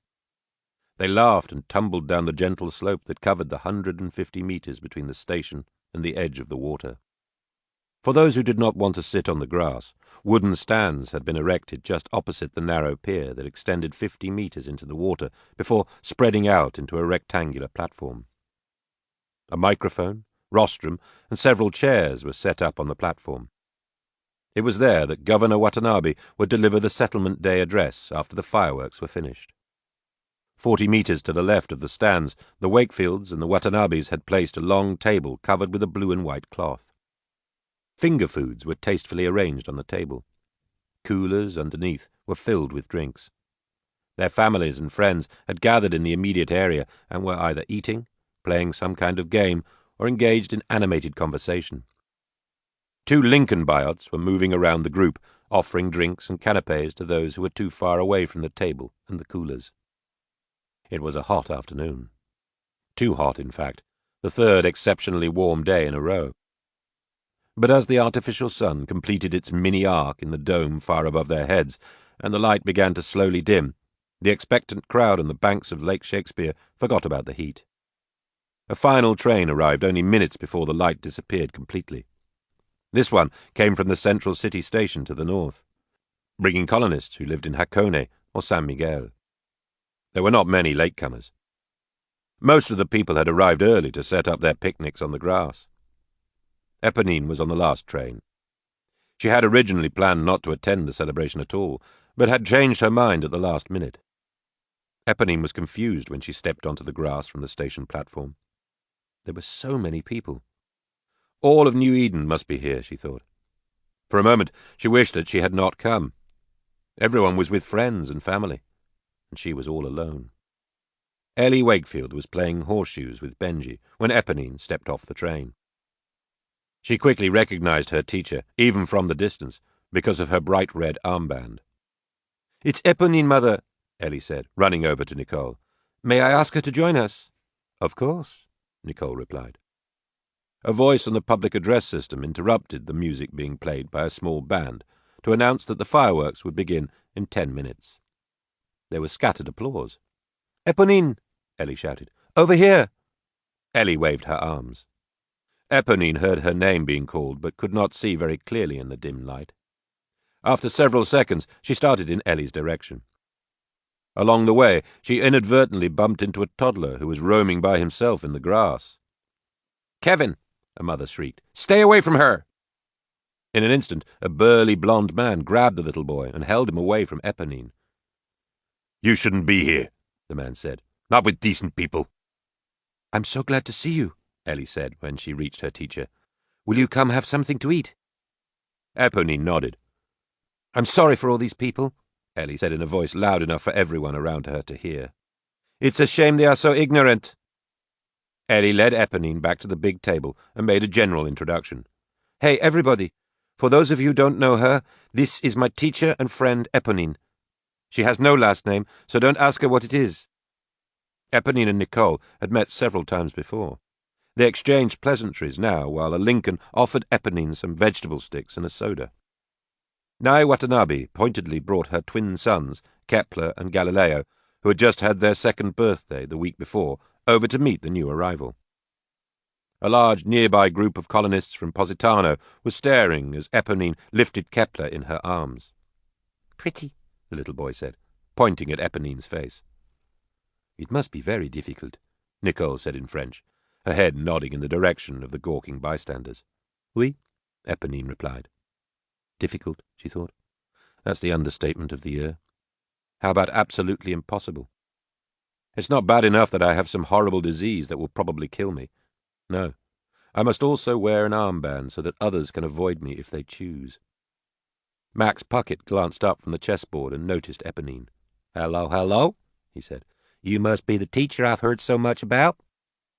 "That's Max," Ellie said, bringing Eponine over in his direction. "He's a flirt, but he's harmless. And the older man who is ignoring us is Judge Pyotr Mishkin. Did I say it correctly, Judge?" Yes, of course, young lady, Judge Mishkin replied, his eyes not leaving the chessboard. "Damn it, Puckett. What in the world are you trying to do with that knight? As usual, your play is either stupid or brilliant, and I can't decide which." The judge eventually looked up, saw Eponine's red armband, and scrambled to his feet. "I'm sorry, miss. Truly sorry," he said. "You are forced to endure enough without having to bear slights from this selfish old codger." A minute or two before the fireworks began, a large yacht could be seen approaching the picnic area from the western side of the lake. Brightly coloured lights and pretty girls decorated its long deck. The name Nakamura was emblazoned on the side of the boat. Above the main deck, Eponine recognized Kimberly Henderson, standing beside Toshio Nakamura at the helm. The party on the yacht waved at the people on the shore. Patrick Wakefield ran excitedly over to the table. "Look, Mother," he said. "There's Katie on the boat." Nicole put on her glasses for a better look. It was indeed her daughter, in a bikini bathing suit, waving from the deck of the yacht. "That's just what we need," Nicole mumbled to herself, as the first of the fireworks exploded above them, filling the dark sky with colour and light. 3 years ago today, Kenji Watanabe began his speech, a scouting party from the Pinta first set foot in this new world. None of us knew what to expect. All of us wondered, especially during the 2 long months that we spent 8 hours each day in the somnarium, if anything resembling a normal life would ever be possible here in New Eden. Our early fears have not materialized. Our alien hosts, whoever they might be, have never once interfered with our lives. It may be true, as Nicole Wakefield and others have suggested, that they are continually observing us, but we do not feel their presence in any way. Outside our colony, the Rama spacecraft is rushing toward the star we call Tau Ceti at an unbelievable speed. Inside, our daily activities are barely influenced by these remarkable external conditions of our existence. Before the days in the somnarium, while we were still voyagers inside the planetary system that revolves around our home star, the Sun, many of us thought our observation period would be short. We believed that after a few months or so we would be returned to Earth, or maybe even our original destination, Mars, and that this third Rama spacecraft would disappear in the distant reaches of space like its 2 predecessors. As I stand before you today, however, Our navigators tell me that we are still moving away from our sun, as we have been for more than 2.5 years, at approximately half the speed of light. If, indeed, it will be our good fortune someday to return to our own solar system, that day will be at least several years in the future. These factors dictate the primary theme of this, my last Settlement Day address. The theme is simple. Fellow colonists, we must take full responsibility for our own destiny. We cannot expect the awesome powers that created our worldlet in the beginning to save us from our mistakes. We must manage New Eden as if we and our children will be here forever. It is up to us to ensure the quality of life here, both now and for our future generations. At present, there are a number of challenges facing the colony. Notice that I call them challenges, not problems.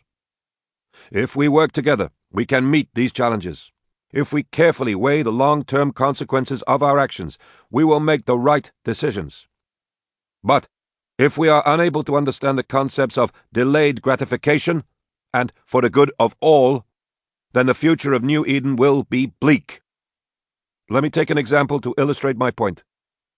Richard Wakefield has explained, both on television and in public fora, how the master scheme that controls our weather is based on certain assumptions about the atmospheric conditions inside our habitat. Specifically, our weather control algorithm assumes that both the carbon dioxide levels and the concentration of smoke particles are less than a given magnitude. Without understanding exactly how the mathematics works, you can appreciate that the computations governing the external inputs to our habitat will not be correct if the underlying assumptions are not accurate. It is not my intent today to give a scientific lecture about a very complex subject. What I really want to talk about is policy.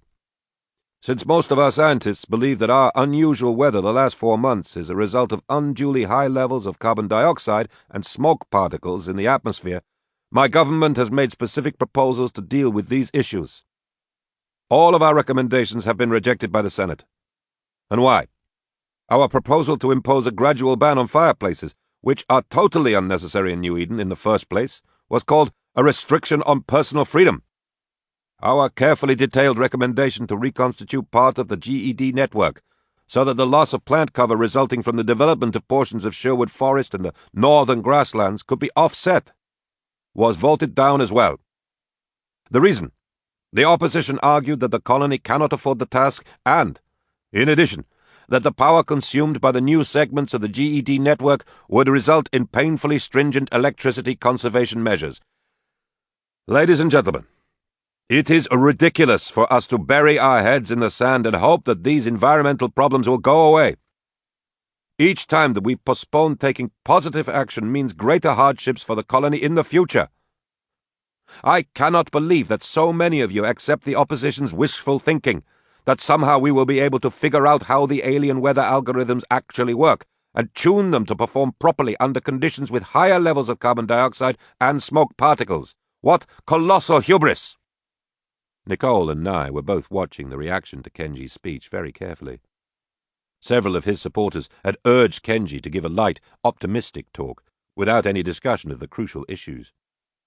The governor, however, had been firm in his determination to make a meaningful speech. "He's lost them." Nye leaned over to whisper to Nicole. "He's being too pedantic." There was definitely a restiveness in the stands, where approximately half the audience was now sitting. The Nakamura yacht, which had been anchored just offshore during the fireworks, had pointedly departed soon after Governor Watanabe began to speak. Kenji switched topics from the environment to the retrovirus RV-41. Since this was an issue that aroused strong passions in the colony, the audience's attention increased markedly. The governor explained how the New Eden medical staff, under the leadership of Dr. Robert Turner, had made heroic strides in understanding the disease, but still needed to perform more extensive research to determine how to treat it. He then decried the hysteria that had forced the passage of a bill, even over his veto, requiring all those colonists with RV-41 antibodies in their system to wear red armbands at all times. "Boo!" shouted a large group of mostly Oriental picnickers on the other side of the stands from Nicole and Nye. "These poor, unfortunate people face enough anguish," Kenji was saying. "They're whores and fags," a man cried from behind the Wakefield Watanabe party. The people around him laughed and applauded. Dr. Turner has repeatedly affirmed that this disease, like most retroviruses, cannot be transmitted except by blood and semen. The crowd was becoming unruly. Nicole hoped that Kenji was paying attention and would cut his comments short. He had intended to discuss also the wisdom, or lack thereof, of expanding the exploration of Rama outside of New Eden, but he could tell that he had lost his audience. Governor Watanabe paused a second, and then issued an ear-splitting whistle into the microphone. That temporarily quieted all the listeners. "I have only a few more remarks," he said, "and they should not offend anyone. As you know, my wife Nye and I have twin sons. We feel that we are richly blessed. On this settlement day, I ask each of you to think about your children and envision another settlement day, 100 or maybe even 1,000 years into the future. Imagine that you are face to face with those whom you have begotten, your children's children's children.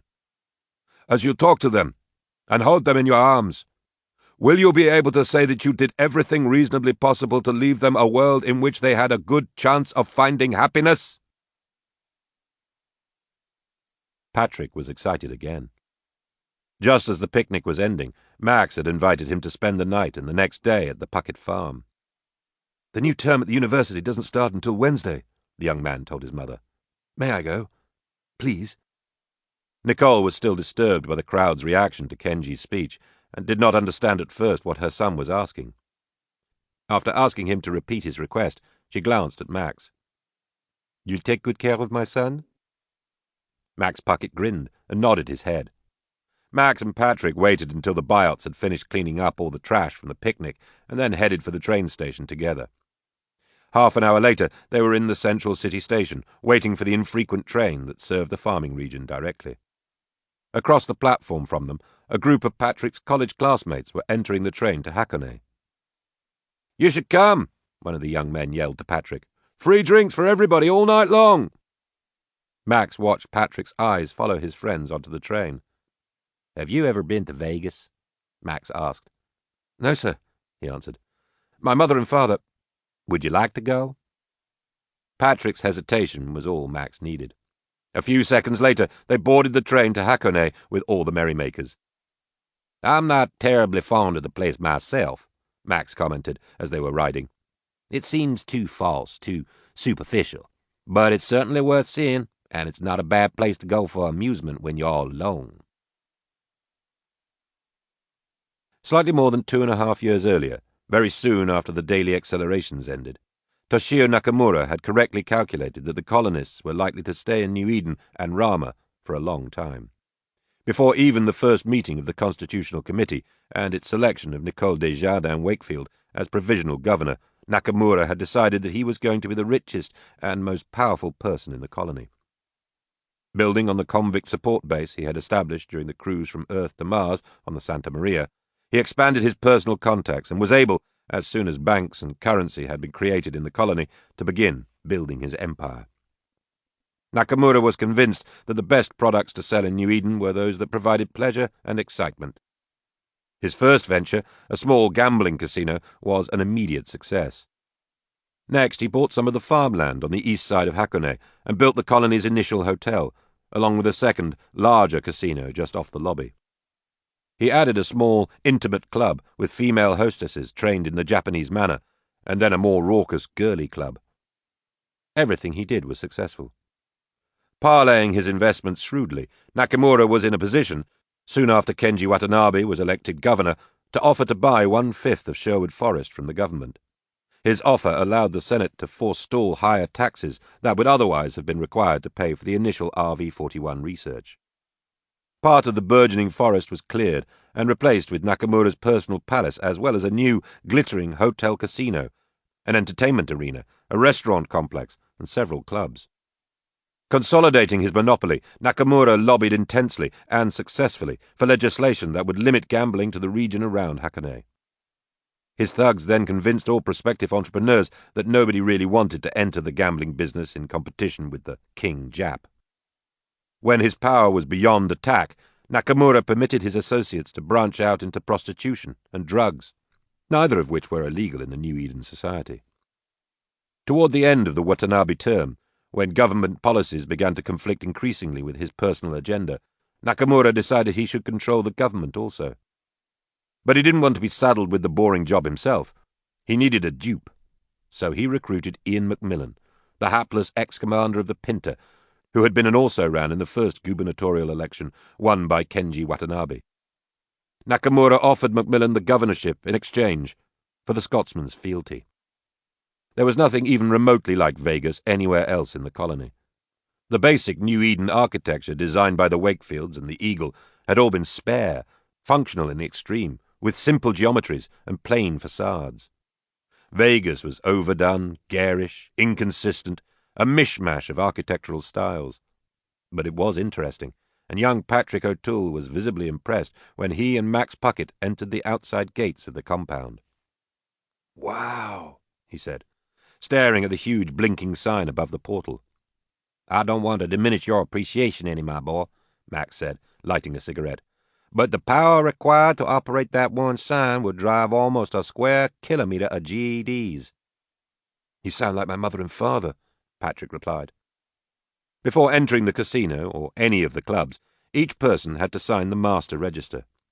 Nakamura missed no bets. He had a complete file on what every Vegas visitor had done every time he had come inside. That way, Nakamura knew which portions of his business should be expanded and, more importantly, the special and favored vice, or vices, of each of his customers. Max and Patrick went into the casino. While they were standing by one of the two crap tables, Max tried to explain to the young man how the game worked. Patrick, however, could not keep his eyes off the cocktail waitresses in their scanty outfits. "Ever been laid, boy?" Max asked. "Excuse me, sir?" Patrick replied. "Have you ever had sex? You know, intercourse with a woman?" "No, sir," the young man answered. A voice inside Max's head told him that it was not his responsibility to usher the young man into the world of pleasure. The same voice also reminded Max that this was New Eden and not Arkansas, or otherwise he would have taken Patrick over to the Xanadu and treated him to his first sex. There were more than 100 people in the casino, a huge crowd considering the size of the colony, and everyone seemed to be having fun. The waitresses were indeed dispensing free drinks just as fast as they could. Max grabbed a margarita and handed one to Patrick. "I don't see any buyouts," Patrick commented. "There aren't any in the casino," Max replied. "Not even working the tables, where they would be more efficient than humans. The King Jap believes their presence inhibits the gambling instinct, but he uses them exclusively in all the restaurants." "Max Puckett, well, I do declare." Max and Patrick turned around. A beautiful young woman in a soft pink dress was approaching them.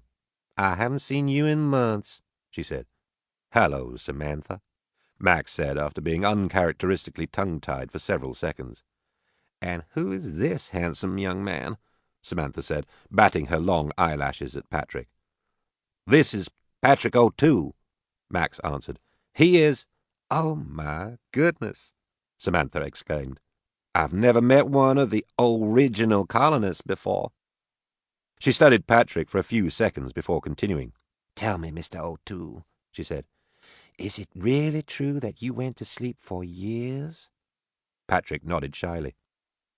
"My friend Goldie says that the whole story is bullshit, that you and your family are really all agents for the IIA. She doesn't even believe that we have ever left Mars' orbit. Goldie says all that dreary time in the tanks was also part of the hoax."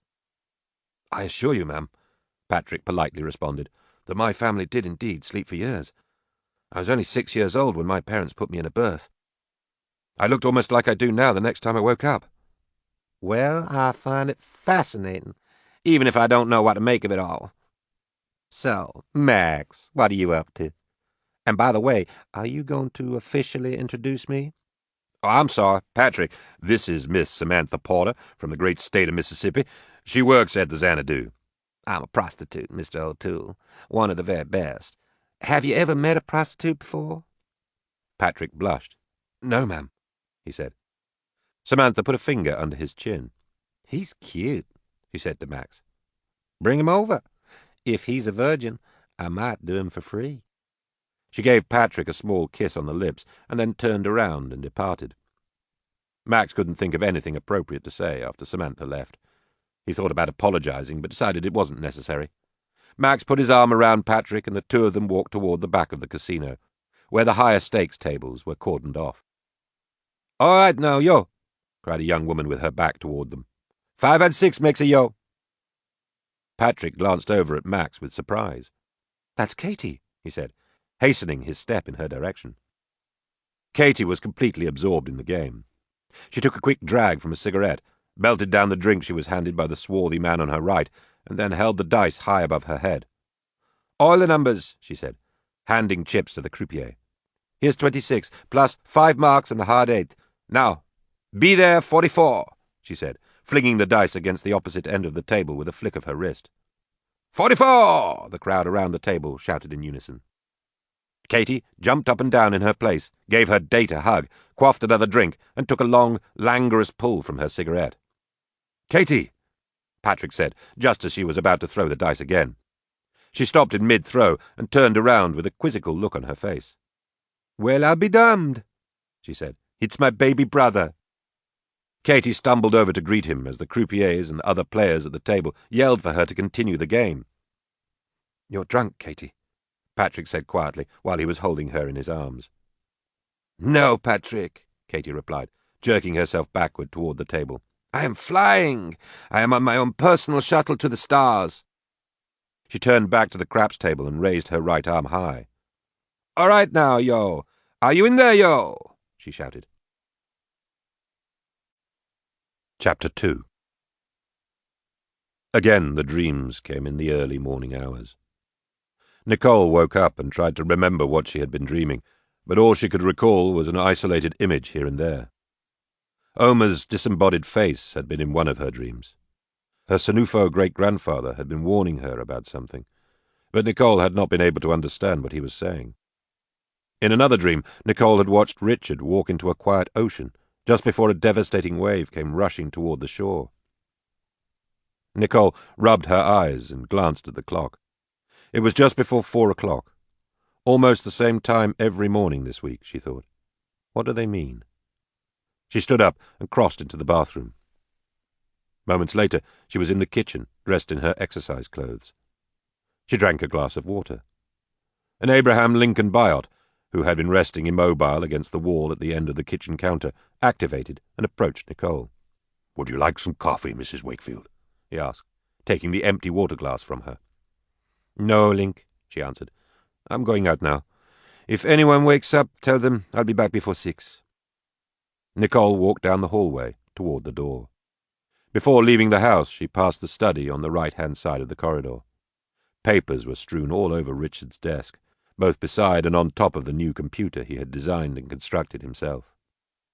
Richard was extremely proud of his new computer, which Nicole had urged him to build, even though it was unlikely that it would ever completely replace his favorite electronic toy, the standard ISA pocket computer. Richard had religiously carried the little portable since before the launch of the Newton. Nicole recognized Richard's writing on some of the paper sheets, but could not read any of his symbolic computer language. He has spent many long hours in here recently, Nicole thought, feeling a pang of guilt, even though he believes that what he's doing is wrong. At first, Richard had refused to participate in the effort to decode the algorithm that governed the weather in New Eden. Nicole recalled their discussions clearly.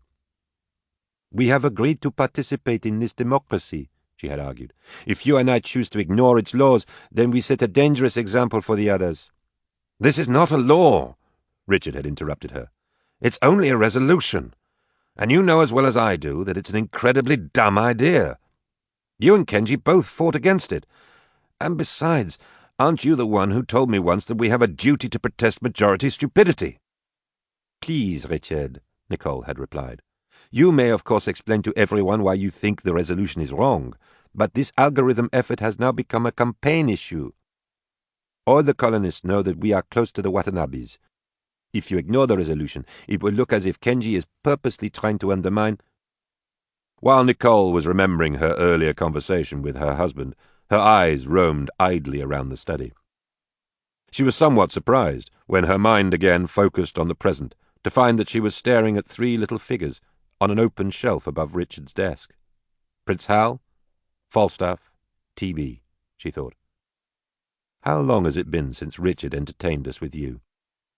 Nicole thought back to the long and monotonous weeks after her family had awakened from their years of sleep. While they were waiting for the arrival of the other colonists, Richard's robots had been their primary source of amusement. In her memory, Nicole could still hear the children's mirthful laughter and see her husband smiling with delight. Those were simpler, easier times, she said to herself. She closed the door to the study and continued down the hall, before life became too complicated for play. Now your little friends just sit silently on the shelf. Out in the lane, underneath the streetlight, Nicole stopped for a moment beside the bicycle rack. She hesitated, looking at her bicycle, and then turned around and headed for the backyard. A minute later, she had crossed the grassy area behind the house and was on the path that wound up Mount Olympus. Nicole walked briskly. She was very deep in thought. For a long time, she paid no attention to her surroundings. Her mind jumped around from subject to subject, from the problems besetting New Eden to her strange dream patterns to her anxieties about her children, especially Katie. She arrived at a fork in the path. A small, tasteful sign explained that the path to the left led to the cable car station, 80 meters away, where one could ride to the top of Mount Olympus. Nicole's presence at the fork was electronically detected and prompted a Garcia buyout to approach from the direction of the cable car. "Don't bother," Nicole shouted. "I'm going to walk." The view became more and more spectacular as the switchbacks wound up the side of the mountain that faced the rest of the colony. Nicole paused at one of the viewpoints, 500 meters in altitude and just under 3 kilometers walking distance from the Wakefield home, and looked out across New Eden. It had been a clear night, with little or no moisture in the air. No rain today, Nicole thought, noting that the mornings were always damp with water vapor on the days that showers fell. Just below her was the village of Beauvoir. The lights from the new furniture factory allowed her to identify most of the familiar buildings of her region, even from this distance. To the north, the village of San Miguel was hidden behind the bulky mountain. But out across the colony, far on the other side of a darkened central city, Nicole could discern the splashes of light that marked Nakamura's Vegas. She was instantly plunged into a bad mood. "That damn place stays open all night long," she grumbled silently, using critical power resources and offering unsavory amusements. It was impossible for Nicole not to think of Katie when she looked at Vegas. Such natural talent, Nicole remarked to herself, a dull heartache accompanying the image of her daughter. She could not help wondering if Katie was still awake in the glittering fantasy life on the other side of the colony. And such a colossal waste, Nicole thought, shaking her head. Richard and she had discussed Katie often. There were only 2 subjects about which they fought, Katie and New Eden politics. And it wasn't entirely accurate to say they fought about politics. Richard basically felt that all politicians, except Nicole and maybe Kenji Watanabe, were essentially without principles. His method of discussion was to make sweeping pronouncements about the insipid goings-on in the Senate, or even in Nicole's own courtroom, and then to refuse to consider the subject any more. Katie was another issue. Richard always argued that Nicole was much too hard on Katie. He also blames me, Nicole thought, as she gazed at the faraway lights, for not spending enough time with her. He contends my jumping into colony politics left the children with only a part-time mother at the most critical period of their lives. Katie was almost never at home anymore. She still had a room in the Wakefield house, but she spent most of her nights in one of the fancy apartments that Nakamura had built inside the Vegas compound. "How do you pay the rent?" Nicole had asked her daughter one night, just before the usual unpleasantness. "How do you think, Mother?" Katie had answered belligerently. "I work. I have plenty of time. I'm only taking 3 courses at the university." "What kind of work do you do?" Nicole had asked. "I'm a hostess, an entertainer. You know, whatever is needed," Katie had answered vaguely. Nicole turned away from the lights of Vegas. Of course, she said to herself, it is entirely understandable that Katie is confused. She never had any adolescence. But still, she doesn't seem to be getting any better. Nicole started walking briskly up the mountain again, trying to dispel her mounting gloom. Between 500 and 1,000 meters in altitude, the mountain was covered with thick trees that were already 5 meters high. Here the path to the summit ran between the mountain and the outside wall of the colony in an extremely dark stretch that lasted for more than a kilometer. There was one break in the blackness, near the end, at a lookout point facing north. Nicole had reached the highest point in her ascent. She stopped at the lookout and stared across at San Miguel. There is the proof, she thought, shaking her head, that we have failed here in New Eden. Despite everything, there is poverty and despair in paradise. She had seen the problem coming, had even accurately predicted it toward the end of her 1-year term as provisional governor. Ironically, the process that had produced San Miguel, where the standard of living was only half what it was in the other 3 New Eden villages, had begun soon after the arrival of the Pinta. That first group of colonists had mostly settled in the southeast village, which would later become Beauvoir, setting a precedent that was accentuated after the Nina reached Rama. As the free settlement plan was implemented, almost all the Orientals decided to live together in Hakone. The Europeans, white Americans, and Middle Asians chose either Positano or what was left of Beauvoir. The Mexicans, other Hispanics, black Americans, and Africans all gravitated towards San Miguel. As governor, Nicole had tried to resolve the de facto segregation in the colony with a utopian resettlement plan that would have allocated to each of the 4 villages racial percentages that mirrored the colony as a whole. Her proposal might have been accepted very early in the colony's history, especially right after the days in the Somnarium, when most of the other citizens viewed Nicole as a goddess. But it was too late after more than a year. Free enterprise had already created gaps in both personal wealth and real estate values. Even Nicole's most loyal followers realized the impracticality of her resettlement concept at that point. After Nicole's term as governor was completed, the Senate had resoundingly approved Kenji's appointment of Nicole as one of New Eden's 5 permanent judges. Nevertheless, her image in the colony suffered considerably when the remarks she had made in defense of the aborted resettlement plan became widely circulated. Nicole had argued that it was essential for the colonists to live in small, integrated neighborhoods to develop any real appreciation of racial and cultural differences. Her critics had thought that her views were hopelessly naive. Nicole stared at the twinkling lights of San Miguel for several more minutes as she warmed down from her strenuous climb up the mountain. Just before she turned around and headed back toward her home in Beauvoir, she suddenly recalled another set of twinkling lights, from the town of Davos in Switzerland, back on the planet Earth.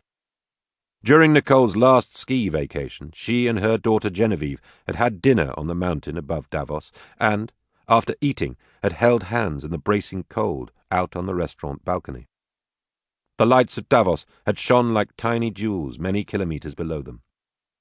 Tears came into Nicole's eyes as she thought of the grace and humor of her first daughter, whom she had not seen for so many years. "Thank you again, Kenji," she mumbled as she began to walk, recalling the photographs her new friend had brought from Earth, "for sharing with me your visit with Genevieve." It was again black all around her as Nicole wound back down the side of the mountain. The outer wall of the colony was now on her left. She continued to think about life in New Eden. "We need special courage now," she said to herself. "Courage and values and vision." But in her heart she feared the worst was still ahead for the colonists. "Unfortunately," she reflected gloomily, "Richard and I, and even the children, have remained outsiders, despite everything we have tried to do. It is unlikely that we will be able to change anything very much." Richard checked to ensure that the 3 Einstein biots had all properly copied the procedures and data that had been on the several monitors in his study. As the 4 of them were leaving the house, Nicole gave him a kiss. "You are a wonderful man, Richard Wakefield," she said. "You're the only one who thinks so," he replied, forcing a smile. "I'm also the only one who knows," Nicole said. She paused for a moment. "Seriously, darling," she continued, "I appreciate what you're doing." "I know. I won't be very late," he interrupted. "The 3 AIs and I have only 2 basic ideas left to try. If we aren't successful today, we're giving up." With the 3 Einsteins following close behind him, Richard hurried down to the Beauvoir station and caught the train for Positano. The train stopped momentarily by the big park on Lake Shakespeare, where the settlement day picnic had been 2 months earlier. Richard and his supporting Biot cast disembarked several minutes later at Positano and walked through the village to the southwest corner of the colony. There, after having their identification checked by one human and 2 Garcias, they were allowed to pass through the colony exit into the annulus that circumscribed New Eden. There was one more brief electronic inspection before they reached the only door that had been cut in the thick external wall surrounding the habitat. It swung open, and Richard let the Biots into Rama itself. Richard had had misgivings when, 18 months earlier, the Senate had voted to develop and deploy a penetrating probe to test the environmental conditions in Rama just outside their module. Richard had served on the committee that had reviewed the engineering design of the probe. He had been afraid that the external environment might be overwhelmingly hostile and that the design of the probe might not properly protect the integrity of their habitat. Much time and money had been spent guaranteeing that the boundaries of New Eden were hermetically sealed during the entire procedure, even while the probe was inching its way through the wall. Richard had lost credibility in the colony when the environment in Rama had turned out to be not significantly different from that in New Eden. Outside there was permanent darkness, and some small periodic variations in both atmospheric pressure and constituents, but the ambient Raman environment was so similar to the one in the colony that the human explorers did not even need their spacesuits. 2 weeks after the first probe revealed the benign atmosphere in Rama, the colonists had completed the mapping of the area of the central plain that was now accessible to them. New Eden, and a second, almost identical rectangular construct to the south, which Richard and Nicole both believed to be a habitat for a second life form, were enclosed together in a larger, also rectangular region, whose extremely tall, metallic grey barriers separated it from the rest of Rama. The barriers on the north and south sides of this larger region were extensions of the walls of the habitats themselves. On both the east and west side of the 2 enclosed habitats, however, there were about 2 kilometers of open space. At the 4 corners of this outer rectangle were massive cylindrical structures. Richard and the other technological personnel in the colony were convinced that the impenetrable corner cylinders contained the fluids and pumping mechanisms whereby the environmental conditions inside the habitats were maintained. The new outer region, which had no ceiling except for the opposite side of Rama itself, covered most of the northern hemicylinder of the spacecraft. A large metal hut, shaped like an igloo, was the only building in the central plain between the 2 habitats. This hut was the control center for New Eden, and was located approximately 2 kilometers south of the colony wall. When they exited from New Eden, Richard and the 3 Einsteins were headed for the control center, where they had been working together for almost 2 weeks, in an attempt to break into the master control logic governing the weather inside New Eden. Despite Kenji Watanabe's objection, the Senate had earlier appropriated funds for an all-out effort by the colony's best engineers to alter the alien weather algorithm. They had promulgated this legislation after hearing testimony from a group of Japanese scientists who had suggested that stable weather conditions could indeed be maintained inside New Eden, even with the higher levels of carbon dioxide and smoke in the atmosphere. It was an appealing conclusion for the politicians. If, perhaps, neither barring wood-burning nor deploying a reconstituted GED network were truly required, and it was only necessary to adjust a few parameters in the alien algorithm that had, after all, been initially designed with some assumptions that were no longer valid, well then. Richard hated that kind of thinking. Avoid the issue as long as possible, he called it. Nevertheless, both because of Nicole's pleas and the total failure of the other colony engineers to understand any facet of the weather control process, Richard had agreed to tackle the task. He had insisted, however, that he work essentially alone, with only the Einsteins helping him. On the day that Richard planned to make his last attempt to decode the New Eden weather algorithm, he and his biots stopped first near a site 1 kilometer away from the colony exit. Under the large lights, Richard could see a group of architects and engineers working at a very long table. "The canal will not be difficult to build. The soil is very soft. But what about sewage? Should we dig cesspools or haul the waste material back to New Eden for processing? The power requirement for this settlement will be substantial, not only the lighting because of the ambient darkness, but also all the appliances. In addition, we're far enough away from New Eden that we must account for non-trivial losses on the lines. Our best superconducting materials are too critical for this usage." Richard felt a mixture of disgust and anger as he listened to the conversations. The architects and engineers were conducting a feasibility study for an external village that could house the RV-41 carriers. The project, whose name was Avalon, was the result of a delicate political compromise between Governor Watanabe and his opposition. Kenji had permitted the study to be funded to show that he was open-minded on the issue of how to deal with the RV-41 problem. Richard and the three Einsteins continued down the path in a southerly direction. Just north of the control center, they caught up with a group of humans and biots headed toward the second habitat probe site with some impressive equipment. "Hi, Richard," said Marilyn Blackstone, the fellow Brit whom Richard had recommended to head the probe effort. Marilyn was from Taunton, in Somerset. She had received her engineering degree from Cambridge in 2232 and was extremely competent. "How's the work coming?" Richard asked. "If you have a minute, come take a look," Marilyn suggested. Richard left the three Einsteins at the control center and accompanied Marilyn and her team across the central plain to the second habitat. As he was walking, he remembered his conversation with Kenji Watanabe and Dmitry Ulanov in the governor's office one afternoon before the probe project was officially approved. "I want it understood," Richard had said, "that I am categorically against any and all efforts to intrude upon the sanctity of that other habitat. Nicole and I are virtually positive that it harbors another kind of life. There is no argument for penetration that is compelling."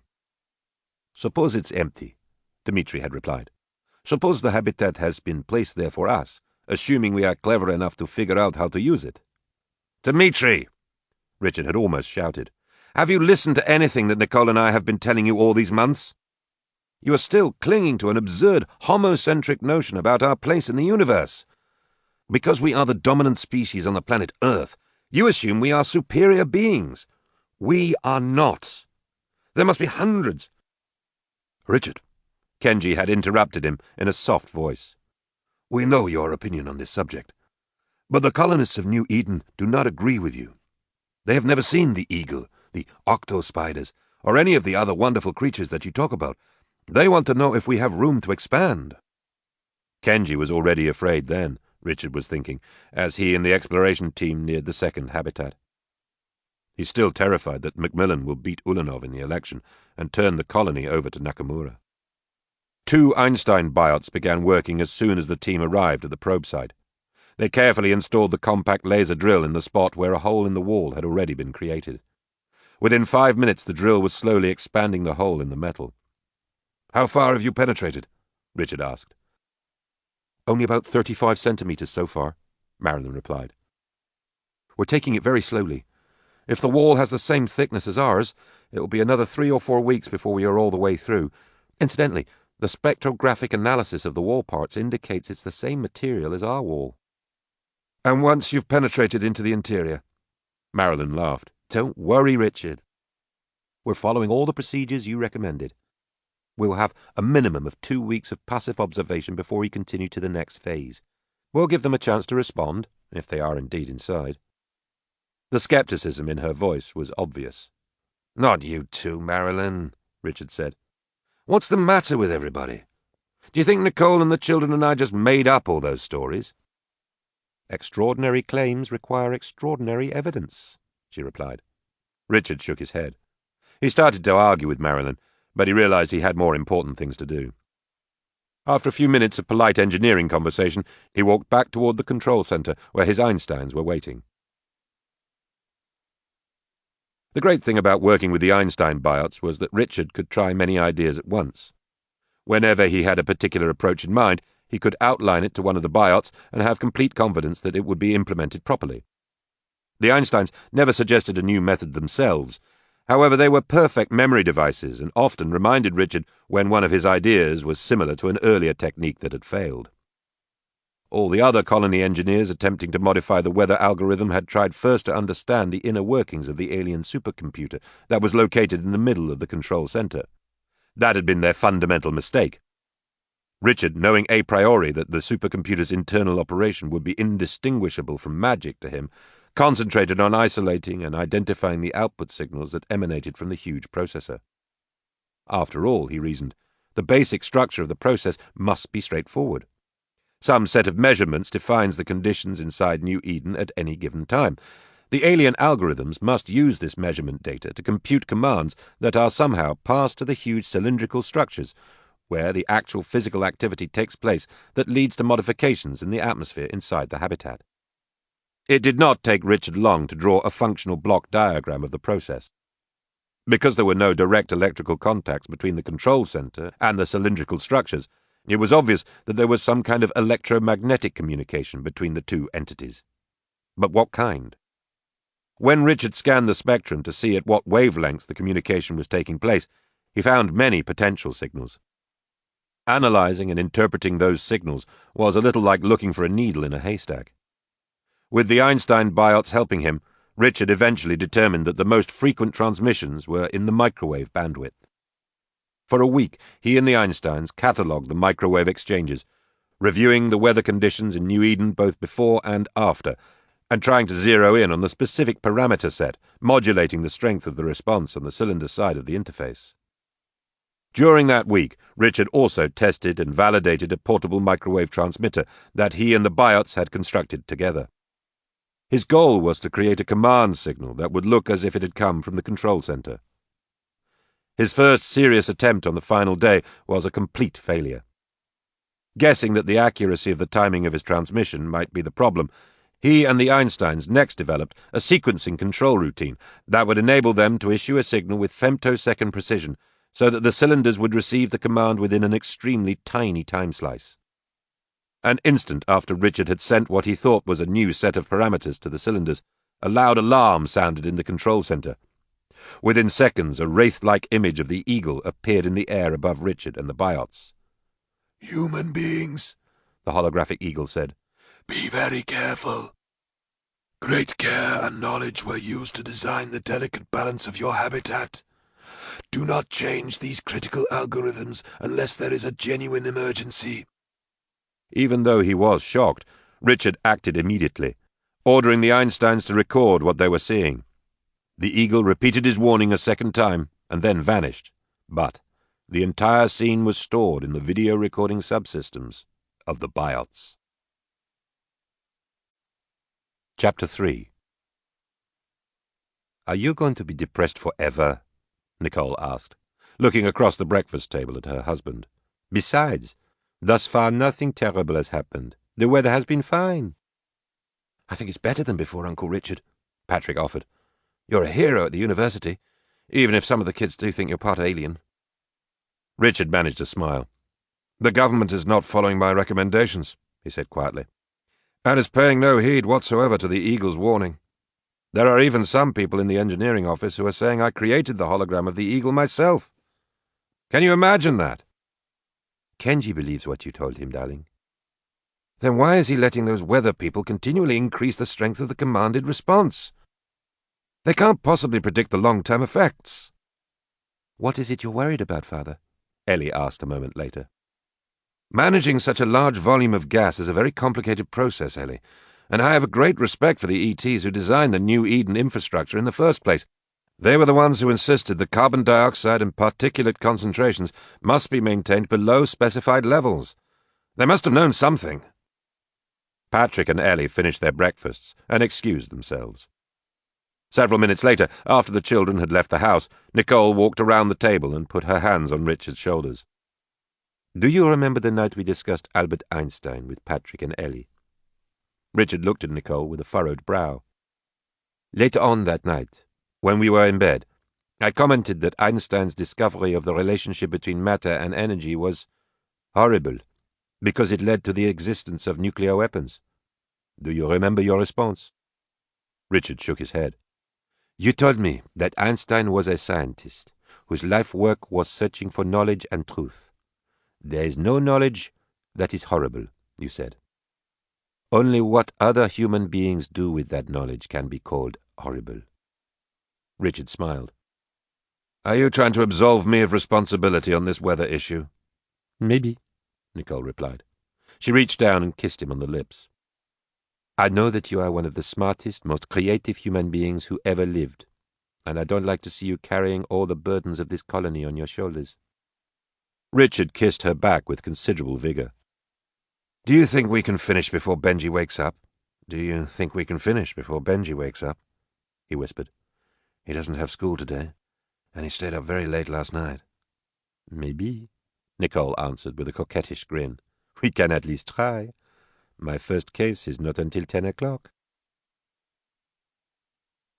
Eponine's senior class at Central High School, called simply Art and Literature, encompassed many aspects of the culture that the colonists had at least temporarily left behind.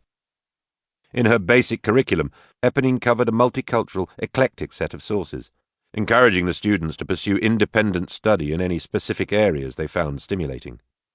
Although she always used lesson plans and a syllabus in her teaching, Eponine was the kind of instructor who tailored each of her classes to the interests of the students. Eponine herself thought Les Miserables by Victor Hugo was the greatest novel ever written, and the 19th-century impressionist painter Pierre-Auguste Renoir, from her home city of Limoges, the finest painter who had ever lived.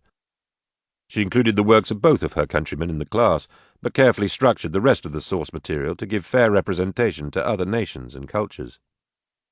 Since the Kawabata buyouts helped her each year with the class play, it was natural to use the real Kawabata's novels, A Thousand Cranes and Snow Country, as examples of Japanese literature. The 3 weeks on poetry ranged from Frost to Rilke to Omar Khayyam. However, the principal poetic focus was Benita Garcia, not only because of the presence of the Garcia buyouts all over New Eden, but also because Benita's poetry and life were both fascinating to young people. There were only 11 students in Eponine's senior class the year she was required to wear the red armband for having tested positive for RV41 antibodies. The results of her test had presented the school administration with a difficult dilemma. Although the superintendent had courageously resisted the efforts of a strident group of parents, mostly from Hakone, who had demanded that Eponine be dismissed from the high school, he and his staff had nevertheless bowed somewhat to the hysteria in the colony by making Eponine's senior course optional. As a result, her class was much smaller than it had been in the previous 2 years. Ellie Wakefield was Eponine's favourite student. Despite the great gaps in the young woman's knowledge due to her years asleep on the trip back to the solar system from the node, her natural intelligence and hunger for learning made her a joy in the classroom. Eponine often asked Ellie to perform special tasks. On the morning that the class began its study of Benita Garcia, which was incidentally the same morning that Richard Wakefield had discussed with his daughter his worries about the weather control activities in the colony, Ellie had been asked to memorize one of the poems from Benita Garcia's first book, Dreams of a Mexican Girl, written when the Mexican woman was still a teenager. Before Ellie's recitation, however, Eponine tried to fire the imaginations of the young people with a short lecture on Benita's life. "The real Benita Garcia was one of the most amazing women who ever lived," Eponine said, nodding at the expressionless Garcia bot in the corner, who helped her with all the routine chores of teaching. Poet, cosmonaut, political leader, mystic. Her life was both a reflection of the history of her time and an inspiration for everyone. Her father was a large landowner in the Mexican state of Yucatan, far from the artistic and political heart of the nation. Benita was an only child, the daughter of a Mayan mother and a much older father. She spent most of her childhood alone on the family plantation that touched the marvelous Puuc Mayan ruins at Uxmal. As a small girl, Benita often played among the pyramids and buildings of that 1,000-year-old ceremonial center. She was a gifted student from the beginning, but it was her imagination and élan that truly separated her from the others in her class. Benita wrote her first poem when she was 9, and by the age of 15, at which time she was in a Catholic boarding school in the Yucatecan capital of Mérida, 2 of her poems had been published on the prestigious Diario de Mexico. After finishing secondary school, Benita surprised her teachers and her family by announcing that she wanted to be a cosmonaut. In 2129, she was the first Mexican woman ever admitted to the Space Academy in Colorado. When she graduated 4 years later, the deep cutbacks in space had already begun. Following the crash of 2134, the world plunged into the depression known as the Great Chaos, and virtually all space exploration was stopped. Benita was laid off by the ISA in 2137 and thought that was her space career over. In 2144, one of the last interplanetary transport cruisers, the James Martin, limped home from Mars to Earth, carrying mostly women and children from the Martian colonies. The spacecraft was barely able to make it into Earth orbit, and it appeared as if all the passengers would die. Benita Garcia and 3 of her friends from the Cosmonaut Corps jerry-rigged a rescue vehicle and managed to save 24 of the voyagers in the most spectacular space mission of all times. Ellie's mind floated free from Eponine's narrative and imagined how exhilarating it must have been on Benita's rescue mission. Benita had flown her space vehicle manually, without a lifeline to mission operations on the Earth, and risked her life to save others. Could there be any greater commitment to one's fellow members of the species? As she thought about Benita Garcia's selflessness, an image of her mother came into Ellie's mind. A montage of pictures of Nicole rapidly followed. First, Ellie saw her mother in her judge's robes, speaking articulately before the Senate. Next, Nicole was rubbing Ellie's father's neck in the study late at night, patiently teaching Benji to read day after day, riding off beside Patrick on a bicycle for a game of tennis in the park, or telling Link what to prepare for dinner. In the last image, Nicole was sitting on Ellie's bed late at night, answering questions about life and love. My mother is my hero, Ellie suddenly realized. She is as unselfish as Benita Garcia. Imagine, if you will, a young Mexican girl of 16, home from boarding school for vacation, climbing slowly up the steep steps of the Pyramid of the Magician in Uxmal. Below her, in the already warm spring morning, iguanas play among the rocks and the ruins. Eponine nodded at Ellie. It was time for her poem. She stood at her seat and recited. You have seen it all, old lizard. Seen our joys, our tears, our hearts full of dreams and terrible desires. And does it never change? Did my Indian mother's mother sit here on these steps 1,000 years ago and tell to you the passions she would not, could not, share? At night I look unto the stars, and dare to see myself among them. My heart soars above these pyramids, flying free into the everything can be. Yes, Benita, the iguanas tell me, yes to you and your mother's mother, whose yearning dreams years ago will now become fulfilled in you. When Ellie had finished, her cheeks were glistening from the silent tears that had fallen. Her teacher and the other students probably thought that she had been deeply moved by the poem and by the lecture on Benita Garcia. They couldn't have understood that Ellie had just experienced an emotional epiphany, that she had just discovered the true depth of her love and respect for her mother. It was the last week of rehearsals for the school play.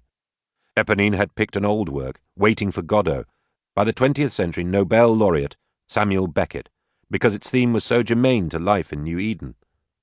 The 2 main characters, both dressed in rags throughout, were played by Ellie Wakefield and Pedro Martinez, a handsome 19-year-old who had been one of the troubled teenagers added to the colony contingent during the last months before launch.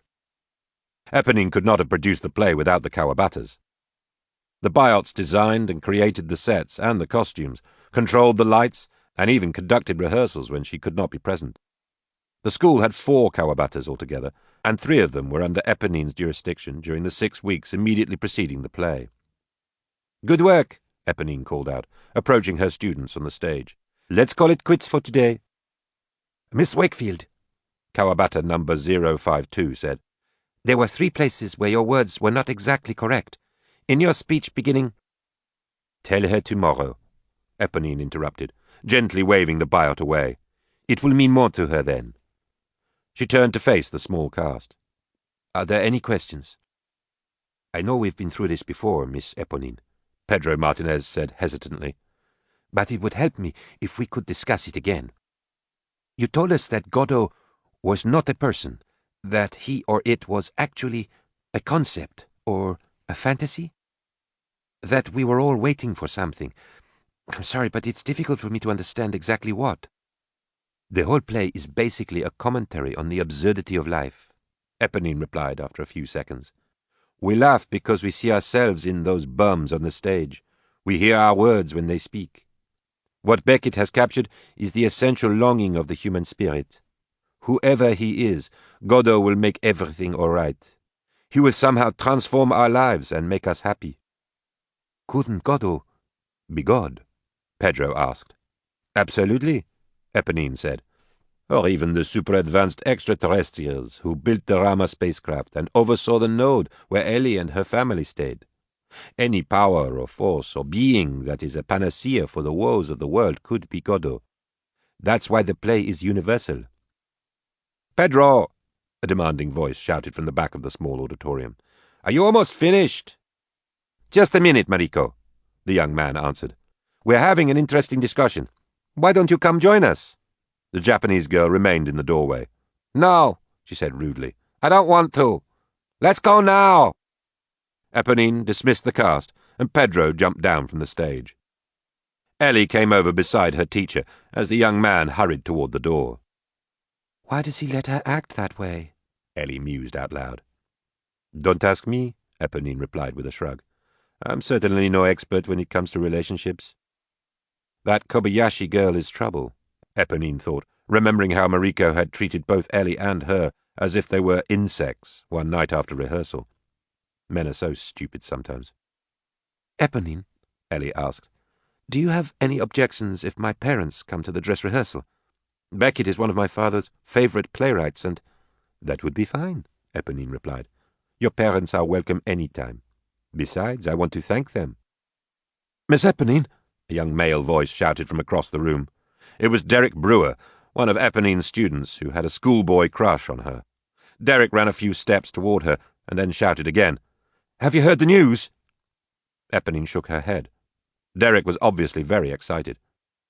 "Judge Mishkin has ruled the armbands unconstitutional." It took a few seconds for Eponine to absorb the information. By then Derek was at her side, delighted to be the one giving her the news. "Are you certain?" Eponine asked. "We just heard it on the radio in the office." Eponine reached for her arm and the hated red band. She glanced at Derek and Ellie, and with one swift movement pulled the band off her arm and tossed it into the air. As she watched it arc towards the floor, her eyes filled with tears. "Thank you, Derek," she said. Within moments, Eponine felt 4 young arms embracing her. "Congratulations," Ellie said softly. Chapter 4. The hamburger stand in Central City was completely run by buyouts. 2 Lincolns managed the busy restaurant, and 4 Garcias filled the customer orders. The food preparation was done by a pair of Einsteins, and the entire eating area was kept spotless by a single Tiasso. The stand generated an enormous profit for its owner, because there were no costs except the initial building conversion and the raw materials. Ellie always ate there on Thursday nights, when she worked at the hospital as a volunteer. On the day of what became known as the Mishkin Proclamation, Ellie was joined at the hamburger stand by her now bandless teacher, Eponine. "I wonder why I've never seen you at the hospital," Eponine said as she took a bite of a French fried potato. "What do you do there, anyway?" "Mostly I talk to the sick children," Ellie replied. "There are 4 or 5 with serious illnesses, one little boy even with RV-41, and they appreciate visits from humans. The Tiasso buyouts are very efficient at operating the hospital and performing all the procedures, but they are not that sympathetic." "If you don't mind my asking," Eponine said after chewing and swallowing a bite of her hamburger, "why do you do it? You are young, beautiful, healthy. There must be 1,000 things you'd rather do." "Not really," Ellie answered. "My mother has a very strong sense of community, as you know, and I feel worthwhile after I talk to the kids." She hesitated a moment. "Besides, I'm socially awkward. I'm physically 19 or 20, which is old for high school, but I have almost no social experience." Ellie blushed. "One of my girlfriends in school told me that the boys are convinced I'm an extraterrestrial." Eponine smiled at her protégé. Even being an alien would be better than having RV-41, she thought. But the young men are really missing something if they're passing you by. The 2 women finished their dinner and left the small restaurant. They walked out into the central city square. In the middle of the square was a monument, appropriately cylindrical in shape, that had been dedicated in the ceremonies associated with the first Settlement Day celebration.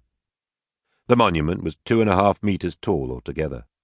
Suspended in the cylinder at eye level was a transparent sphere with a diameter of 50 centimeters. The small light at the center of the sphere represented the sun. The plane parallel to the ground was the elliptic plane that contained the Earth and the other planets of the solar system, and the lights scattered throughout the sphere showed the correct relative positions of all the stars within a 20-light-year radius of the Sun. A line of illumination connected the Sun and Sirius, indicating the path that the Wakefields had taken on their odyssey to and from the node. Another tiny line of light extended from the solar system along the trajectory that had been followed by Rama II, since it had acquired the human colonists in Mars' orbit. The host spacecraft, which was represented by a large blinking red light, was currently in a position about 1/3 of the way between the Sun and the star Tau Ceti. "I understand the idea for this monument originally came from your father," Eponine said as the two women stood beside the celestial sphere. "Yes," said Ellie. "Father is really extremely creative where science and electronics are concerned." Eponine stared at the blinking red light. "Does it bother him at all that we are going in a different direction? Not towards Sirius or the node at all?" Ellie shrugged. "I don't think so," she said. "We don't talk about it very much. He told me one time that none of us was capable of understanding what the extraterrestrials were doing anyway." Eponine glanced around her in the square. "Look at all the people, hurrying here and there. Most of them never even stop to see where we are. I check our location at least once a week." She was suddenly very serious. "Ever since I was diagnosed with RV41, I have had a compulsive need to know exactly where I am in the universe. I wonder if that's part of my fear of dying." After a long silence, Eponine put her arm on Ellie's shoulder. "Did you ever ask the eagle about death?" she said.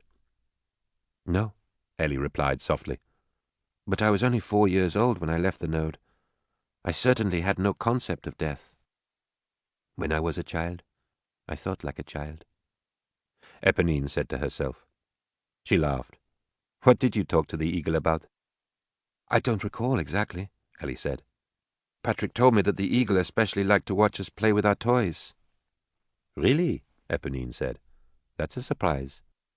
From your mother's description, I would have imagined the eagle was much too serious to be interested in play." "I can still see him clearly in my mind's eye," Ellie said, "even though I was so young. But I can't remember what he sounded like." "Have you ever dreamed about him?" Eponine asked a few seconds later. "Oh, yes, many times. Once he was standing on top of a huge tree, looking down at me from the clouds." Eponine laughed again. Then she quickly checked her watch. "Oh, my," she said. "I'm late for my appointment. What time are you due at the hospital?" 7 o'clock, Ellie said. "Then we'd better be on our way."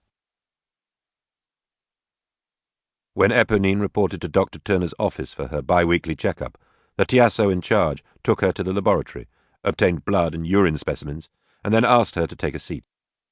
The Biot informed Eponine that the doctor was running behind. A dark black man with sharp eyes and a friendly smile was also sitting in the waiting room. "Hello," he said when their eyes met. "My name is Armando Diaba. I'm a pharmacist." Eponine introduced herself, thinking that she had seen the man before. "Great day, huh?" the man asked after a brief silence. "What a relief to take off that cursed armband." Eponine now remembered Amadou. She had seen him once or twice in group meetings for the RV41 sufferers. Someone had told Eponine that Amadou had contracted the retrovirus through a blood transfusion in the early days of the colony. How many of us are there altogether? Eponine thought. 93? Or is it 94? 5 of whom caught the disease through a transfusion. "It seems that big news always happens in pairs," Amadou was saying. "The Mishkin proclamation was announced only hours before the leggy things were seen for the first time." Eponine looked at him quizzically. "What are you talking about?" she asked. "You haven't heard about the leggies yet?" Amadou said, laughing slightly. "Where in the world have you been?" Amadou waited a few seconds before launching into an explanation. "The exploration team over at the other habitat has been in the process of widening their penetration site for the last few days. Today they were suddenly confronted by 6 strange creatures who crawled out of the hole that had been made in the wall. These leggies, as the television reporter called them, apparently live in the other habitat." They look like hairy golf balls attached to 6 giant jointed legs, and they move very, very quickly. They crawled all over the men, the biots, and the equipment for about an hour. Then they disappeared back into the penetration site. Eponine was about to ask some questions about the leggies when Dr. Turner came out of his office. "Mr. Diaba and Miss Eponine," he said, "I have a detailed report for each of you. Who wants to be first?" The doctor still had the most magnificent blue eyes. "Mr. Diaba was here before me," Eponine replied.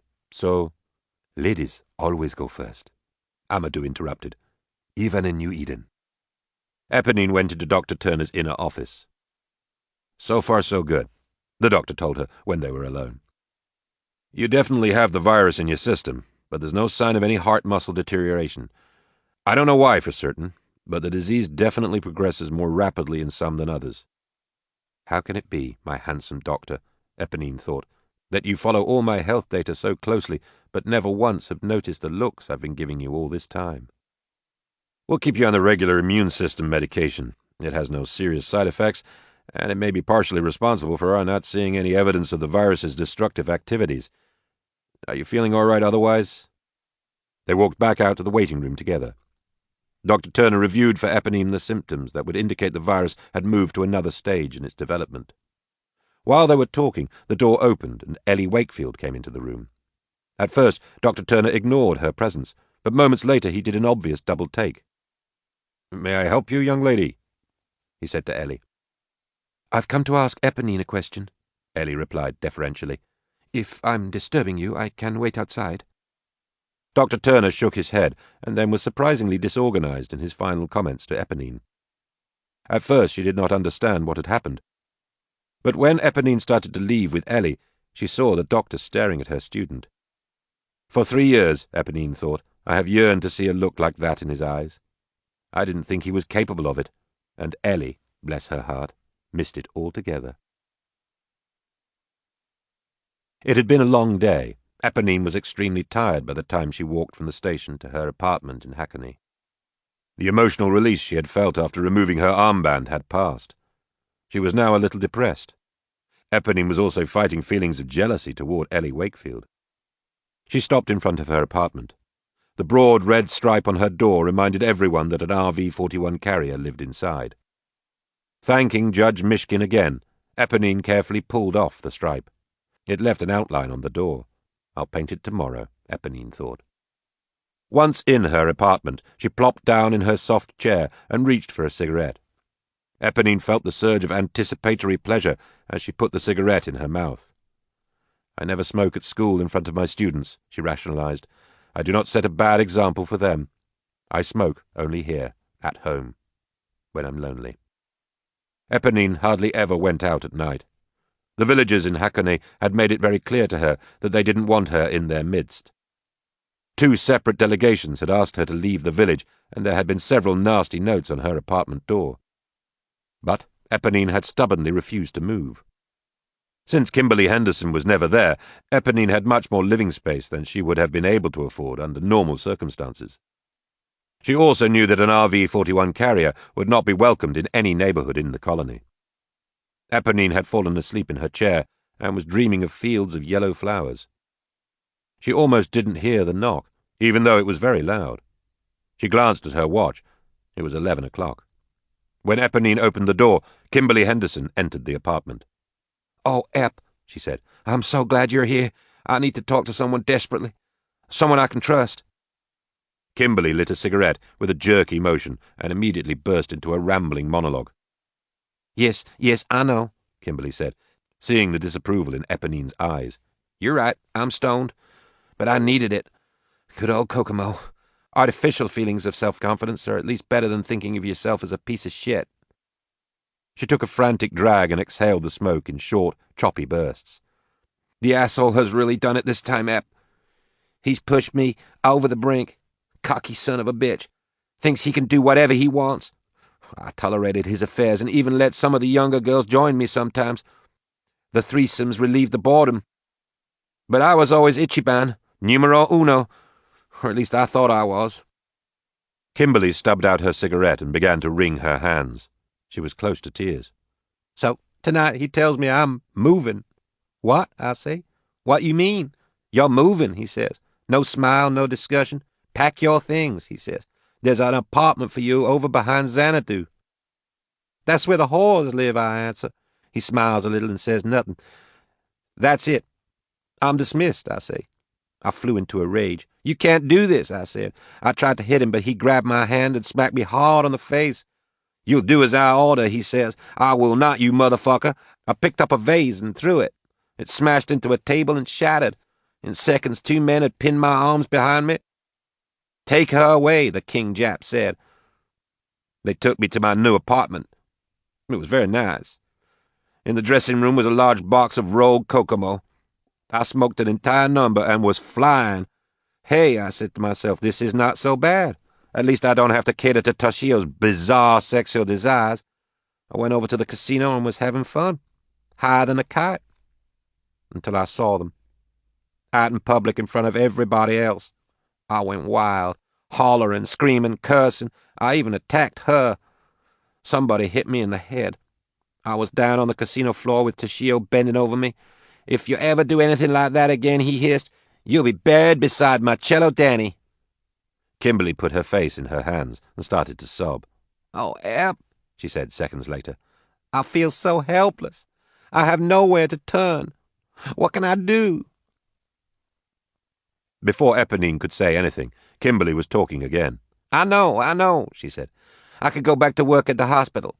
They still need nurses, real ones. By the way, where's your Lincoln?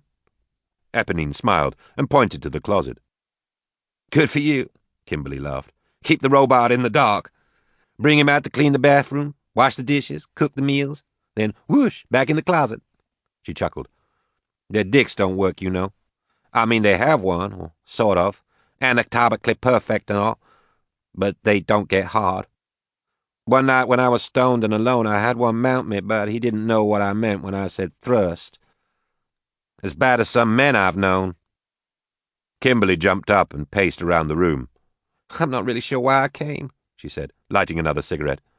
I thought maybe you and I mean, we were friends for a while. Her voice trailed off. I'm coming down now, starting to feel depressed. It's awful, terrible. I can't stand it. I don't know what I expected, but you have your own life. I'd better be going. Kimberly crossed the room and gave Eponine a perfunctory hug. Take care now, okay? Kimberly said. Don't worry about me. I'll be all right. It was only after the door closed and Kimberly left that Eponine realized she had not uttered one word while her ex-friend was in the room. Eponine was certain that she would never see Kimberly again. Chapter 5. It was an open meeting of the Senate, and anyone in the colony could attend. The gallery had only 300 seats, and they were all filled. Another 100 people were standing along the walls and sitting in the aisles. On the main floor, the 24 members of the New Eden legislative body were called to attention by their presiding officer, Governor Kenji Watanabe. Our budget hearings continue today, Kenji said after striking the gavel several times to quiet the onlookers. With a presentation by the director of the New Eden Hospital, Dr. Robert Turner. He will summarize what was accomplished with the health budget last year and present his requests for the coming year. Dr. Turner walked to the rostrum and motioned to the 2 Tiassos who had been sitting beside him. The Biots quickly set up a projector and a suspended cube screen for the visual material that would support Dr. Turner's talk.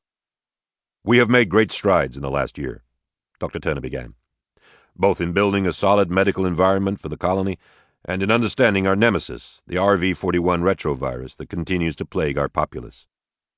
During the last 12 months, not only have we completely determined the life cycle of this complex organism, but also we have developed screening tests that allow us to identify accurately any and all persons who carry the disease. Everyone in New Eden was tested during a 3-week period that ended 7 months ago. 96 individuals in the colony were identified as being infected with the retrovirus at that time. Since the completion of the testing, only 1 new carrier has been found. There have been 3 deaths from RV-41 during the interim, so our current infected population is 94. RV-41 is a deadly retrovirus that attacks the muscles of the heart, causing them to atrophy irreversibly. Ultimately, the human carrier dies. There is no known cure. We are experimenting with a variety of techniques for remitting the progression of the disease, and have recently had some sporadic but inconclusive success. At this moment, until we score a significant breakthrough in our work, we must reluctantly assume that all individuals afflicted by the retrovirus will eventually succumb to its virulence. The chart I'm placing on the projection cube shows the various stages of the disease. The retrovirus is passed between individuals during a sharing of bodily fluids involving any combination of semen and blood. There is no indication that there is any other method of transfer. I repeat, Dr. Turner said, now shouting to be heard above the hubbub of the gallery, we have verified passage only where semen or blood is involved. We cannot categorically declare that other bodily fluids such as sweat, mucus, tears, saliva, and urine cannot be agents in the transfer, but our data thus far strongly suggests that RV41 cannot be passed in these fluids. The talking in the gallery was now widespread. Governor Watanabe struck his gavel several times to quiet the room. Robert Turner cleared his throat and then continued. This particular retrovirus is very clever, if I can use that word, and especially well adapted to its human host. As you can see from the diagram on the cube, it is relatively benign in its first two stages, when it essentially just resides, without harm, inside the blood and semen cells. It may be that during this time it has already begun its attack on the immune system. We cannot say for certain, because during this stage, all diagnostic data shows that the immune system is healthy. We do not know what triggers the decline of the immune system.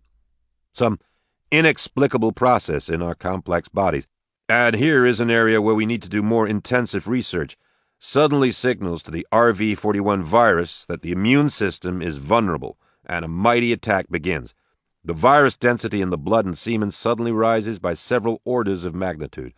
This is when the disease is the most contagious, and also when the immune system is overwhelmed. Dr. Turner paused. He shuffled the papers from which he was reading before continuing.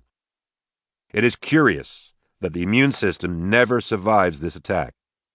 Somehow, RV41 knows when it can win, and never multiplies until that particular condition of vulnerability has been reached. Once the immune system is destroyed, the atrophy of the heart muscles begins, and a predictable death follows.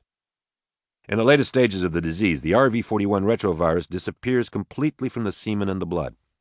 As you can well imagine, this vanishing wreaks havoc with the diagnostic process. Where does it go? Does it hide in some way, become something else we have not yet identified? Is it supervising the gradual destruction of the heart muscles, or is the atrophy simply a side effect of the earlier attack on the immune system? All these questions we cannot answer at the present time. The doctor stopped momentarily for a drink of water. Part of our charter last year, he then said, was to investigate the origin of this disease. There have been rumors that RV41 was somehow indigenous to New Eden, perhaps placed here as some kind of diabolical extraterrestrial experiment. That kind of talk is complete nonsense. We definitely brought this retrovirus here from the Earth. 2 passengers on the Santa Maria died from RV41 within 3 months of each other. The first during the cruise from Earth to Mars. We can be certain, although this is hardly encouraging, that our friends and colleagues back on Earth are struggling with this devil as well. As for the origin of RV41, here I can only speculate. If the medical database that we had brought along from Earth had been an order of magnitude larger, then perhaps I would be able to identify its origin without any guessing. Nevertheless, I will point out that the genome of this RV41 retrovirus is astonishingly similar to a pathogen genetically engineered by humans as part of the vaccine envelope testing performed in the early years of the 22nd century. Let me explain in more detail. After the successful development of preventative vaccines for the AIDS retrovirus, which was a horrible scourge during the last 2 decades of the 20th century, medical technology took advantage of biological engineering to expand the range of all the available vaccines. Specifically, the biologists and the doctors purposely engineered new and more deadly retroviruses and bacteria to prove that a given vaccine class had a broad range of successful application. All this work was done, of course, under careful controls and at no risk to the populace. When the Great Chaos occurred, however, research monies were severely cut, and many of the medical laboratories had to be abandoned.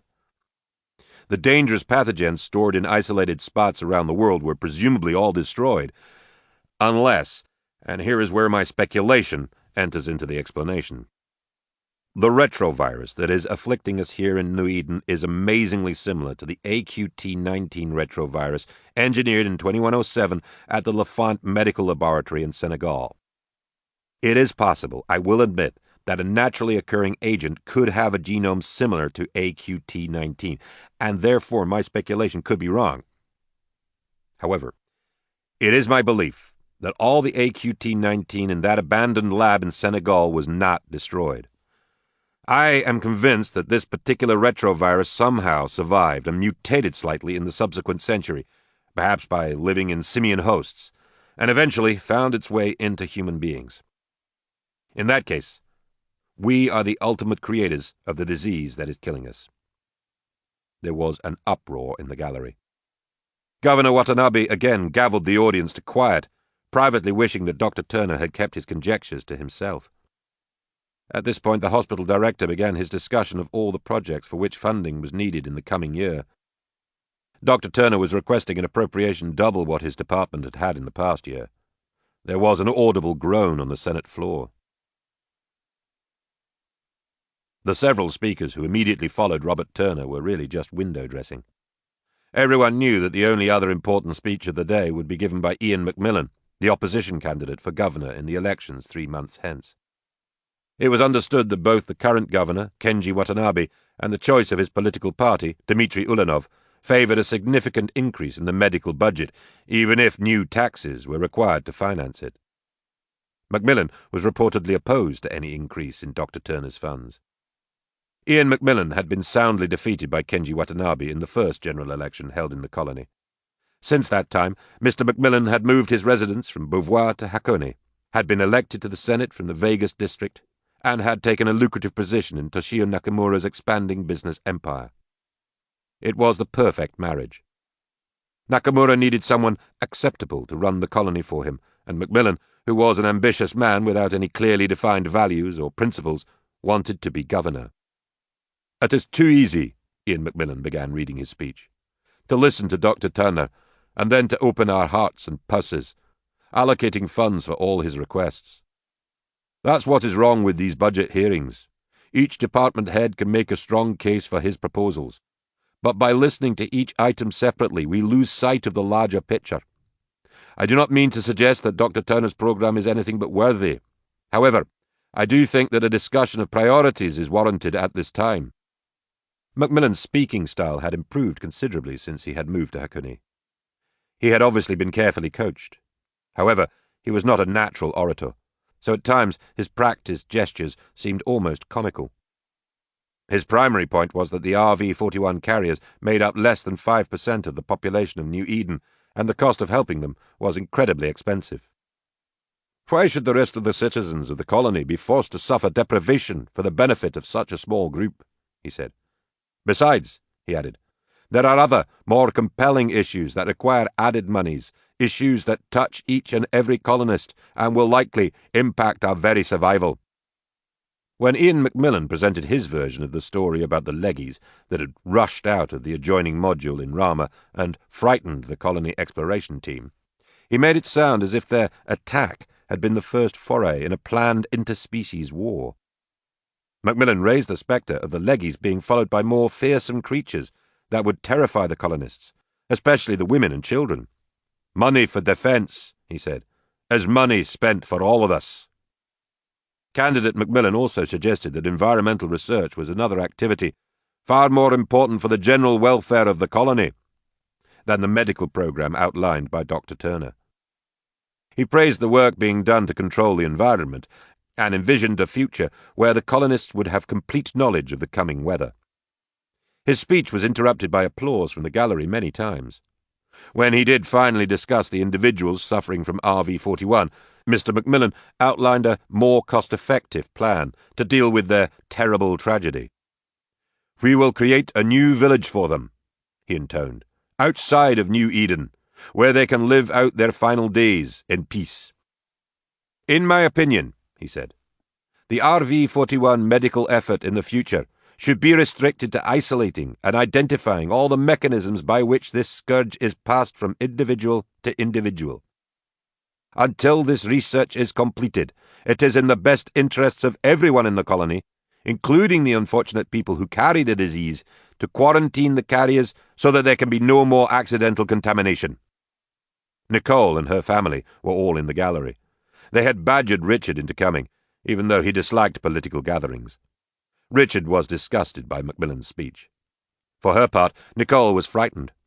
What the man was saying had a certain appeal. I wonder who is writing his material, she thought at the conclusion of his speech. She chastised herself for having underestimated Nakamura. Toward the end of Macmillan's oration, Ellie Wakefield quietly left her place in the gallery. Her parents were astonished, a few moments later, to see her down on the Senate floor, approaching the rostrum. So were the other members of the gallery, who had thought that Ian Macmillan was the last speaker of the day. Everyone was preparing to depart. Most of them sat down again when Kenji Watanabe introduced Ellie. "In our civics class, in high school," she started, her nervousness apparent in her voice, "we have been studying the colony constitution and the Senate procedures. It is a little-known fact that any citizen of New Eden may address one of these open hearings." Ellie took a deep breath before continuing. In the gallery, both her mother and her teacher, Eponine, leaned forward and grabbed the rail in front of them. "I wanted to speak today," Ellie said more forcefully, "because I believe I have a unique point of view on this issue of the RV-41 sufferers. First, I am young, and second, until a little over 3 years ago I had never had the privilege of interacting with a human being other than my family. For both those reasons I treasure human life. My word was picked carefully. A treasure is something you value greatly. This man, this incredible doctor who works all day and sometimes all night to keep us healthy, obviously treasures human life as well. When he spoke earlier, Dr. Turner didn't tell you why we should fund his program, only what the disease was and how he would try to combat it. He assumed you all understood why. After listening to Mr. Macmillan," Ellie said, glancing at the previous speaker, "I have some doubts. We must continue to study this horrible disease until we can contain and control it, because a human life is a precious commodity. Each individual person is a unique miracle, an amazing combination of complex chemicals with special talents, dreams, and experiences. Nothing can be more important to the overall colony than an activity aimed at the preservation of human life. I understand from the discussion today that Dr. Turner's program is expensive. If taxes must be raised to pay for it, then perhaps each of us will have to do without some special item that we wanted. It is a small enough price to pay for the treasure of another human's company. My family and friends tell me sometimes that I am hopelessly naive. That may be true. But perhaps my innocence allows me to see things more clearly than other people can. In this case, I believe there is only one question that needs to be asked. If you, or some member of your family, had been diagnosed with RV-41, would you support Dr. Turner's program? Thank you very much." There was an eerie silence as Ellie stepped away from the rostrum. Then, thunderous applause erupted. Tears flowed in both Nicole's and Eponine's eyes. On the Senate floor, Dr. Robert Turner reached both his hands out to Ellie. Chapter 6. When Nicole opened her eyes, Richard was sitting beside her on the bed. He was holding a cup of coffee. "You told us to wake you at 7, he said. She sat up and took the coffee from him. "Thank you, darling," Nicole said. "But why didn't you let Link?" "I decided to bring your coffee myself. There is news from the Central Plain again. I wanted to discuss it with you, even though I know how you dislike being jabbered at first thing in the morning." Nicole took a long, slow sip from her cup. She smiled at her husband. "What's the news?" she said. "There were 2 more leggy incidents last night. That makes almost a dozen this week. Our defense forces reportedly destroyed 3 leggies who were harassing the engineering crew." "Did the leggies make any attempt to fight back?" "No, they didn't. At the first sound of gunfire, they raced for the hole in the other habitat. Most of them escaped, as they did the day before yesterday. And you still think they're remote observers, like the spider bots in Rama I and II? Richard nodded. And you can just imagine what kind of a picture the others are developing of us. We fire on unarmed creatures without provocation. We react in a hostile manner to what is certainly an attempt at contact. I don't like it either, Nicole said softly. But what can we do? The Senate explicitly authorized the exploration teams to defend themselves. Richard was about to reply when he noticed Benji standing in the doorway. The young man was smiling broadly. "May I come in, Mother?" he asked. Of course, dear, Nicole replied. She opened her arms wide. Come give me a big birthday hug. Happy birthday, Benji, Richard said as the boy, who was larger than most men, crawled onto the bed and embraced his mother. "Thank you, Uncle Richard. Are we still having a picnic in Sherwood Forest today?" Benji asked slowly. Yes, indeed, his mother answered. And then tonight we're having a big party. "Hooray!" Benji said. It was a Saturday. Patrick and Ellie were both sleeping late because they did not have classes. Link served breakfast to Richard, Nicole, and Benji, while the adults watched the morning news on television. There was a short film of the most recent leggy confrontation near the second habitat, as well as comments from both of the gubernatorial candidates. As I have been saying for weeks now, Ian Macmillan remarked to the television reporter, we must dramatically expand our defense preparations. We have finally started to upgrade the weapons available to our forces, but we need to move more boldly in this arena. An interview with the weather director concluded the morning news. The woman explained that the unusually dry and windy recent weather had been caused by a modelling error in their computer simulation. All week long, she said, we have been trying unsuccessfully to create rain. Now, of course, since it's the weekend, we have programmed sunshine, but we promise it will rain next week. They don't have the slightest idea what they're doing, Richard grumbled, switching off the television. They're over-commanding the system and generating chaos. "What's chaos, Uncle Richard?" Benji asked. Richard hesitated for a moment. I guess the simplest definition is the absence of order. But in mathematics, the word has a more precise meaning. It is used to describe unbounded responses to small perturbations. Richard laughed. I'm sorry, Benji. Sometimes I talk in scientific gobbledygook. Benji smiled. "I like it when you talk to me as if I'm normal," he said carefully. "And sometimes I do understand a little." Nicole seemed preoccupied while Link was clearing the breakfast dishes off the table. When Benji left the room to brush his teeth, she leaned toward her husband. Have you talked to Katie? She asked. She didn't answer her phone yesterday afternoon or last night.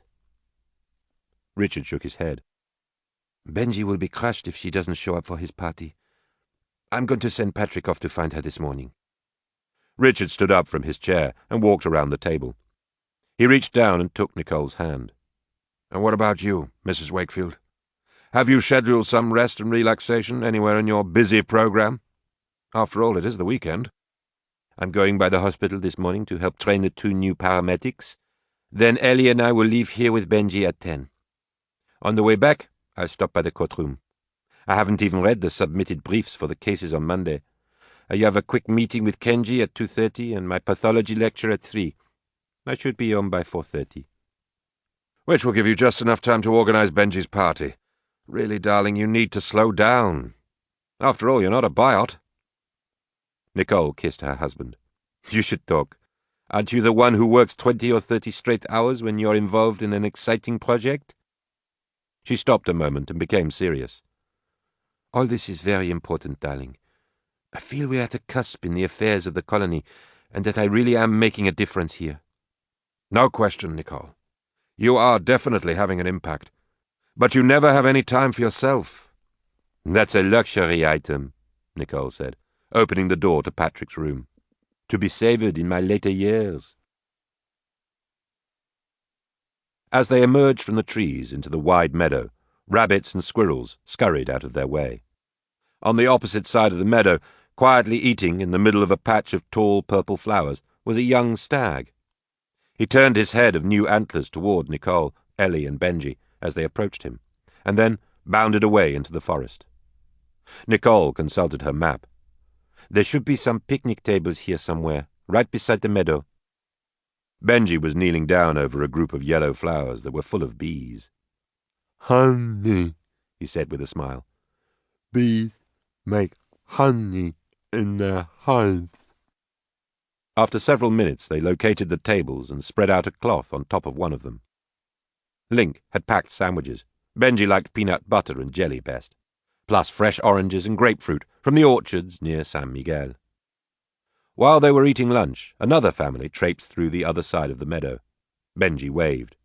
Those people don't know it's my birthday, he said. But we do, Ellie said, raising her cupful of lemonade to make a toast. Congratulations, brother. Just before they were finished eating, a small cloud passed overhead, and the bright colours of the meadow momentarily dimmed. That's an unusually dark cloud, Nicole commented to Ellie. Moments later, it was gone, and the grasses and flowers were again bathed in sunlight. Do you want your pudding now? Nicole asked Benji. Or do you want to wait? Let's play catch first, Benji replied. He took the baseball equipment out of the picnic bag and handed a glove to Ellie. Let's go, he said, running out into the meadow. While her two children were throwing the baseball back and forth, Nicole cleaned up the remains of their lunch. She was about to join Ellie and Benji when she heard the alarm on her wrist radio. She pressed the receive button, and the digital time display was replaced with a television picture. Nicole turned up the volume so that she could hear what Kenji Watanabe had to say. I'm sorry to bother you, Nicole, Kenji said, but we have an emergency. A rape complaint has been filed, and the family wants an indictment immediately.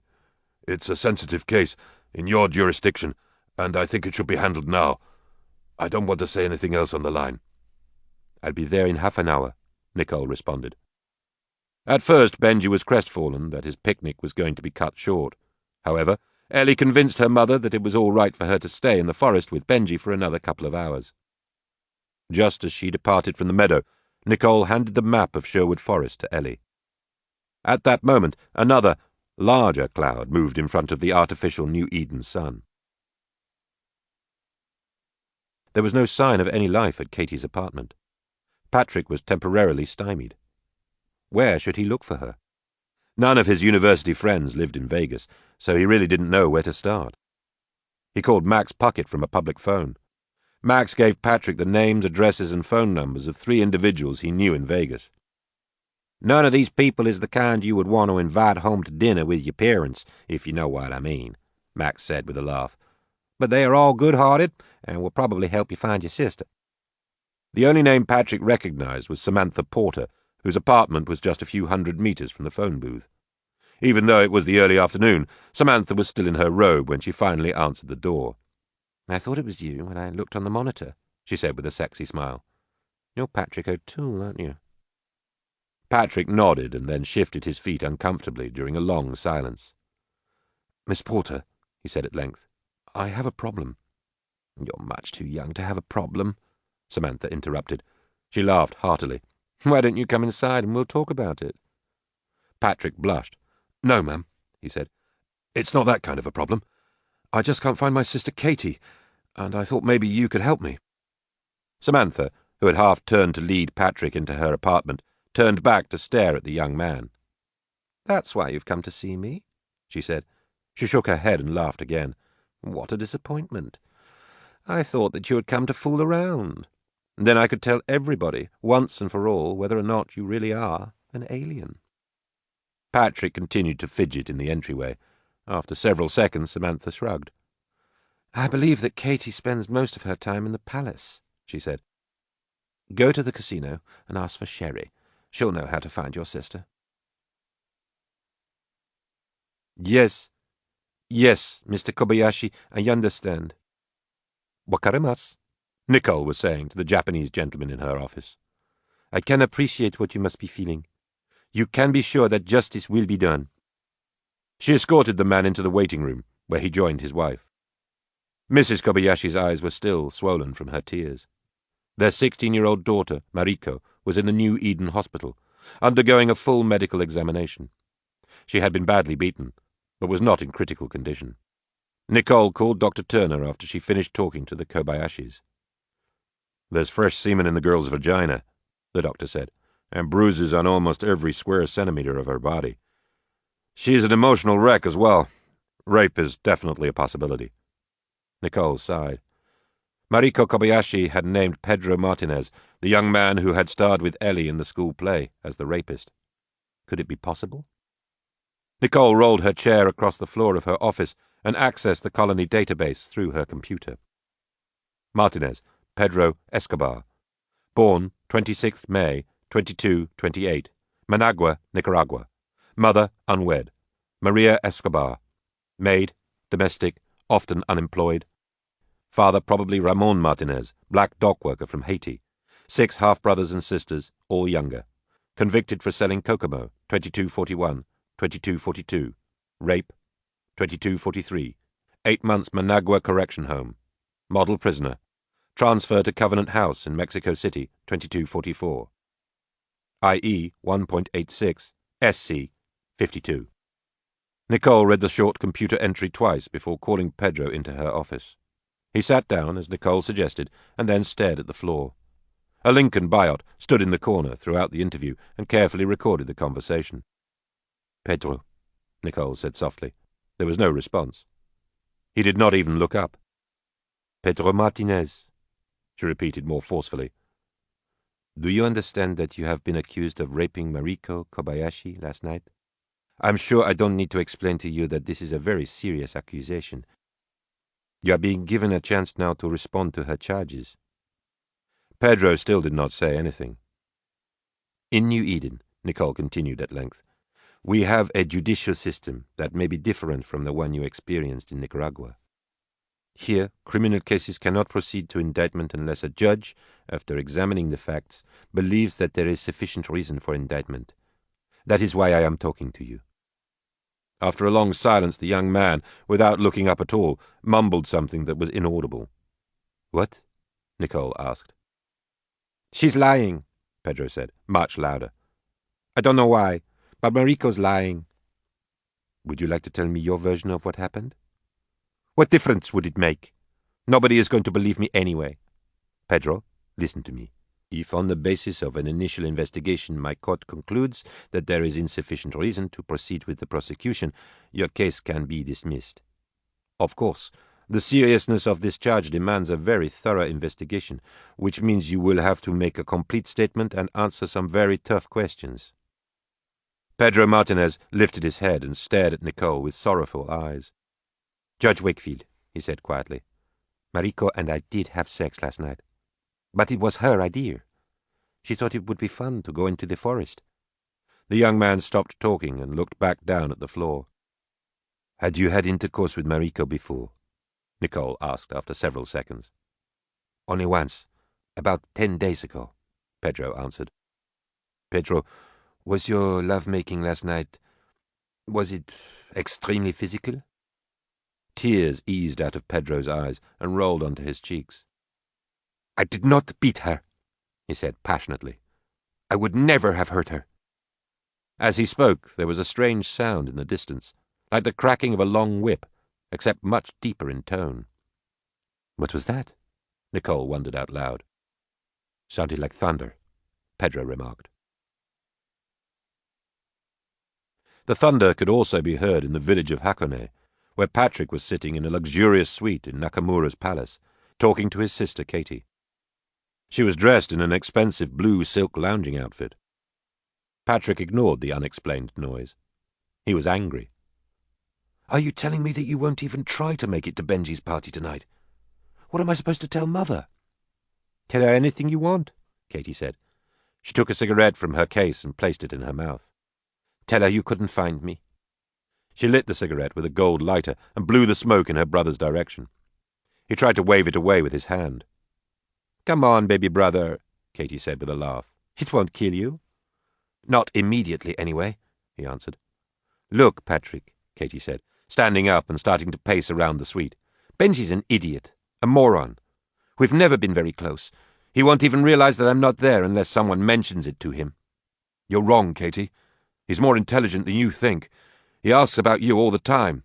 That's crap, baby brother, Katie replied. You're just saying it to make me feel guilty. Look, I'm not coming. I mean, I might consider it if it were just you and Benji and Ellie, although she's been a pain in the ass ever since her wonderful speech. But you know what it's like for me around Mother. She's on my case all the time. She's worried about you, Katie. Katie laughed nervously and took a deep drag to finish her cigarette. Sure she is, Patrick. All she's really worried about is whether I'll embarrass the family. Patrick stood up to leave. You don't have to go now, Katie said. Why don't you stay for a while? I'll put on some clothes and we'll go down to the casino. Remember how much fun we used to have together? Katie started toward the bedroom. Are you using drugs? Patrick asked suddenly. She stopped and stared at her brother. Who wants to know? Katie said defiantly. You or Madame Cosmonaut Dr. Governor Judge Nicole Desjardins Wakefield? I want to know, Patrick said quietly. Katie walked across the room and put her hands on Patrick's cheeks. I'm your sister, and I love you, she said. Nothing else is important. The dark clouds had all gathered over the small rolling hills of Sherwood Forest. Wind was sweeping through the trees, blowing Ellie's hair behind her. There was a bolt of lightning and an almost simultaneous crack of thunder. Benji recoiled, and Ellie pulled him close beside her. According to the map, she said, we're only about 1 kilometre from the edge of the forest. How far is that? Benji asked. If we walk quickly, Ellie shouted above the wind, then we can make it out in about 10 minutes. She grabbed Benji's hand and pulled him alongside her on the path. An instant later, lightning split one of the trees beside them, and a thick branch fell across the path. The branch struck Benji on the back and knocked him down. He fell mostly on the path, but his head landed in the green plants and ivy at the base of the trees in the forest. The noise from the thunder nearly deafened him. He lay on the forest floor for several seconds, trying to understand what had happened to him. At length, he struggled to his feet. Ellie, he said, looking at the prostrate form of his sister on the other side of the path. Her eyes were closed. Ellie! Benji now screamed, half walking, half crawling over to her side. He grabbed her by the shoulders and shook her lightly. Her eyes did not open. The swelling on her forehead, above and to the side of her right eye, was already the size of a large orange. What am I going to do? Benji said out loud. He smelled smoke and glanced up into the trees at almost the same moment.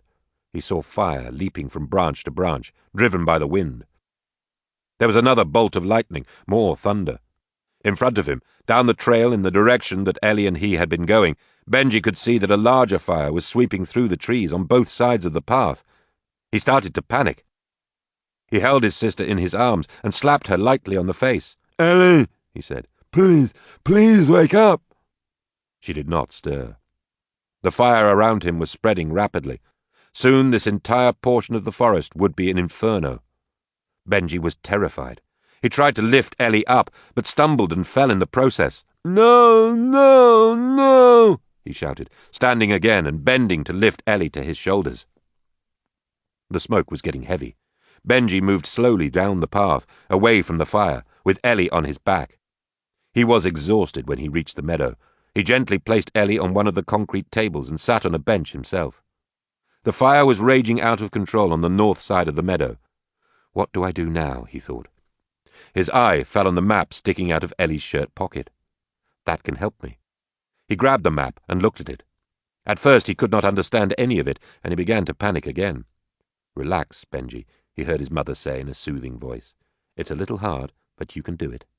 Maps are very important. They tell us where to go. Now, the first thing always is to orient the map so that you can read the writing. See?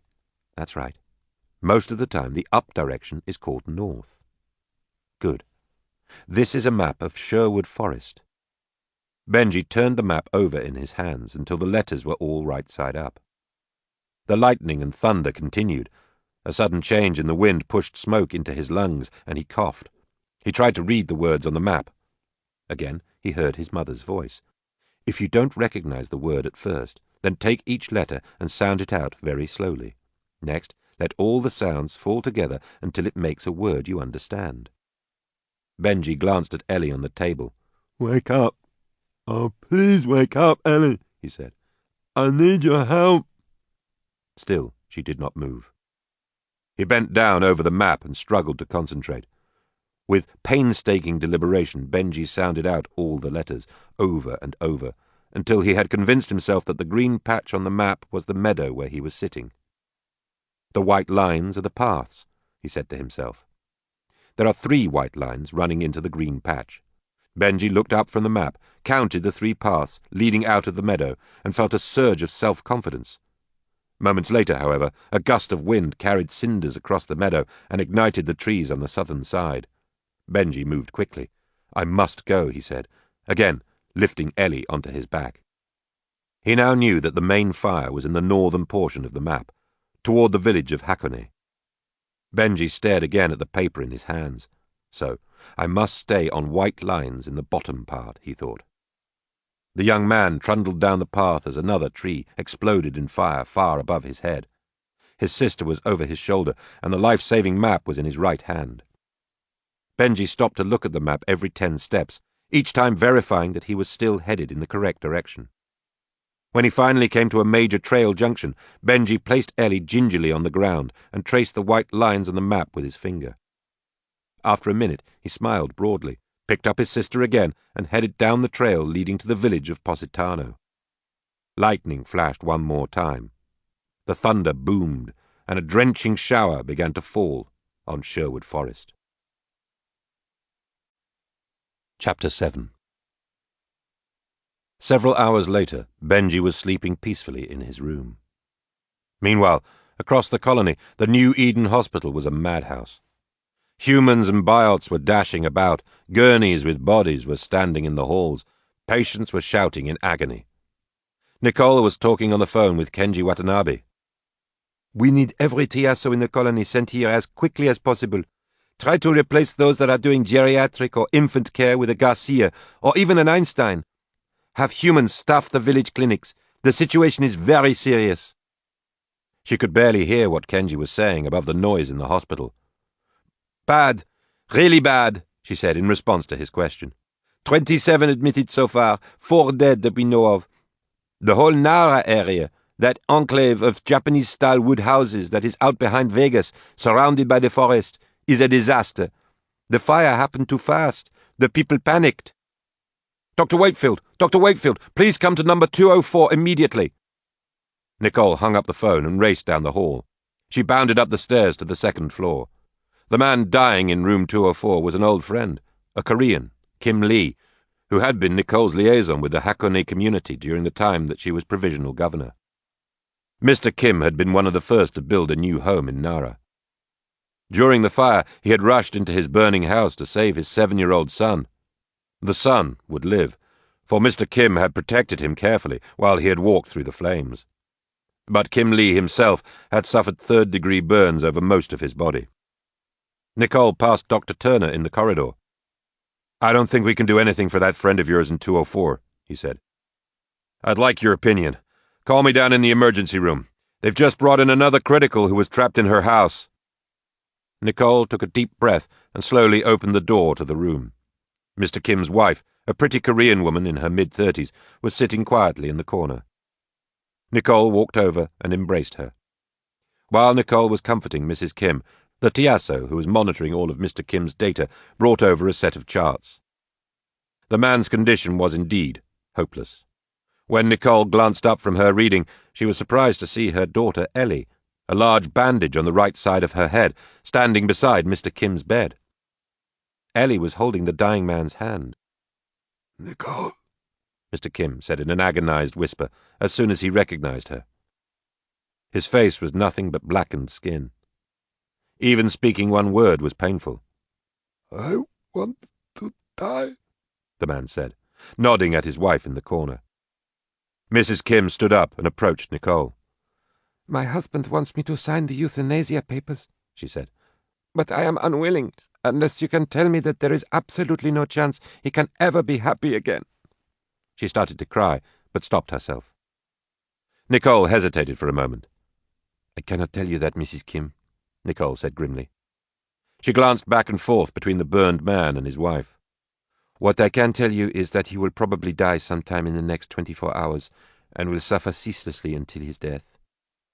If a medical miracle occurs and he survives, he'll be seriously disfigured and debilitated for the rest of his life. I want to die now, Mr. Kim repeated with effort.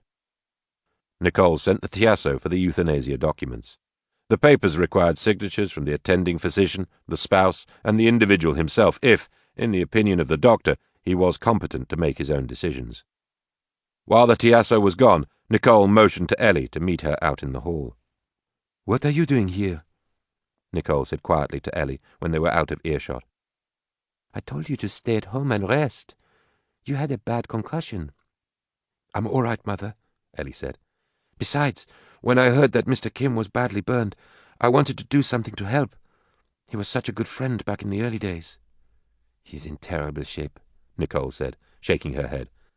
"I can't believe he's still alive." Ellie reached out and touched her mother on the forearm. "He wants his death to be useful," she said. "Mrs. Kim talked to me about it.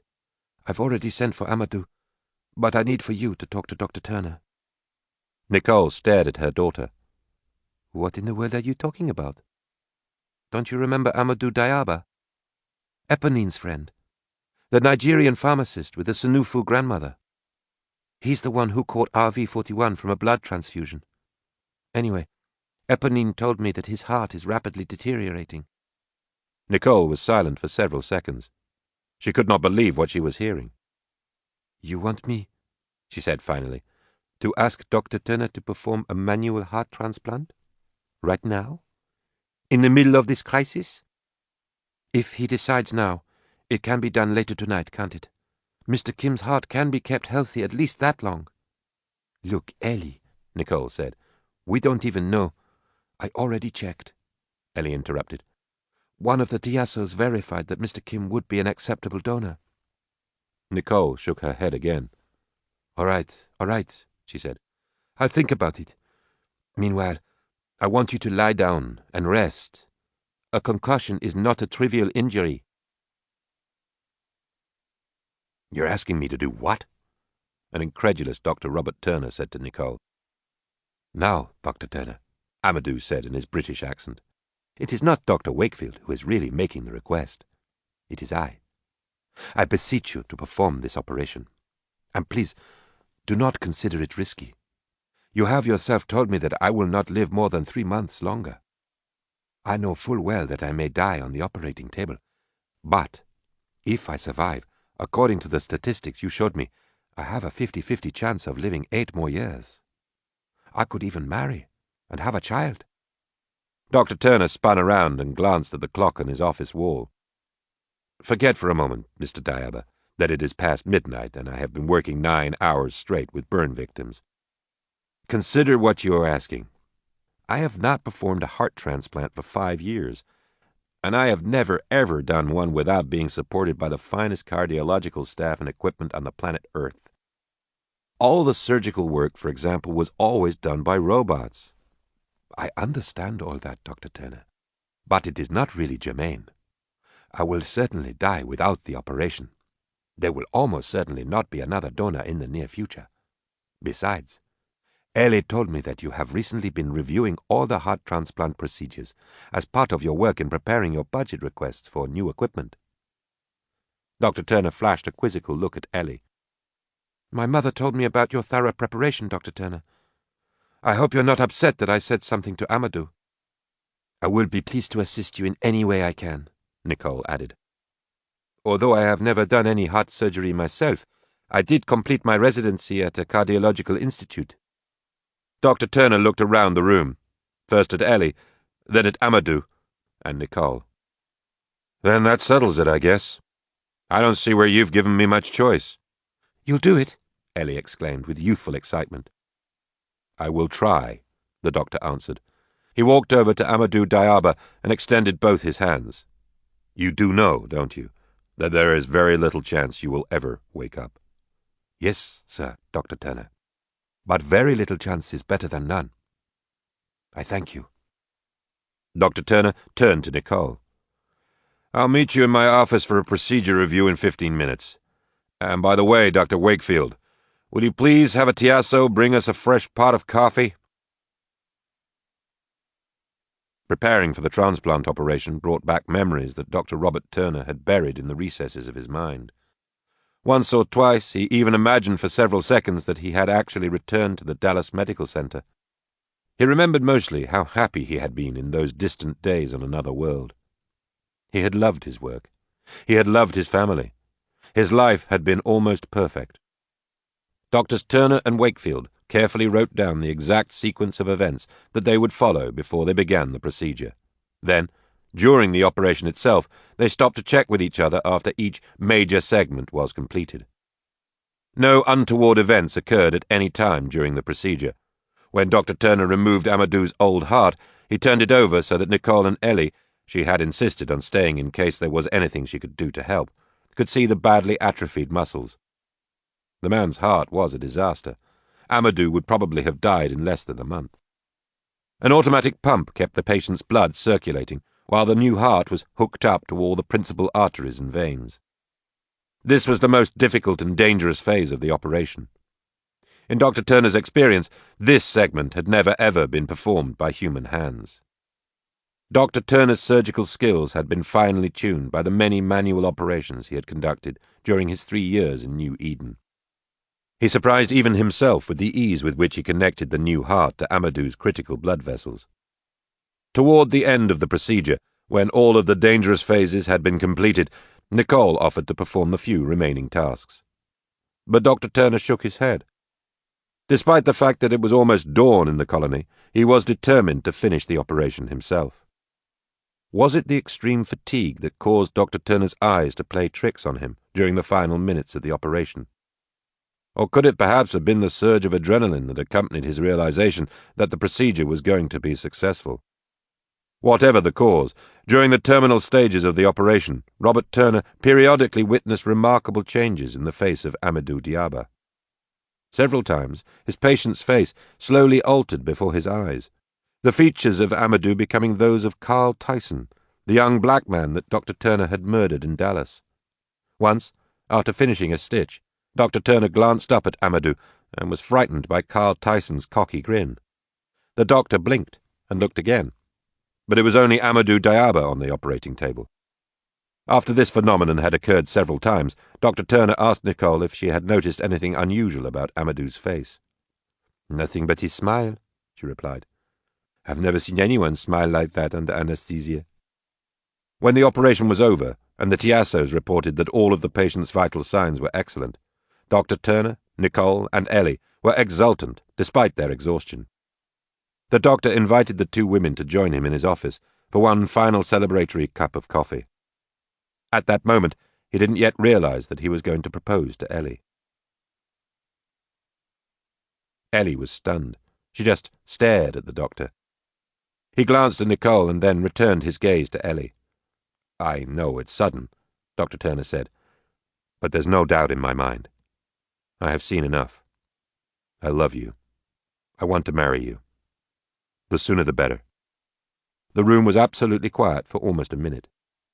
During the silence, the doctor walked over to his office door and locked it. He even disconnected his phone. Ellie started to speak.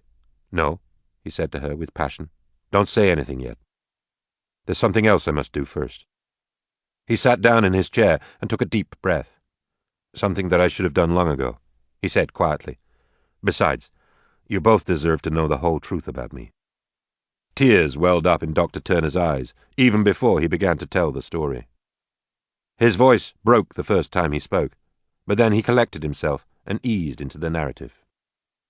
"I was 33 years old and blindly, outrageously happy. I was already one of the leading cardiac surgeons in America, and I had a beautiful, loving wife with 2 daughters, aged 3 and 2. We lived in a mansion with a swimming pool inside a country club community about 40 kilometers north of Dallas, Texas. One night, when I came home from the hospital, it was very late, for I had supervised an unusually delicate open-heart procedure. I was stopped at the gate of our community by the security guards. They acted rattled, as if they didn't know what to do, but after a phone call and some peculiar glances in my direction, they waved me through. 2 police cars and an ambulance were parked in front of my house. 3 mobile television vans were scattered in the cul-de-sac just beyond my home. When I started to turn into my driveway, a policeman stopped me. With flash bulbs popping all around and Klieg lights from the television cameras blinding my eyes, the policeman led me into my house. My wife was lying under a sheet on a cot in the main hall beside the stairway to the second floor. Her throat had been slit. I heard some people talking upstairs and raced up to see my daughters. The girls were still lying where they had been killed. Christy on the floor in the bathroom, and Amanda in her bed. The bastard had cut their throats as well. Huge, desolate sobs wrenched out of Dr. Turner. I will never forget that horrible sight. Amanda must have been killed in her sleep, for there was no mark on her except for the cut. What kind of human being could kill such innocent creatures? Dr. Turner's tears were cascading down his cheeks. His chest was heaving uncontrollably. For several seconds he did not speak. Ellie quietly came over beside his chair and sat on the floor, holding his hand. The next 5 months I was totally numb. I could not work, I could not eat. People tried to help me, friends, psychiatrists, other doctors, but I could not function.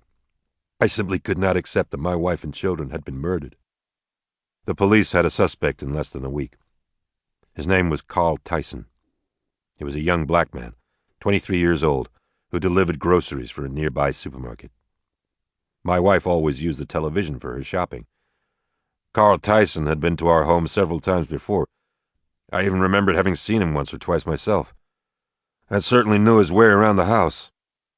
Despite my daze during that period, I was aware of what was happening in the investigation of Linda's murder.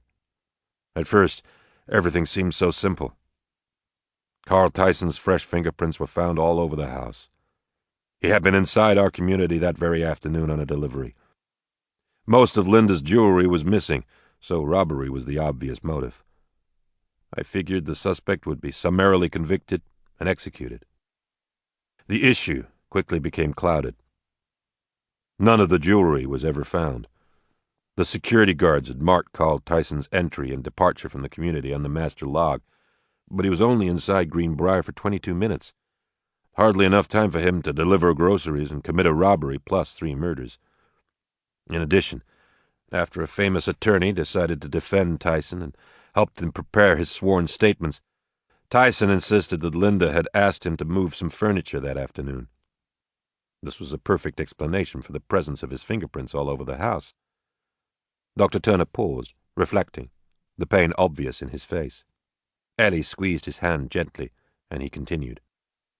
By the time of the trial, the prosecution's argument was that Tyson had brought the groceries to the house in the afternoon and had discovered, after talking with Linda, that I would be in surgery until much later that night. Since my wife was a friendly and trusting woman, it was not unlikely that she might have chatted with the delivery boy and mentioned that I would not be home until late. Anyway, according to the prosecutor, Tyson returned after he finished his shift at the supermarket. He climbed the rock wall that surrounded the country club development and walked across the golf course. Then he entered the house, intending to steal Linda's jewelry and expecting everyone in the family to be asleep. Apparently my wife confronted him, and Tyson panicked, killing first Linda and then the children to ensure that there were no witnesses. Despite the fact that nobody saw Tyson return to our neighborhood, I thought the prosecution's case was extremely persuasive, and that the man would be easily convicted. After all, he had no alibi whatsoever for the time period during which the crime was committed. The mud that was found on Tyson's shoes exactly matched the mud in the creek that he would have crossed to reach the back side of the house. He did not show up for work for 2 days after the murders. In addition, when Tyson was arrested, he was carrying a large amount of cash that he said he won in a poker game. During the defense portion of the trial, I really began to have my doubts about the American judicial system. His attorney made the case a racial issue, depicting Carl Tyson as a poor, unfortunate black man who was being railroaded on circumstantial evidence. His lawyer argued emphatically that all Tyson had done on that October day was deliver groceries to my house. Someone else, his attorney said, some unknown maniac, had climbed the Greenbrier fence, stolen the jewelry, and then murdered Linda and the children. The last 2 days of the trial I became convinced, more from watching the body language of the jury than anything else, that Tyson was going to be acquitted. I went insane with righteous indignation. There was no doubt in my mind that the young man had committed the crime. The thought that he might be set free was intolerable. Every day during the trial, which lasted about 6 weeks, I showed up at the courthouse with my small medical bag. At first, the security guards checked the bag each time I entered, but after a while, especially since most of them were sympathetic with my anguish, they just let me pass. The weekend before the trial concluded, I flew to California, ostensibly to attend a medical seminar, but actually to buy a black market shotgun that would fit in my medical bag. As I expected, on the day the verdict was being announced, the guards did not make me open my bag. When the acquittal was announced, there was an uproar in the courtroom. All the black people in the gallery shouted hooray. Carl Tyson and his attorney, a Jewish guy named Irving Bernstein, threw their arms around each other. I was ready to act. I opened my briefcase, quickly assembled the shotgun, jumped over the barrier, and killed them both, one with each barrel. Dr. Turner took a deep breath and paused. I have never admitted before, not even to myself, that what I did was wrong. However, sometime during this operation on your friend Mr. Diaba, I understood clearly how much my emotional outrage has poisoned my soul for all these years. My violent act of revenge did not return my wife and children to me, nor did it make me happy, except for that sick animal pleasure I felt at the instant I knew that both Tyson and his attorney were going to die. There were now tears of contrition in Dr. Turner's eyes. He glanced over at Ellie. Although I may not be worthy, I do love you, Ellie Wakefield, and very much want to marry you. I hope that you can forgive me for what I did years ago. Ellie looked up at Dr. Turner and squeezed his hand again. I know very little of romance, she said slowly, for I have had no experience with it. But I do know that what I feel when I think about you is wonderful. I admire you. I respect you. I may even love you. I would like to talk to my parents about this, of course. But yes, Dr. Robert Turner, if they do not object, I would be very happy to marry you. Chapter 8. Nicole leaned over the basin and stared at her face in the mirror. She ran her fingers across the wrinkles under her eyes and smoothed her grey bangs. You're almost an old woman, she said to herself. Then she smiled. I grow old, I grow old. I shall wear the bottoms of my trousers rolled, she said out loud.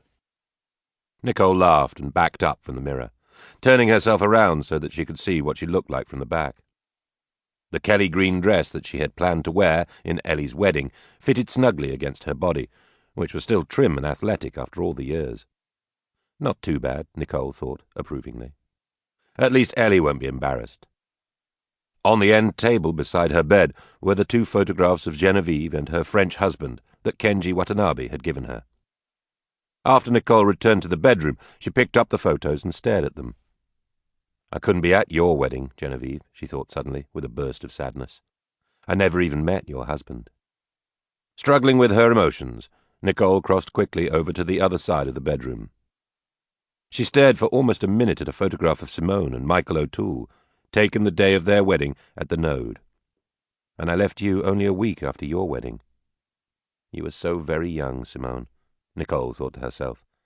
But in many ways, you were far more mature than Ellie. She did not let herself finish the thought. There was too much heartache in remembering either Simone or Genevieve. It was healthier to focus on the present. Nicole purposely reached up and grabbed the individual picture of Ellie that was hanging on the wall beside her brothers and sisters. So, you will be my 3rd daughter to marry, Nicole thought. It seems impossible. Sometimes life moves much too fast. A montage of images of Ellie flashed through Nicole's mind.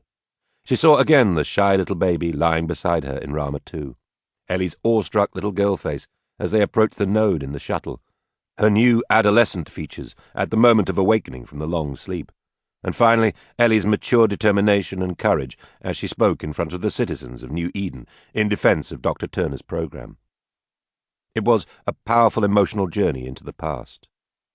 Nicole replaced Ellie's picture on the wall and started to undress. She had just hung her dress in the closet when she heard a strange sound, like someone crying, at the very limit of her hearing. What was that? She wondered. Nicole sat still for several minutes, but didn't hear any other noises. When she stood up, however, she suddenly had the eerie feeling that both Genevieve and Simone were in the room with her. Nicole glanced around her quickly, but she was still alone. What is going on with me, she asked herself. Have I been working too hard? Has the combination of the Martinez case and the wedding pushed me over the brink? Or is this another of my psychic episodes? Nicole tried to calm herself by breathing slowly and deeply. She was not, however, able to shake the feeling that Genevieve and Simone were indeed there in the room with her. Their presence beside her was so strong that Nicole had to restrain herself to keep from talking to them.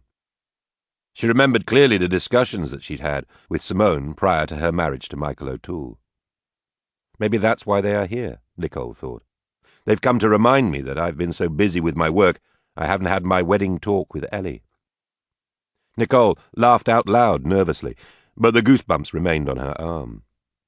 "Forgive me, my darlings," Nicole said to both Ellie's photograph and the spirits of Genevieve and Simone in the room. "I promise that tomorrow—" This time the shriek was unmistakable. Nicole froze in her bedroom, the adrenaline coursing through her system. Within seconds she was running across the house to the study where Richard was working. "Richard," she said, just before reaching the door to the study. "Did you hear?" Nicole stopped herself in mid-sentence. The study was a mess. Richard was on the floor, surrounded by a pair of monitors and a jumbled pile of electronic equipment. The little robot Prince Hal was in one hand, and Richard's precious portable computer from the Newton mission was in the other. 3 biots, 2 Garcias, and a partially disassembled Einstein were bending over him. "Why, hello, darling," Richard said nonchalantly. "What are you doing here? I thought you'd be asleep by now." "Richard, I am certain that I heard an avian shriek. Only about a minute ago. It was close by." Nicole hesitated, trying to decide whether or not to tell him about the visit from Genevieve and Simone. Richard's brow furrowed. "I didn't hear anything," he replied. "Did any of you?" he asked the biots. They all shook their heads, including the Einstein, whose chest was wide open and connected by 4 cables to the monitors on the floor. "I know I heard something," Nicole reiterated. She was silent for a moment. Is this another sign of terminal stress? She asked herself. Nicole now surveyed the chaos on the floor in front of her. "By the way, darling, what are you doing?" "This?" Richard said with a vague sweep of his hand. "Oh, it's nothing special. Just another project of mine." "Richard Wakefield," she said quickly, "you are not telling me the truth. This mess all over the floor could not possibly be nothing special. I know you better than that. Now, what's so secret?" Richard had changed the displays on all 3 of his active monitors and was now shaking his head vigorously. "I don't like this," he mumbled. "Not at all." He glanced up at Nicole. "Have you by any chance accessed my recent data files that are stored in the central supercomputer? Even inadvertently?" "No, of course not. I don't even know your entry code. But that's not what I want to talk about." "Somebody has." Richard quickly keyed in a diagnostic security subroutine and studied one of the monitors. "At least 5 times in the last 3 weeks. You're certain that it wasn't you?" "Yes, Richard," Nicole said emphatically. "But you're still trying to change the subject. I want you to tell me what this is all about." Richard set Prince Hal down on the floor in front of him and looked up at Nicole. "I'm not quite ready to tell you, darling," he said after a moment's hesitation. "Please give me a couple of days." Nicole was puzzled. At length, however, her face brightened. "All right, darling. If it's a wedding present for Ellie, then I'll gladly wait." Richard returned to his work. Nicole plopped down in the only chair in the room that was not cluttered. As she watched her husband, she realized how tired she was. She convinced herself that her fatigue must have caused her to imagine the shriek. "Darling," Nicole said softly, a minute or 2 later. "Yes?" he answered, glancing up at her from the floor. "Do you ever wonder what's really going on here in New Eden? I mean, why have we been left so utterly alone by the creators of Rama? Most of the colonists go about their lives with hardly a thought about the fact that they're traveling in an interstellar spaceship constructed by extraterrestrials. How can this be possible? Why doesn't the Eagle or some other equally marvelous manifestation of their superior alien technology suddenly appear? Then maybe our petty problems. Nicole stopped when Richard started laughing. "What is it?" she said. "This reminds me of a conversation that I had once with Michael O'Toole. He was frustrated because I would not accept on faith the eyewitness reports of the apostles. He then told me that God should have known that we were a species of doubting Thomases, and should have scheduled frequent return visits from the resurrected Christ." "But that situation was entirely different," Nicole argued. "Was it?" Richard replied. "What the early Christians reported about Jesus could not have been any harder to accept than our description of the node and our long, time-dilating journey at relativistic velocities.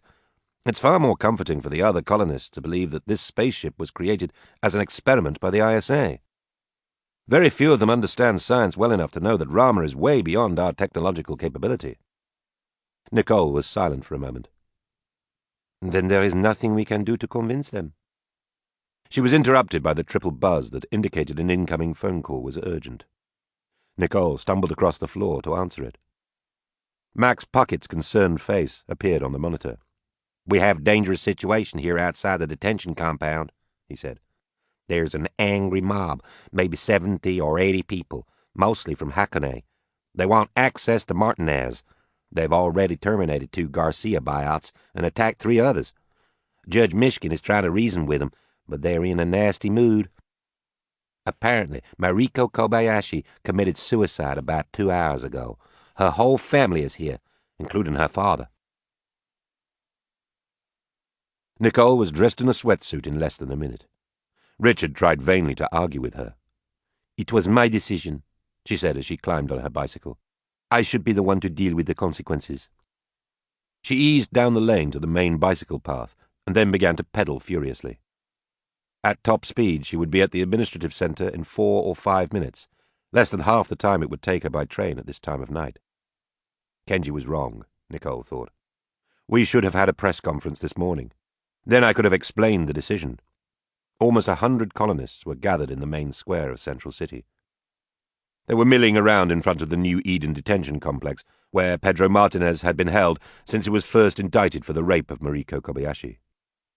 Judge Mishkin was standing at the top of the steps in front of the detention center. He was speaking to the angry crowd through a megaphone. 20 buyouts, mostly Garcias, but with a couple of Lincolns and Tiassos in the group, had locked arms in front of Judge Mishkin and were preventing the mob from climbing the stairs to reach the judge. "Now, folks," the grey-haired Russian was saying, "if Pedro Martinez is indeed guilty, then he will be convicted. But our Constitution guarantees him a fair trial." "Shut up, old man," someone shouted from the audience. "We want Martinez," another voice said. Off to the left, in front of the theatre, 6 young Orientals were finishing a makeshift scaffold. There was a cheer from the crowd as one of them tied a thick rope with a noose over the crossbar. A burly Japanese man in his early 20s pushed to the front of the crowd. "Move out of the way, old man," he said, "and take these mechanical dolts with you. Our quarrel is not with you. We are here to secure justice for the Kobayashi family." "Remember Mariko," a young woman shouted. There was a crashing sound as a red-haired boy struck one of the Garcias in the face with an aluminium baseball bat. The Garcia, its eyes destroyed and its face disfigured beyond recognition, made no response, but did not give up its place in the cordon. "The buyouts will not fight back," Judge Mishkin said into the megaphone. "They are programmed to be pacifists, but destroying them serves no purpose. It is senseless, inane violence." 2 runners, coming from Hakone, arrived in the square, and there was a momentary change in the focus of the crowd. Less than a minute later, the unruly mob cheered the appearance of 2 huge logs, carried by a dozen youths each. "Now we will remove the buyouts that are protecting that murderer, Martinez," the young Japanese spokesman said. "This is your last chance, old man. Move out of the way before you are hurt." Many individuals in the crowd ran over to take positions on the logs they intended to use as battering rams. At that moment, Nicole Wakefield arrived in the square on her bicycle. She jumped down quickly, walked through the cordon, and raced up the steps to stand beside Judge Mishkin. "Hiro Kobayashi!" she shouted into the megaphone before the crowd had recognized her. "I have come to explain to you why there will be no jury trial for Pedro Martinez. Will you come forward so that I can see you?" The elder Kobayashi, who had been standing off to the side of the square, walked slowly over to the bottom of the steps in front of Nicole. "Kobayashi-san," Nicole said in Japanese, "I was very sorry to hear about the death of your daughter." "Hypocrites!" someone shouted in English, and the crowd began to buzz. "As a parent myself," Nicole continued in Japanese, "I can imagine how terrible it must be to experience the death of a child." "Now," she said, switching to English and addressing the crowd, "let me explain my decision today to all of you. Our New Eden Constitution says that each citizen shall have a fair trial. In all other cases since this colony was originally settled, criminal indictments have led to a trial by jury. In the case of Mr. Martinez, however, because of all the publicity, I am convinced that no unbiased jury can be found." A chorus of whistles and boos briefly interrupted Nicole. "Our Constitution does not define," she continued, "what should be done to ensure a fair trial if no jury of peers is to be involved. However, our judges have supposedly been selected to implement the law and are trained to decide cases on the basis of the evidence. That is why I have assigned the Martinez indictment to the jurisdiction of the New Eden Special Court. There, all the evidence, some of which has never heretofore been made public, will be carefully weighed." "But we all know the boy Martinez is guilty," a distraught Mr. Kobayashi cried in response. "He has even admitted he had sex with my daughter. And we also know he raped a girl in Nicaragua, back on Earth. Why are you protecting him? What about justice for my family?" "Because the law," Nicole started to answer, but was drowned out by the crowd. "We want Martinez! We want Martinez!" The chant swelled as the huge logs, which had been laid on the pavement soon after Nicole's appearance, were again hoisted by the people in the square. As the mob struggled to set up a battering ram, one of the logs inadvertently crashed into the monument marking the celestial location of Rama. The sphere shattered, and electronic parts that had indicated the nearby stars tumbled out onto the pavement. The small, blinking light that had been Rama itself broke into hundreds of pieces. "Citizens of New Eden," Nicole shouted into the megaphone, "hear me out. There is something about this case that none of you know. If you will just listen." "Kill the nigger bitch!" shouted the red-haired boy who had struck the Garcia bot with a baseball bat. Nicole glared at the young man with fire in her eyes. "What did you say?" she thundered. The chanting suddenly ceased. The boy was isolated. He glanced around nervously and grinned. "Kill the nigger bitch," he repeated. Nicole was down the steps in an instant. The crowd moved aside as she headed straight for the red-haired boy. "Say it one more time," she said, her nostrils flaring, when she was less than a meter away from her antagonist. "Kill," he started. She slapped his cheek hard with her open hand. The smack resounded through the square. Nicole turned around abruptly and started toward the steps, but hands grabbed her from all sides. The shocked boy doubled up his fist. At that moment, two loud booms shook the square. As everyone tried to ascertain what was happening, two more blasts were detonated into the sky over the heads of the crowd. "That's just me and my shotgun," Max Puckett said into the megaphone. "Now if you folks will just let the lady judge pass. There, that's better. And then head on home. We'll all be better off." Nicole broke free from the hands that were holding her, but the crowd did not disperse. Max raised the gun, aimed it at the thick knot of rope above the noose on the makeshift scaffold, and fired again. The rope exploded into pieces, parts of it falling into the crowd. "Now, folks," Max said, "I'm a lot more ornery than these two judges, and I already know I'm going to spend some time in this here detention center for violating the colony's gun laws. I'd sure as hell hate to have to shoot some of you as well." Max pointed his gun at the crowd. Everyone instinctively ducked. Max fired blanks over their heads and laughed heartily as the people began to scurry out of the square. Nicole could not sleep. over and over again, she replayed the same scene. She kept seeing herself walking into the crowd and slapping the red-haired boy. Which makes me no better than he is, she thought. You're still awake, aren't you? Richard said. Mm-hmm. Are you all right? There was a short silence. No, Richard, Nicole answered. I'm not. I'm extremely upset with myself for striking that boy. Hey, come on, he said. Stop beating yourself up. He deserved it. He insulted you in the worst way. People like that don't understand anything but force. Richard reached over and began rubbing Nicole's back. My God, he said. I've never seen you so tense. You're in knots from one end to the other. I'm worried, Nicole said. I have a terrible feeling that the whole fabric of our life here in New Eden is about to come unraveled, and that everything I have done or am doing is absolutely useless. You have done your best, darling. I must confess that I am amazed by how hard you have tried. Richard continued to rub Nicole's back very gently. But you must remember, you're dealing with human beings. You can transport them to another world and give them a paradise, but they still come equipped with their fears and insecurities and cultural predilections. A new world could only really be new if all the humans involved began with totally empty minds, like new computers with no software and no operating systems, just loads of untapped potential. Nicole managed a smile. You're not very optimistic, darling. Why should I be? Nothing I have seen here in New Eden or on Earth suggests to me that humanity is capable of achieving harmony in its relationship with itself, much less with any other living creatures. Occasionally there is an individual, or even a group, that is able to transcend the basic genetic and environmental drawbacks of the species, but these people are miracles. Certainly not the norm. I don't agree with you, Nicole said softly. Your view is too hopeless. I believe that most people desperately want to achieve that harmony. We just don't know how to do it. That's why we need more education. And more good examples. Even that red-haired boy. Do you believe he could be educated out of his intolerance?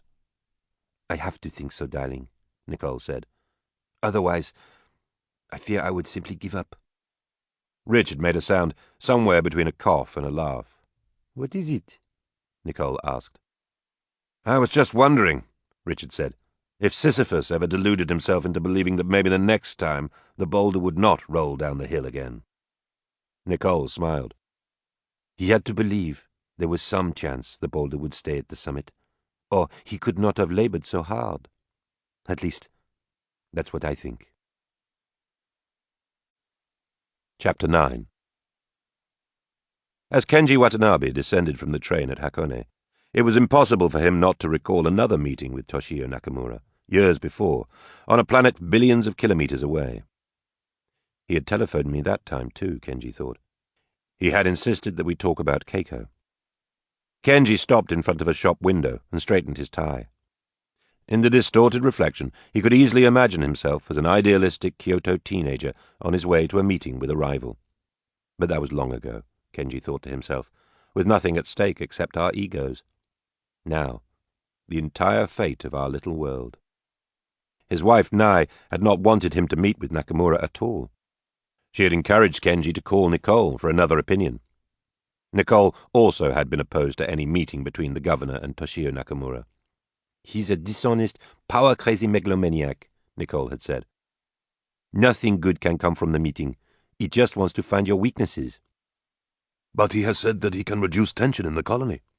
At what price, Kenji? Watch out for the terms. That man never offers to do something for nothing. So why did you come? A voice inside Kenji's head asked him, as he stared at the huge palace his boyhood associate had built for himself. I'm not certain exactly, another voice answered. Maybe honor. Or self-respect. Something deep in my heritage. Nakamura's palace and the surrounding homes were built of wood in the classic Kyoto style. Blue tile roofs, carefully manicured gardens, sheltering trees, immaculately clean walkways. Even the smell of the flowers reminded Kenji of his home city on a faraway planet. He was met at the door by a lovely young girl in sandals and kimono, who bowed and said, "Ohari kudasai." in the very formal Japanese way. Kenji left his shoes on the rack and put on sandals himself. The girl's eyes were always on the floor as she guided him through the few western rooms of the palace into the tatami mat area where, it was said, Nakamura spent most of his free time gambling with his concubines. After a short walk, the girl stopped and pulled aside a paper screen decorated with cranes in flight. "Dozo," she said, gesturing inside. Kenji walked into the 6-mat room and sat cross-legged on one of the 2 cushions in front of a shiny black lacquer table. He will be late, Kenji thought. That's all part of the strategy. A different young girl, also pretty, self-effacing, and dressed in a lovely pastel kimono, came noiselessly into the room, carrying water and Japanese tea. Kenji sipped the tea slowly while his eyes roamed around the room. In one corner was a wooden screen with 4 panels. Kenji could tell from his distance of a few meters that it was exquisitely carved. He rose from his cushion to take a closer look. The side facing toward him featured the beauty of Japan, 1 panel for each of the 4 seasons. The winter picture showed a ski resort in the Japanese Alps smothered in meters of snow. The spring panel depicted the cherry trees in blossom along the Kama River in Kyoto. Summer was a pristine, clear day, with Mount Fuji's snow-capped summit rising above the verdant countryside. The autumn panel presented a riot of color in the trees surrounding the Tokugawa family shrine and mausoleum at Nikko. All this amazing beauty, Kenji thought, suddenly feeling deeply homesick. He has tried to recreate the world we have left behind. But why? Why does he spend his sordid money on such magnificent art? He is a strange, inconsistent man. The 4 panels on the back side of the screen told of another Japan. The rich colors displayed the Battle of Osaka Castle in the early 17th century, after which Ieyasu Tokugawa was virtually unopposed as shogun of Japan. The screen was covered with human figures, samurai warriors in battle, male and female members of the court scattered throughout the castle grounds. Even the Lord Tokugawa himself, larger than the rest and looking supremely content with his victory. Kenji noticed with amusement that the carved shogun bore more than a passing resemblance to Nakamura. Kenji was about to sit back down on the cushion when the screen opened and his adversary entered.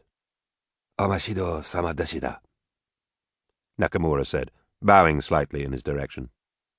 Kenji bowed back, somewhat awkwardly because he could not take his eyes off his countryman. Toshio Nakamura was dressed in a complete samurai outfit, including the sword and dagger. This is all part of some psychological ploy, Kenji told himself. It is designed to confuse or scare me. Hajimemashou ka, Nakamura said, sitting down on the cushion opposite Kenji. Kosha ga, oishii desu na? Totomo oishii desu, Kenji replied, taking another sip. The tea was indeed excellent. But he is not my shogun, Kenji thought. I must change this atmosphere before any serious discussion starts. Nakamura-san, we are both busy men, Governor Watanabe said in English. It is important to me that we dispense with the formalities and cut straight to the heart of the matter. Your representative told me on the phone this morning that you are disturbed about the events of the last 24 hours and have some positive suggestions for reducing the current tension in New Eden. This is why I have come to talk to you. Nakamura's face showed nothing. However, the slight hiss as he was speaking indicated his displeasure with Kenji's directness. You have forgotten your Japanese manners, Watanabe-san. It is grievously impolite to start a business discussion before you have complimented your host on the surroundings and inquired about his well-being. Such impropriety almost always leads to unpleasant disagreement, which can be avoided. I'm sorry, Kenji interrupted with a trace of impatience, but I don't need a lesson from you, of all people, on manners. Besides, we are not in Japan. We are not even on Earth. And our ancient Japanese customs are about as germane now as the outfit you are wearing. Kenji had not intended to insult Nakamura, but he could not have had a better strategy for causing his adversary to reveal his true intentions. The tycoon rose to his feet abruptly. For a moment the governor thought Nakamura was going to draw his samurai sword. All right, said Nakamura, his eyes implacably hostile. We will do this your way. Watanabe, you have lost control of the colony. The citizens are very unhappy with your leadership, and my people tell me there is widespread talk of impeachment and/or insurrection. You have botched the environmental and RV-41 issues, and now your black woman judge, after innumerable delays, has announced that a nigger rapist will not be subject to a trial by jury. Some of the more thoughtful of the colonists, knowing that you and I have a common background, have asked me to intercede, to try to convince you to step aside before there is widespread bloodshed and chaos. This is incredible, Kenji thought, as he listened to Nakamura. The man is absolutely out of his mind. The governor resolved to say very little in the conversation. So, you believe I should resign? Kenji asked, after a protracted silence. Yes, answered Nakamura, his tone growing more imperious. But not immediately. Not until tomorrow. Today, you should exercise your executive privilege to change the jurisdiction for the Martinez case away from Nicole Desjardins Wakefield. She is obviously prejudiced. Judges Ianella or Rodriguez, either one, would be more appropriate. Notice, he said, forcing a smile, that I am not suggesting the case be transferred to Judge Nishimura's court. Is there anything else? Kenji asked. Only one more thing. Tell Ulanov to withdraw from the election. He doesn't have any chance to win, and continuing this divisive campaign will only make it more difficult for us to pull together after the Macmillan victory. We need to be united. I foresee a serious threat to the colony from whatever enemy inhabits the other habitat. The leggies that you seem to believe are harmless observers are just their advance scouts. Kenji was astonished by what he was hearing. How had Nakamura become so warped? Or had he always been this way? I must stress that time is of the essence, Nakamura was saying, especially with respect to the Martinez issue and your resignation. I have asked Kobayashi-san and the other members of the Asian community not to act too hastily, but after last night, I'm not certain I can restrain them. His daughter was a beautiful, talented young woman. Her suicide note makes it clear that she could not live with the shame implied by the continual delays in the trial of her rapist. There is genuine anger throughout. Governor Watanabe temporarily forgot his resolution to remain quiet. Are you aware, he said, also standing up, that semen from 2 different individuals was found in Mariko Kobayashi after the night during which she was allegedly raped? And that both Mariko and Pedro Martinez repeatedly insisted that they were alone together the entire evening? Even when Nicole hinted to Mariko last week that there was evidence of additional intercourse, the young woman stuck to her story. Nakamura momentarily lost his composure. He stared blankly at Kenji Watanabe. We have not been able to identify the other party, Kenji continued. The semen samples mysteriously disappeared from the hospital laboratory before the full DNA analysis could be completed. All we have is the record of the original examination. That record could be wrong, asserted Nakamura, his self-confidence returning. Very, very unlikely. But at any rate, now you can understand Judge Wakefield's dilemma. Everyone in this colony has already decided Pedro is guilty. She did not want a jury to convict him wrongly. There was a long silence. The governor started to depart. I'm surprised at you, Watanabe, Nakamura said at length. You've missed the point of this meeting entirely. Whether or not that jigaboo Martinez raped Mariko Kobayashi is really not that important. I have promised her father that the Nicaraguan boy will be punished, and that's what counts. Kenji Watanabe stared at his boyhood classmate with disgust. I'm going to leave now, he said, before I become really angry. You will not be given another chance, Nakamura said, his eyes again full of hostility. This was my first and final offer. Kenji shook his head, pulled back the paper screen himself, and walked out into the corridor. Nicole was walking along a beach in beautiful sunlight. Ahead of her, about 50 meters, Ellie was standing beside Dr. Turner. She was wearing her wedding dress, but the groom was dressed in a bathing suit. Nicole's great-grandfather, Omer, was performing the ceremony in his long green tribal robe. Omer placed Ellie's hands in Dr. Turner's and began a Sanufu chant. He raised his eyes to the sky. A solitary avian soared overhead, shrieking in rhythm with the wedding chant. As Nicole watched the avian flying above her, the sky darkened. Storm clouds rushed in, displacing the placid sky. The ocean began to churn and the wind to blow. Nicole's hair, now completely grey, streamed out behind her. The wedding party was in disarray. Everyone ran inland to escape the coming storm. Nicole could not move. Her eyes were fixed on a large object being tossed upon the waves. The object was a huge green bag, like the plastic bags used for lawn trash back in the 21st century. The bag was full and was coming toward the shore. Nicole would have tried to grab it, but she was afraid of the moiling sea. She pointed at the bag. She yelled for help. In the upper left-hand corner of her dream screen, she saw a long canoe. As it drew closer, Nicole realized that the 8 occupants of the canoe were extraterrestrials, orange in color, smaller than humans. They looked as if they were made from bread dough. They had eyes and faces, but no bodily hair. The aliens steered the canoe over to the large green bag and picked it up. The orange extraterrestrials deposited the green bag on the beach. Nicole did not approach until they climbed back into their canoe and returned to the ocean. She waved goodbye to them and walked over to the bag. It had a zipper, which she carefully opened. Nicole pulled back the top half and stared at the dead face of Kenji Watanabe. Nicole shuddered, screamed, and sat up in bed. She reached over for Richard, but the bed was empty. The digital clock on the table read 2:48 a.m. Nicole tried to slow her breathing and clear her mind of the horrible dream. The vivid image of the dead Kenji Watanabe lingered in her mind. As she walked over to the bathroom, Nicole remembered her premonitory dreams about the death of her mother, back when she was only 10 years old.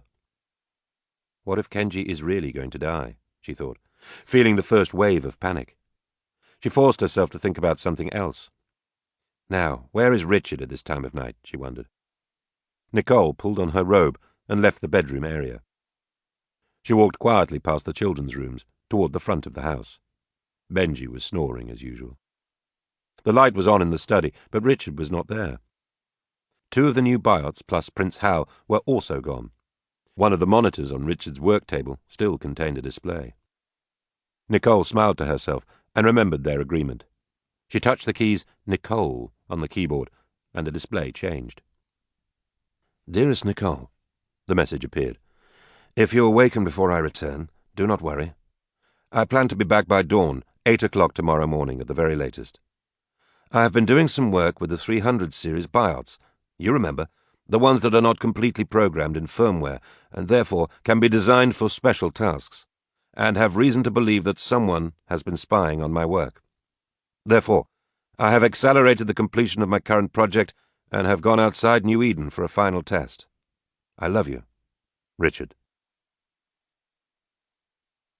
It was dark and cold out in the Central Plain. Richard tried to be patient. He had sent his upgraded Einstein, Richard referred to it as Super AI, and Garcia 325 over to the second habitat probe site before him. They had explained to the night watchman, a standard Garcia biot, that the published experiment schedule had changed and that a special investigation was presently going to be conducted.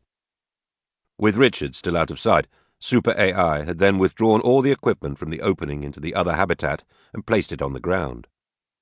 The process had consumed over an hour of precious time. Now that Super AI was finally finished, he signaled Richard to approach. Garcia 325 cleverly led the Watchman biot off to another area around the probe site, so it wouldn't be able to see Richard. He wasted no time. Richard pulled Prince Hal out of his pocket and put him into the opening. "Go quickly," Richard said, setting his small monitor up on the floor of the passage. The opening into the other habitat had been gradually widened over the weeks so that it was now approximately a square, 80 centimeters on a side. There was more than enough room for the tiny robot. Prince Hal hurried through to the other side. The drop from the passage to the inside floor was about a meter. The robot adroitly attached a small cable to a stanchion he glued to the floor of the passage and then let himself down. Richard watched Hal's every move on his screen and communicated instructions by radio. Richard had expected that there would be an outer annulus protecting the second habitat. He was correct. So, the basic design of the two habitats is similar, he thought. Richard had also anticipated that there would be an opening of some kind in the inner wall, some gate or door through which the leggies must come and go, and that Prince Hal would be small enough to enter the inside of the habitat by the same portal. It did not take long for Hal to locate the entrance into the main part of the habitat. However, what was obviously a door was also more than 20 meters above the floor of the annulus. Having watched the video recordings of the leggies moving up vertical surfaces on the bulldozer biots at the Avalon survey site, Richard had prepared for this possibility as well. "Climb," he ordered Prince Hal after a nervous glance at his watch. It was almost 6 o'clock. Dawn would be coming soon in New Eden. Soon thereafter, the regular scientists and engineers would be returning to this probe site.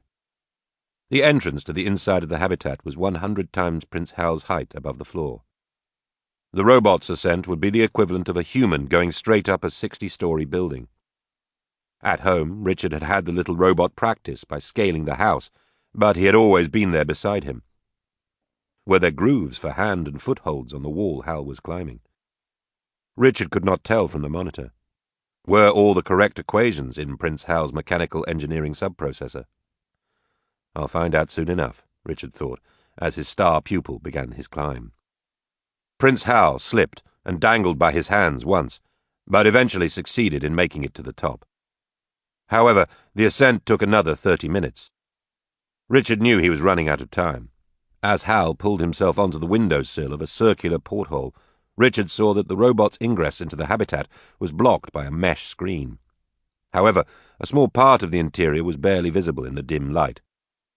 Richard carefully positioned Hal's tiny camera so that it could see through the gridwork. "The watchman insists it must return to its main station," Garcia 325 announced to Richard on the radio. "It is required to make its daily report at 0630. "Shit," thought Richard. "That's only 6 minutes." He moved Hal slowly around on the lip of the porthole to see if he could identify any objects in the habitat interior. Richard could see nothing specific. "Shriek," Richard then ordered, switching the robot's audio volume to full. "Shriek until I tell you to stop." Richard had not tested the new amplifier he had installed in Prince Hal at its maximum output. He was therefore astonished at the amplitude of Hal's avian mimicry. It resounded from the passage, and Richard jumped back. "Pretty damn good," Richard said, after collecting himself, "at least if my memory is accurate." The watchman biot was soon upon Richard, following its pre-programmed instructions by demanding his personal papers and an explanation of what he was doing. Super AI and Garcia 325 tried to confuse the watchman, but when it could not obtain Richard's cooperation, the biot insisted it must make an emergency report. On the monitor, Richard saw the entire mesh screen swing open and 6 leggies swarm onto Prince Hal. The robot continued to shriek. The watchman Garcia began to broadcast its emergency. Richard was aware that he had only a few minutes before he would be forced to leave. "Come, damn it, come!" he said, watching the monitor in between furtive glances behind him in the central plain. There were no lights yet approaching from his home colony in the distance. At first, Richard thought he had imagined it. Then it repeated, the sound of large wings flapping. One of the leggies was partially obscuring his view, but moments later, Richard definitely saw a familiar talon reaching out for Prince Hal. The avian shriek that followed confirmed the sighting. The image on the monitor became fuzzy. "If you have a chance," Richard screamed into the radio, "try to return to the passage. I'll come back for you later." He turned around, quickly packing his monitor in his bag. "Let's go," Richard said to his 2 biot associates. They began to run toward New Eden. Richard was triumphant as he hurried toward home. "My hunch was right," he said exultantly to himself. "This changes everything. Now, I have a daughter to give away." Chapter 10. The wedding was scheduled to take place at 7 o'clock in the evening in the theatre at Central High School. The reception, for a much larger group, was planned for the gymnasium, an adjacent building no more than 20 meters away. All day long Nicole struggled with last-minute items, rescuing the preparations from one potential disaster after another. She did not have time to contemplate the significance of Richard's new discovery. He had come home full of excitement, wanting to discuss the avians, and even who might be spying on his research, but Nicole had simply not been able to focus on anything except the wedding. They had both agreed not to tell anyone else about the avians until after they had had a chance for a lengthy discussion. Nicole had gone for a morning walk in the park with Ellie. They had talked about marriage, love, and sex for over an hour, but Ellie had been so excited about the wedding that she had not been able to concentrate fully on what her mother was saying. Toward the end of their walk, Nicole had stopped under a tree to summarize her message. "Remember at least this one thing, Ellie," Nicole had said, holding both her daughter's hands in hers. "Sex is an important component of marriage, but it is not the most important. Because of your lack of experience, it is unlikely that sex will be wonderful for you at the beginning. However, if you and Robert love and trust each other, and both of you genuinely want to give and receive pleasure, you will find that your physical compatibility will increase year after year." 2 hours before the ceremony, Nicole, Nye, and Ellie arrived together at the school. Eponine was already there, waiting for them. "Are you nervous?" the teacher said with a smile.